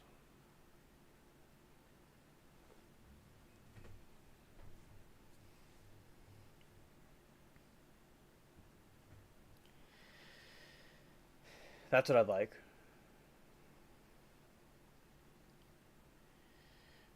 The Death Star is a fictional space station and superweapon featured in the Star Wars space opera franchise, constructed by the autocratic Galactic Empire. The Death Star is capable of obliterating entire planets and serves to enforce the Emperor's reign of terror.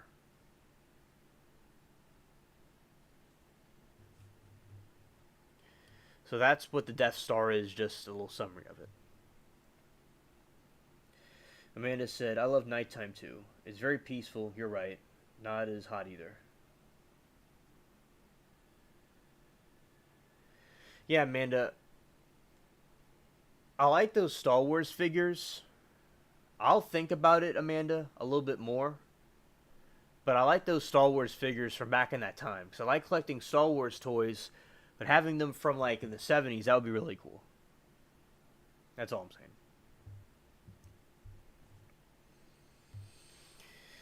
Appearing in the original 1977 film Star Wars, the Death Star serves as the central plot point and setting for the movie, and is destroyed by an assault by the Rebel Alliance during the climax of the film, with the 2016 prequel from Rogue One and the 2022 television series Andor exploring its construction.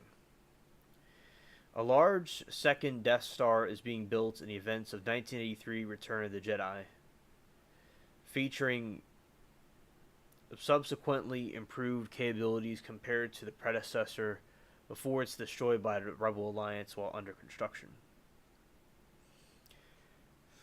It was also in the 2005 one as well.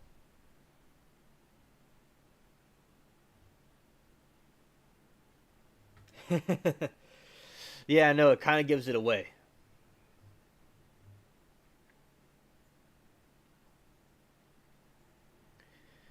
Since its first appearance, the Death Star has been a crucial icon and a widely recognized element of the Star Wars franchise. It inspired numerous similar superweapons in fiction, as well as in other Star Wars works.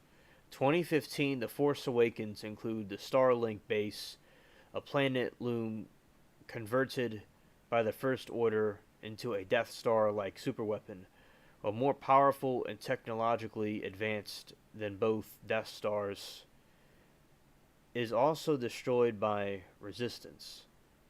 The 2019 film The Rise of Skywalker introduces the Final Order, a massive fleet of Execution class Star Destroyers built by the Sith Eternal individual warships, each carrying a planet-killing weapon. The film also features remains of the second Death Star on the ocean moon Kefir.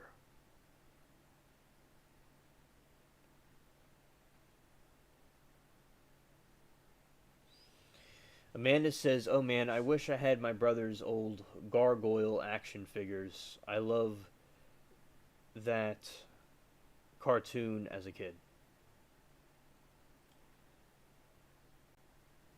Oh yeah, that's awesome. That's absolutely awesome. That would be nice.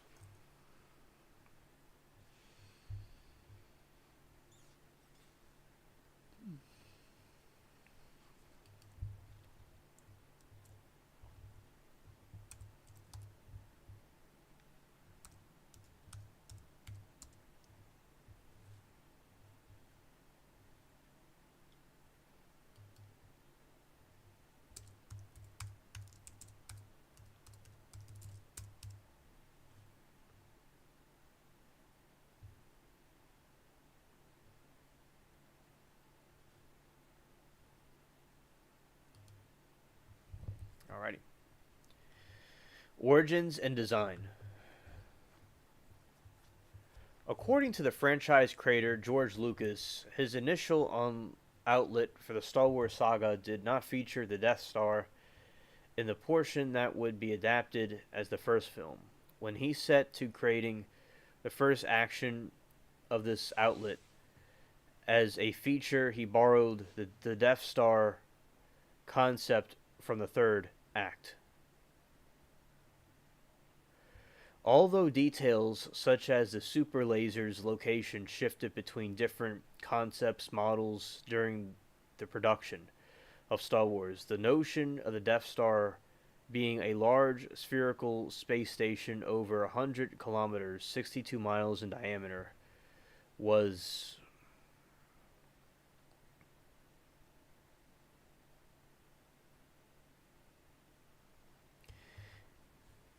consistent in all of them. George Lucas gave the original task of designing a Death Star to concept artist and spaceship modeler Colin Cantwell, who had collaborated with Stanley Kubrick on the 1968 film 2001 Space Odyssey, An Empire of Dreams, a documentary about filming and production of Star Wars. Cantwell revealed the Death Star was originally supposed to be perfect sphere.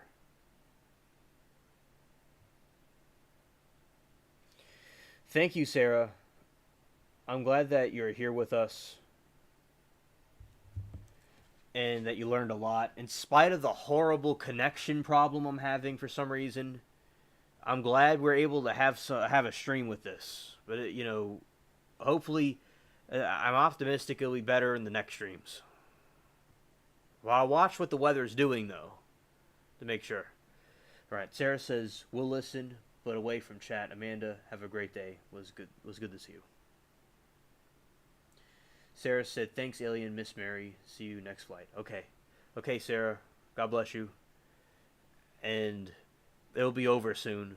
It won't be much longer. But see you later. Anyway. Although details such as the super laser's location shifted between different concept modules during the production of Star Wars, the notion of the Death Star being a large spherical space station over 100 kilometers in diameter was consistent in all of them. George Lucas gave the original task of designing a Death Star to concept artist and spaceship Cantwell, who had collaborated with Stanley Kubrick in 1968 film. The documentary about the film and production of Star Wars. Cantwell revealed that the Death Star was originally supposed to be perfect sphere, and the model was constructed in two separate pieces. However, it wasn't fitting together as planned. It was then decided that there could be a trench going around the equator of the space station. Lucas liked the idea, and the Death Star model was created by John Steers. The buzzing sound continuing down to Death Star firing its super laser comes from Flash Gordon series, portraying incompetent yet powerful space station posed by the problem of industrial light and magic's module makers for Return of the Jedi. Only front of the side of the 137 centimeter 54 inches model was completed, and the image was flipped horizontally. From the final film, both Death Star were depicted by a combination of complete and sectional models in Métis paintings.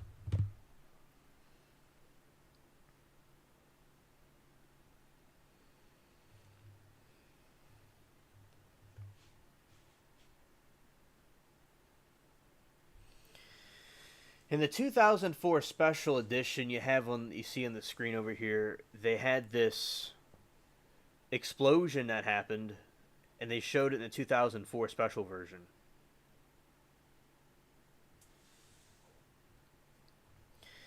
Special effects.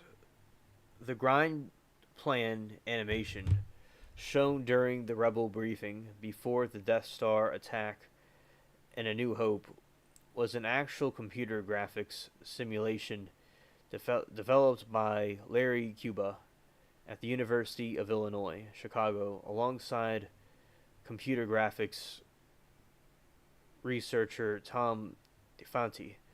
George Lucas had recruited Cuba for the project after becoming familiar with his and Gary Imhoff's work at the Call Arts at Jet Propulsion Laboratory. After filming was complete, the original model, as well as one of the surface set pieces, were to be thrown out, but they were eventually salvaged.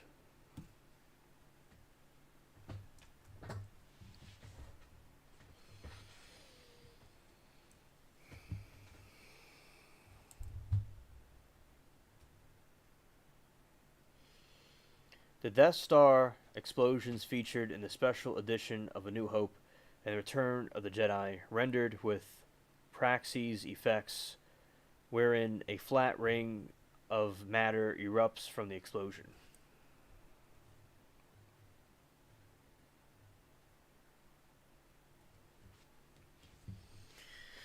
Star Trek: The Undiscovered Country is 1991 American science fiction film.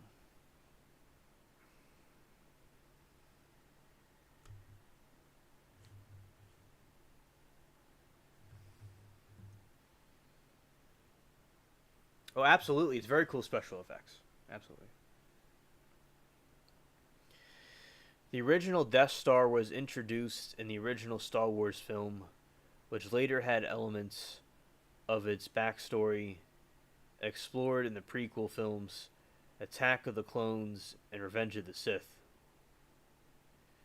The animated series The Clone Wars and Rebels and the 2016 anthology film Rogue One, the second Death Star appears in Return of the Jedi, and a similar superweapon, Starkiller, base appears in The Force Awakens. Both the original and second star were moon-sized and designed for massive power projection capabilities, capable of destroying an entire planet with a 6.2 times 1032 power output blast from their super lasers.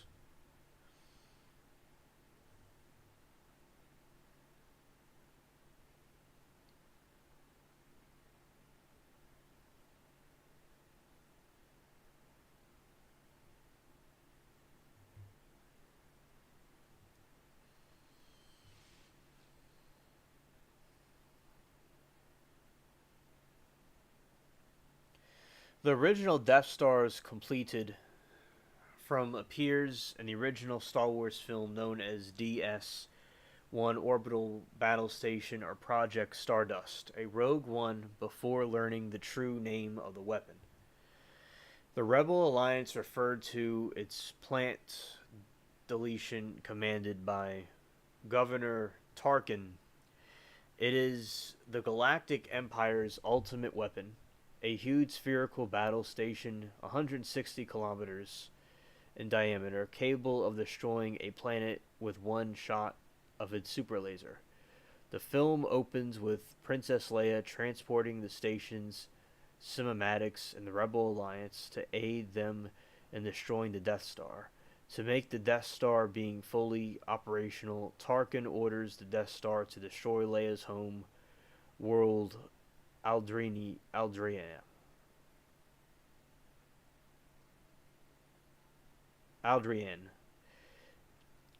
An attempt to press her into giving him the location of the secret rebel headquarters. She gives them the location of Dantoni, which housed a now deserted rebel base, but Tarkin has Adrian destroyed anyway as demonstration of the Empire's resolve. Later, Luke, Han Solo, Chewbacca, Obi-Wan Kenobi, C-3PO, and R2-D2, who were intended to arrive in Adrian on board of Millennium Falcon, are pulled aboard the station by tractor beam, where they discover and manage a resource, Princess Leia. As they make their escape, Obi-Wan sacrifices himself, whisks the dueling with Darth Vader, enabling the others to flee the station. Later, Luke returns as part of a fighter force to attack its only weak point, a ray-shielded particle exhaust vent leading straight from the surface directly into the reactor core discovered previously from the stolen schematics. Luke is able to successfully launch his X-Wing fighters' torpedoes into the vent, impacting the core and triggering catastrophic explosion, which destroys the station before it can be annihilated by the rebel base on Yavin 4. Wow.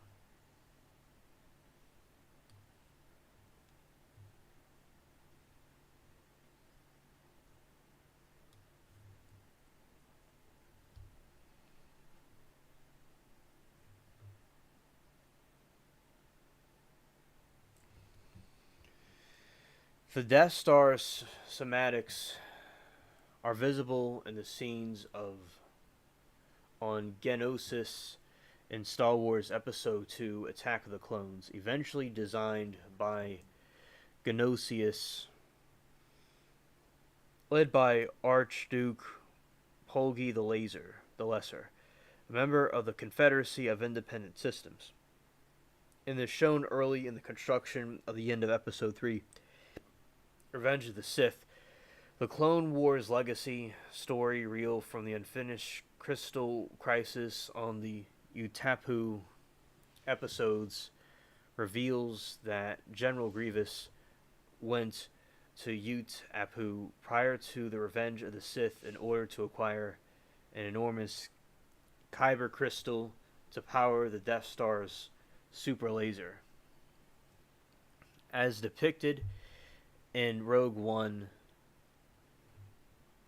and Catalyst, a Rogue One novel, 2016, the Death Star was worked on by a team of scientists sequestered on the rain-swept world of Edu, overseen by Orson Karanik, the director advanced weapons research for the Imperial military under Kendrick's supervision. The project was beset by constant delays, and he forcibly recircuited weapons designed by Galen Erso, the film's protagonist. To complete the design, the Death Star scientists sought to fuse the kyber crystal shards into large structures and use those crystals to amplify energy into stable beam powerful enough to destroy an entire planet. In the Disney Plus series, Andor set another novel, but before the film Prisoners of the Imperial Prison Complex and Narc-Ina 5, including Kassan Andor, who got sent to the prison during the time of Keith Grigo, worked on Imperial equipment during their shifts, which was revealed in the post-credits scenes of the series' final episode of Rick's Road to be parts of the build of the super laser. A little bit more. Read a little bit more, then it'll be over with. And then tomorrow we'll talk more about the Star Wars stuff. And we had a full stream tonight. We got everything done, but I want to repeat this stream, to make sure, we have a stream where it works like it usually does.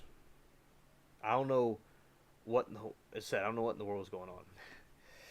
The 2014 book Star Wars Tarkin details the life of Grand Moff Tarkin, prominently featured in the Death Star Catalyst, a Rogue One novel.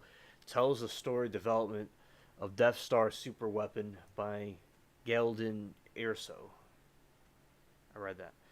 Rogue One focuses on the brand of rebels stealing the Death Star plans just prior to the events of A New Hope.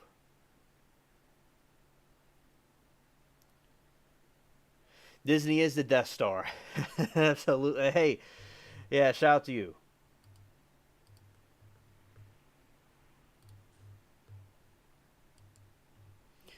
First used to destroy the Jeddah city, both as response to a violent insurgency in the planet and also display the Death Star's operational status. Tarkin assumes control over the Death Star while Krennic investigates security breaches in the projects. It is subsequently revealed that Galen discreetly sabotaged the design by building a vulnerability into the reactor after the Death Star plans are stolen from the Scarif Vault. Tarkin fires the Death Star's super laser on the base, killing Krennic, as well as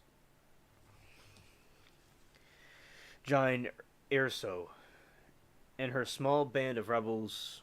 Rogue One also reveals the Death Star's super laser is powered by multiple reactors, allowing it to vary its destructive power depending on the target. Both the attack on Jeddah City and the Scarf base used the single reactor.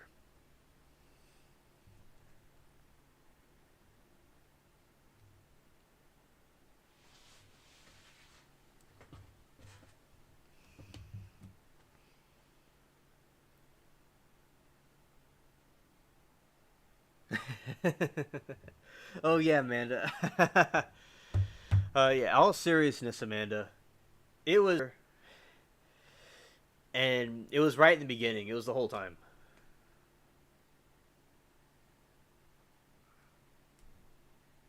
But I know. It's like, were you causing it secretly, or your presence causes it somehow? Yeah, but it was before you came here, though. So this time it wasn't you. And but it's all good. Basically, I mean, recently it's been working really well, and I really think that there's some other factor going on around here. If it was the wind causing the connection to be watered down or whatever, I wasn't too sure exactly what was causing it, but it is what it is. I'm thankful it works at all, cause like there's like a gear on the bottom of the app. It has like a gear, and it's red, and sometimes it turns a little orange, and it's a couple of times it's turned green. Usually it's green, and it works perfectly fine. But it was red, and it wasn't the browsers. I was talking about the browsers. It's not the browser's fault. It's not Firefox's fault. And right now I'm back on Safari. Either one, it's like both of them are having problems. It has nothing to do with the browsers. It has to do with the connection.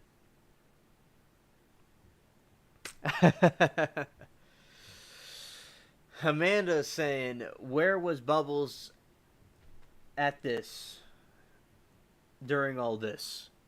I don't know where Bubbles is at. In the beginning, Amanda, he was laying on his he was laying on his back with his hands up in the air, getting all the attention. But right now, I don't know where he is. I don't know where he went. He's with Mary Toodles, but maybe he went over next door and he did something or pulled a prank on us.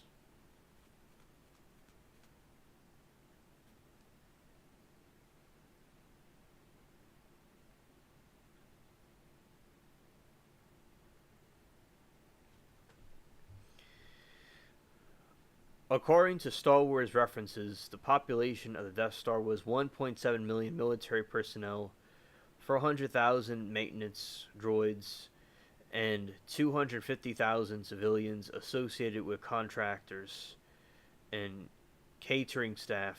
The Death Star was defended by thousands of turbolasers, plus a complement on 7 to 9,000 TIE fighters, along with tens of thousands of support craft. It also had several massive docking bays, including dry docks, capable of accommodating star destroyers.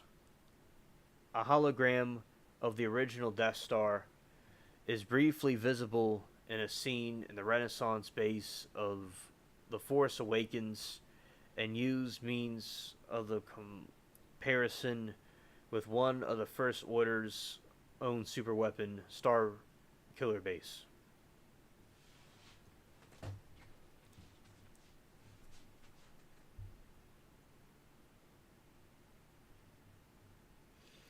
Alright, tomorrow we'll talk about the second Death Star.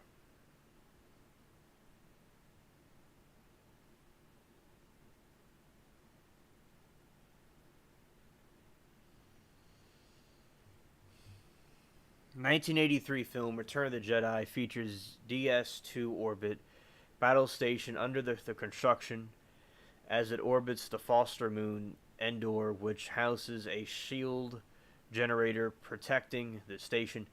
The second Death Star is subsequently more advanced and more powerful than its predecessor, and critical weaknesses found in the first Death Star has been removed, and the Rebel Alliance's only hope is to destroy the prior completion. Darth Sidious and Darth Vader send the Rebels false information that the station weapon systems are not yet complete in order to lure Alliance fleets into a trap, resulting in decisive battle of Endor. In fact, the station's super laser is fully operational and begins firing and destroying the Rebel capital ships during the battle.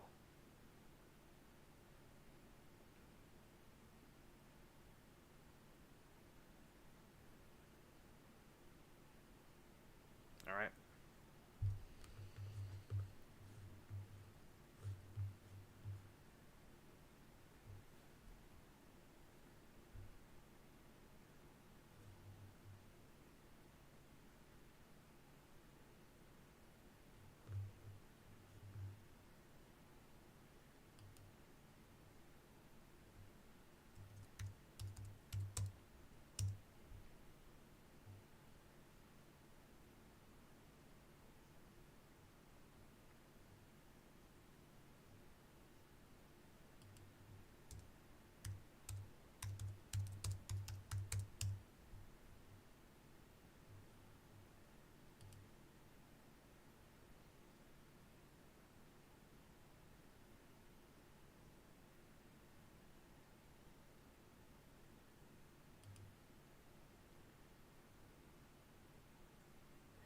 Yes, Ewok.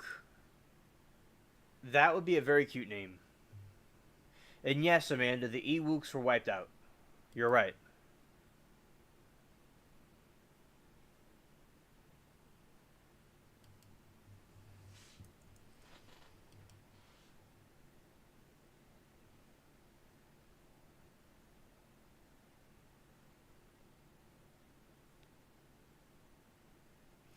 But now also, in Amanda though, all the good news, however, in canon, is what shows is true. The current Star Wars canon, the Ewoks survived the destruction of the Death Star, as we not only saw them as the end of the Return of the Jedi, but also the end of Star Wars Episode Rise of Skywalker. So some of the Ewoks survived.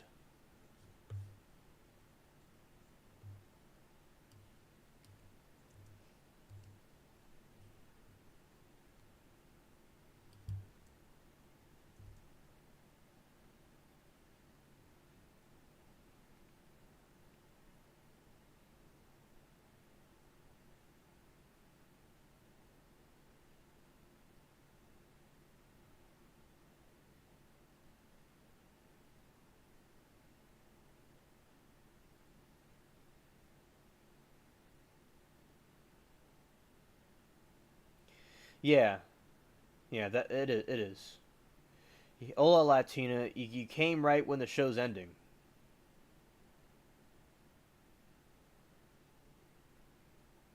Yeah. So, but Latina, the whole time we're having some connection issues, but we still were able to manage to have a stream. But I'm glad that I was wondering where you were. I'm glad that you're able to tell us hello, but we're about to be ending it. I'm doing well, Latina, and the stream was pretty good. And despite the difficulties, the stream went pretty good.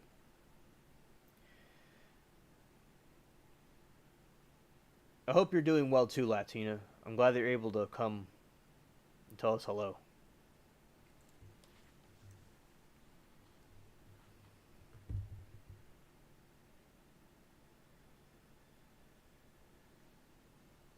Yeah, and also, basically, let's see. Latina says she loves the creatures from the movie. And Amanda says she needs a stuffed Ewok. I want to look that up. The stuffed Ewok.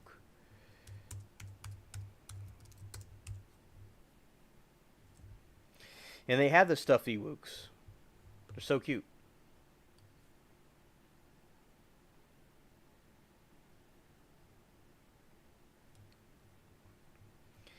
Yeah, shout out to the Ewoks.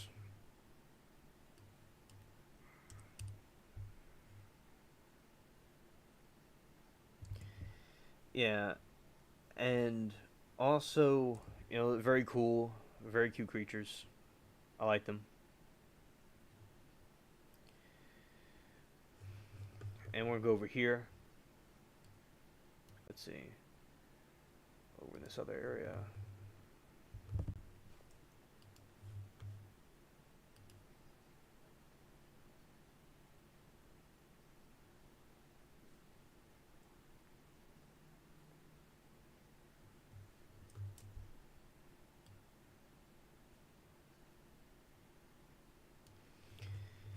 Yeah, and also a good time talking about the different things with although it was the connection had some problems, we had a good stream, and Latina came in the last moment. Hmm.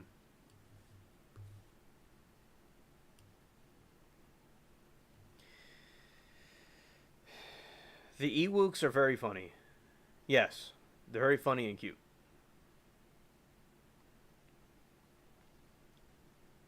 And also, Latina says the little white girl in the movie was a darling child. Facts. Facts.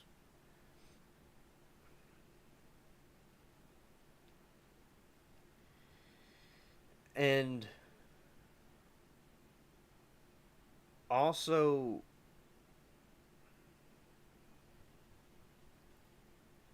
Amanda said the humans are the aliens that go to Ewok's planet. Yeah. Yeah, in that situation, we're the aliens. Yes, Amanda, I have a Hawaiian shirt on. I have a Hawaiian shirt and I have a Dragon Ball Z shirt also. I was showing it earlier. I have this Dragon Ball Z shirt right here. This is a new Hawaiian shirt.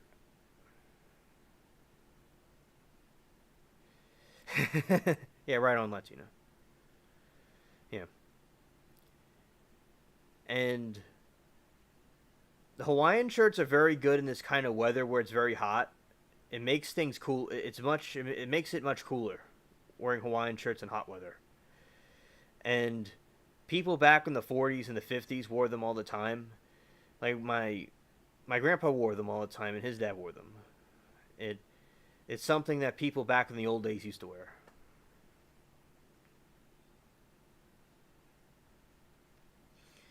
Yeah, yeah, bring them back. Yeah. And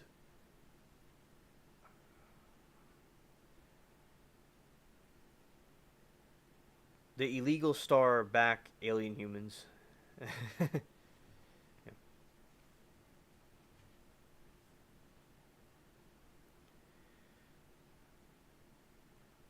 Because with the white shirt alone, you just wouldn't really see much.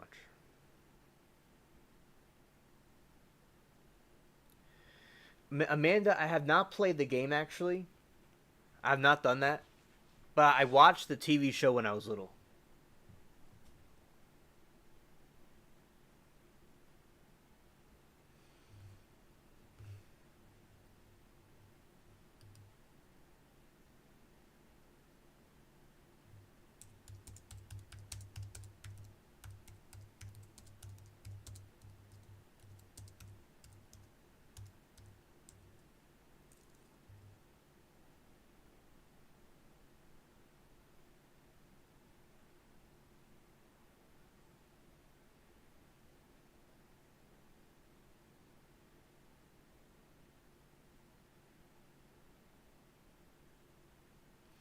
Thank you, Amanda. Glad that a thing for the compliment, and that also you agree. Thanks.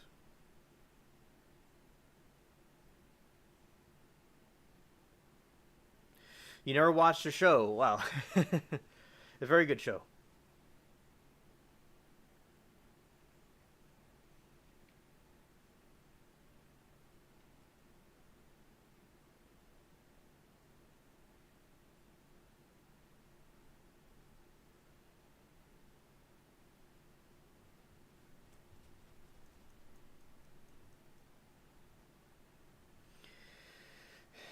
Yeah, yeah. And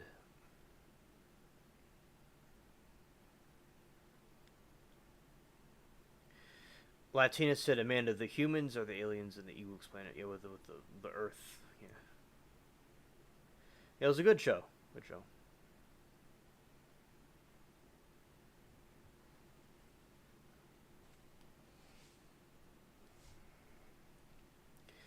All right. And Latina said, are there any invasive snakes in your area? Yes. We do have some rattlesnakes here. I haven't seen them in a while, but we do have rattlesnakes or some type of snake like that. I see it because it rattles, but we do have some snakes, but they're not invasive in the sense that they're not all over the place. But there's some invasive bugs that came from the west, like where you're from, and they came out here at some point. It's not. It's like a stink bug, but different. But not really with snakes. There are snakes, but not as much as you would think.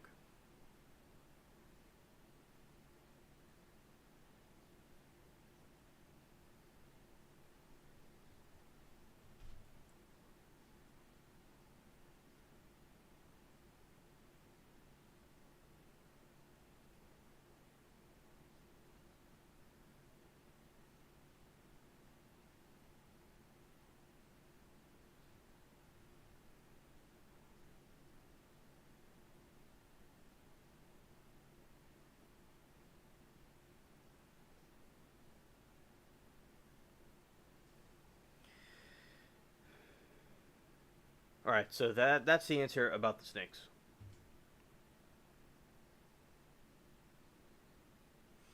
There's no boa constrictors here.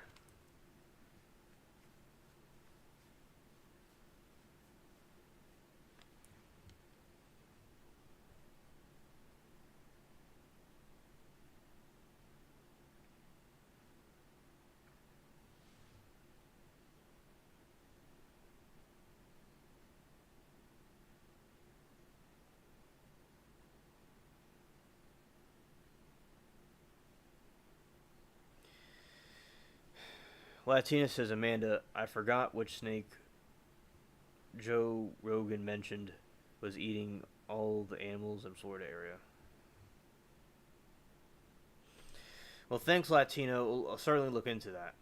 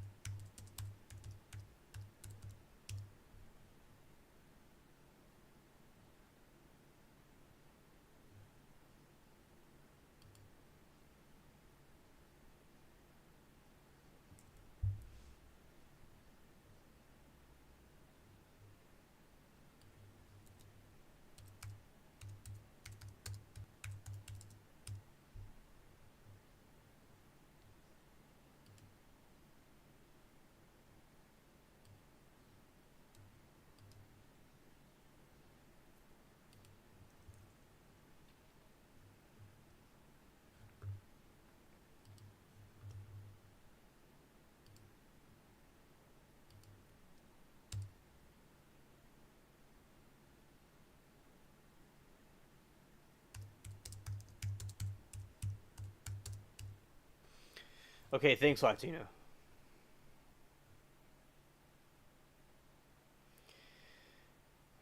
Yeah, similar to that. It may not be the same bug, but it's similar to that. It's invasive and it likes to try to eat. It's harmless, but it's aggravating and it could damage crops and stuff.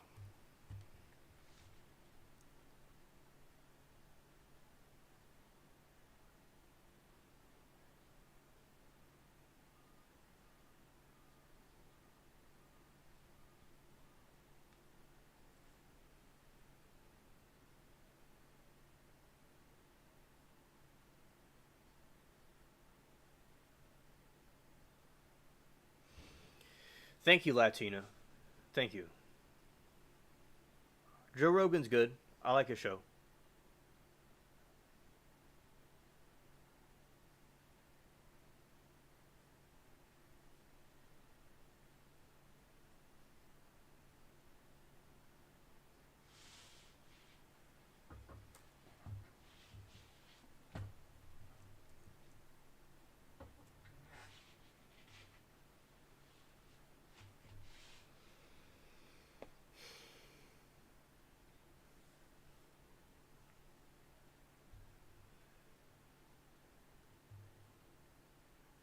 Thanks, Latina.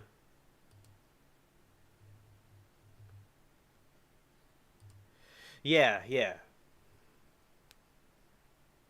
I think I could pull up what the bug is called. Let's see. It's called the bug mistaken for a stink bug.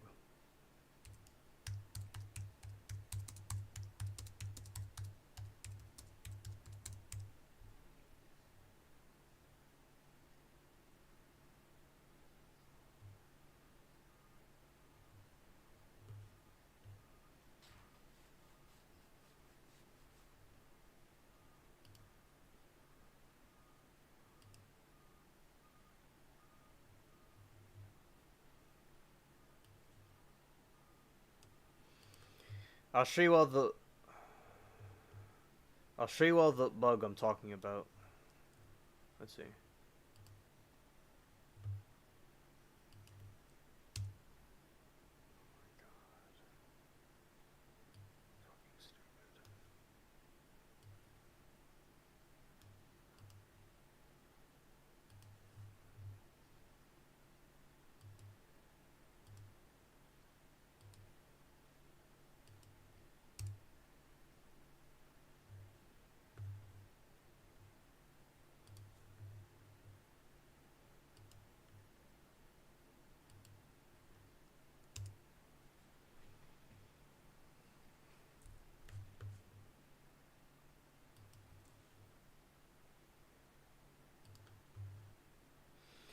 Alright, so this is the bug I'm talking about.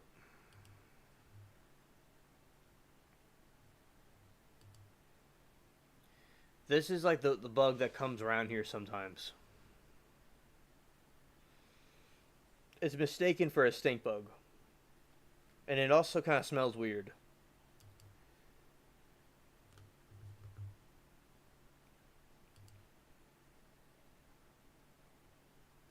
You've not heard of it before.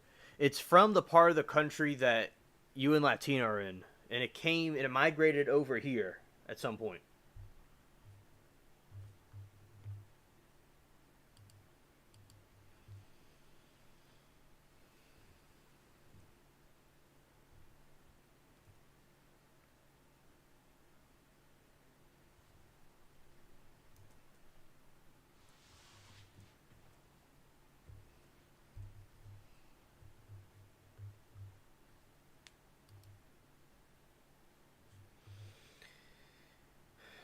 Yeah, yeah, very creepy.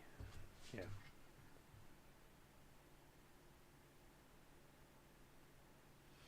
Joe Rogan's cool people. I like his show.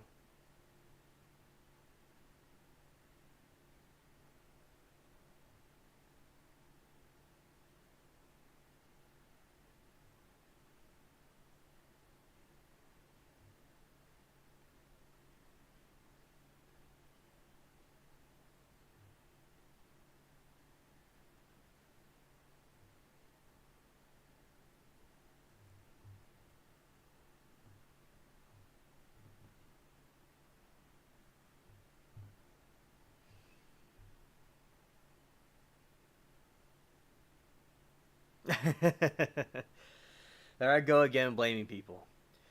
Yeah. All right, all right. I'm here.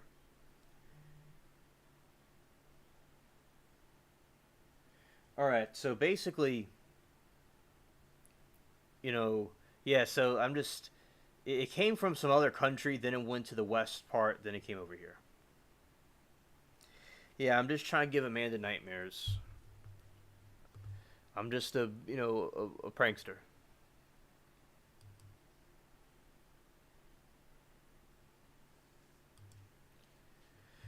Latina said, "Alien, I helped someone get rid of mealy bug off the cactus recently, and the natives used the squish bugs for dye, if I'm not mistaken." Yeah, Latina, they do. You're right. That's true. And I think that's really interesting that they did that.